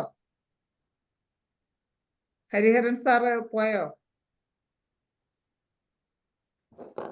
സലീം കുമാർ ഡോക്ടർ ഒരു ചോദ്യം ചോദിച്ചിട്ടുണ്ടായിരുന്നു ചാറ്റ് ബോക്സിൽ. Acute asthma. Acute asthma. ഓ ശരിയാണ്, അതായിരിക്കും. Acute asthma how we can manage. Sir അതോടെ ഒന്ന് പറഞ്ഞിട്ട്. അക്യൂട്ട് ആസ്മ വരുമ്പോൾ നമ്മൾ താൽക്കാലികമായിട്ട് പെട്ടെന്ന് കുറക്കണ്ടേ? വലിവ് പെട്ടെന്ന് കുറയണല്ലോ. ഞാൻ ഈ പറഞ്ഞ പോലെ പൊട്ടൻസി അല്ല അപ്പൊ കൊടുക്കുക. ഈ കൊടുക്കുന്നത് ഇപ്പൊ ഈ ആസ്പിഡോസ്പെർമ ടിഞ്ചർ കൊടുക്കും. ആസ്പിഡോസ്പെർമ ടിഞ്ചർ റിപ്പീറ്റഡ് ഡോസുകൾ 10 ഡ്രോപ്സിന്റെ അത് അടുപ്പിച്ച് കൊടുക്കുമ്പോൾ പെട്ടെന്ന് വലിവ് കുറയാറുണ്ട്. അതുപോലെ ഈ ചിലപ്പോ കഫം കെട്ടൊക്കെ കൂടുതൽ ടൈപ്പ് ആണെങ്കിൽ സനേക ടിഞ്ചർ കൊടുക്കും. പിന്നെ അതിന്റെ കൂടെ സാമ്പക്കസ് നല്ല ഒരു അക്യൂട്ട് റെമഡി ആയിട്ട് തോന്നിയിട്ടുണ്ട്. സാമ്പക്കസ് 30 കൊടുക്കുമ്പോൾ ഈ പറഞ്ഞ അക്യൂട്ട് മാനേജ്മെന്റ് നല്ല കാര്യമായിട്ട് ആസ്പിഡോസ്പെർമ കൊടുക്കുമ്പോഴാണ് പെട്ടെന്ന് മാറ്റം വരാറുണ്ട്. സലീം കുമാർ ഡോക്ടർ കേട്ട് കാണുമെന്ന് വിചാരിക്കുന്നു. അടുത്ത പ്രശോഭന ഡോക്ടർ ഹാൻഡ് റൈസ് ചെയ്തിട്ടുണ്ട്. ഡോക്ടർ അൺമ്യൂട്ട് ചെയ്ത് സംസാരിച്ചു.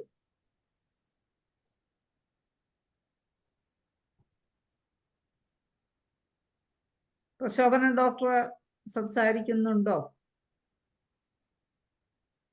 എന്താണ് ചിലരൊക്കെ ഒന്നും സംസാരിക്കാൻ പറ്റുന്നില്ല. പ്രശോഭന ഡോക്ടറെ സംസാരിക്കൂ.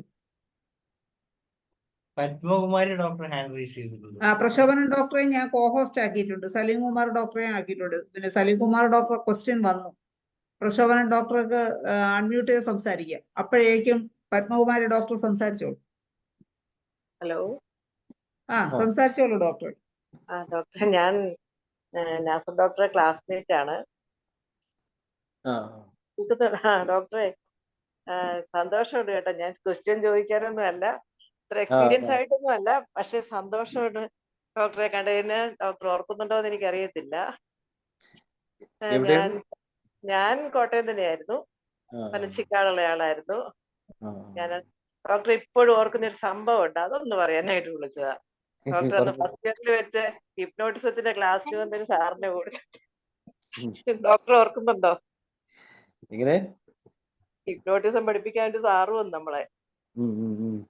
ആ സാറിനെ ധനേഷിനെ ഒക്കെ വെച്ചിട്ട് ദുബായിലൊക്കെ വിട്ടത് ഓർക്കുന്നുണ്ടോ? ഞാൻ ഡോക്ടറെ ഇപ്പോഴും ഓർക്കുന്ന ആ ഒരു സംഭവത്തിനാണ്. പിന്നെ ഡോക്ടർ അങ്ങ് കംപ്ലീറ്റ് മാറിപ്പോയി കേട്ടോ. എനിക്ക് കണ്ടിട്ട് മനസ്സിലാകുന്നേ ഇല്ല. എന്തായാലും വളരെ സന്തോഷം ഡോക്ടർ ആണെന്നൊക്കെ. നമ്മുടെ ക്ലാസ്മേറ്റ്സ് ഇങ്ങനെയൊക്കെ വരുമ്പോഴത്തേനും സമയവും സൗകര്യവും കിട്ടുകയാണെങ്കിൽ ഞാൻ IFPH മിക്കവാറും കയറാറുണ്ട് ഈയിടെയായിട്ടൊക്കെ. എന്റെ സന്തോഷം കണ്ടതില്ലേ, മക്കൾ രണ്ടുപേരും ഹോമിയോ ഡോക്ടർമാരാണ്. ഇതൊക്കെ അറിഞ്ഞതിൽ വളരെ സന്തോഷം. ശരി ഡോക്ടറെ. Okay, thank U. സാർ, ഈ സ്കിൻ ടാഗിന് എങ്ങനെ മാനേജ് ചെയ്യുന്നത്? സ്കിൻ ടാഗ്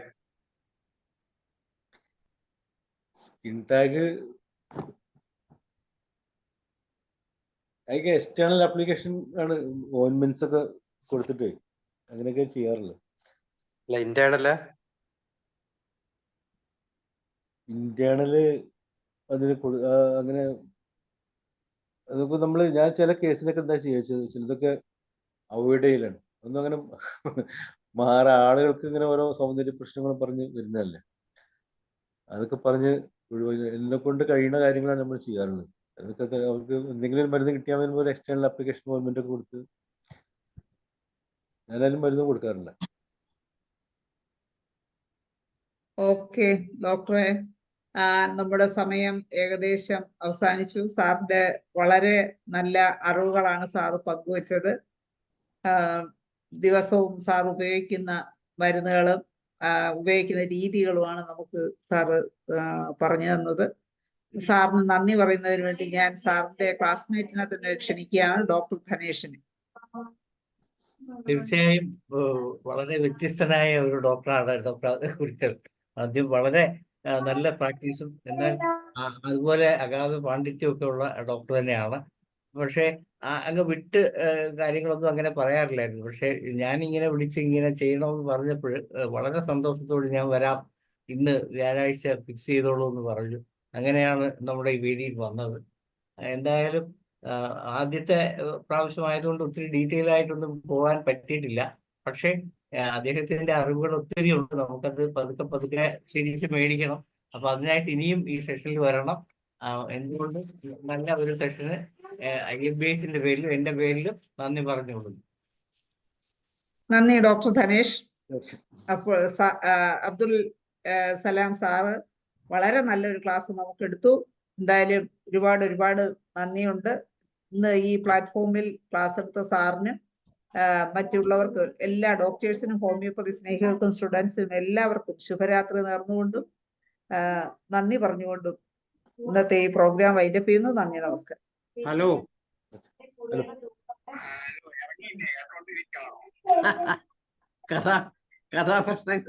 കഥാപ്രസംഗം കേട്ടോണ്ട്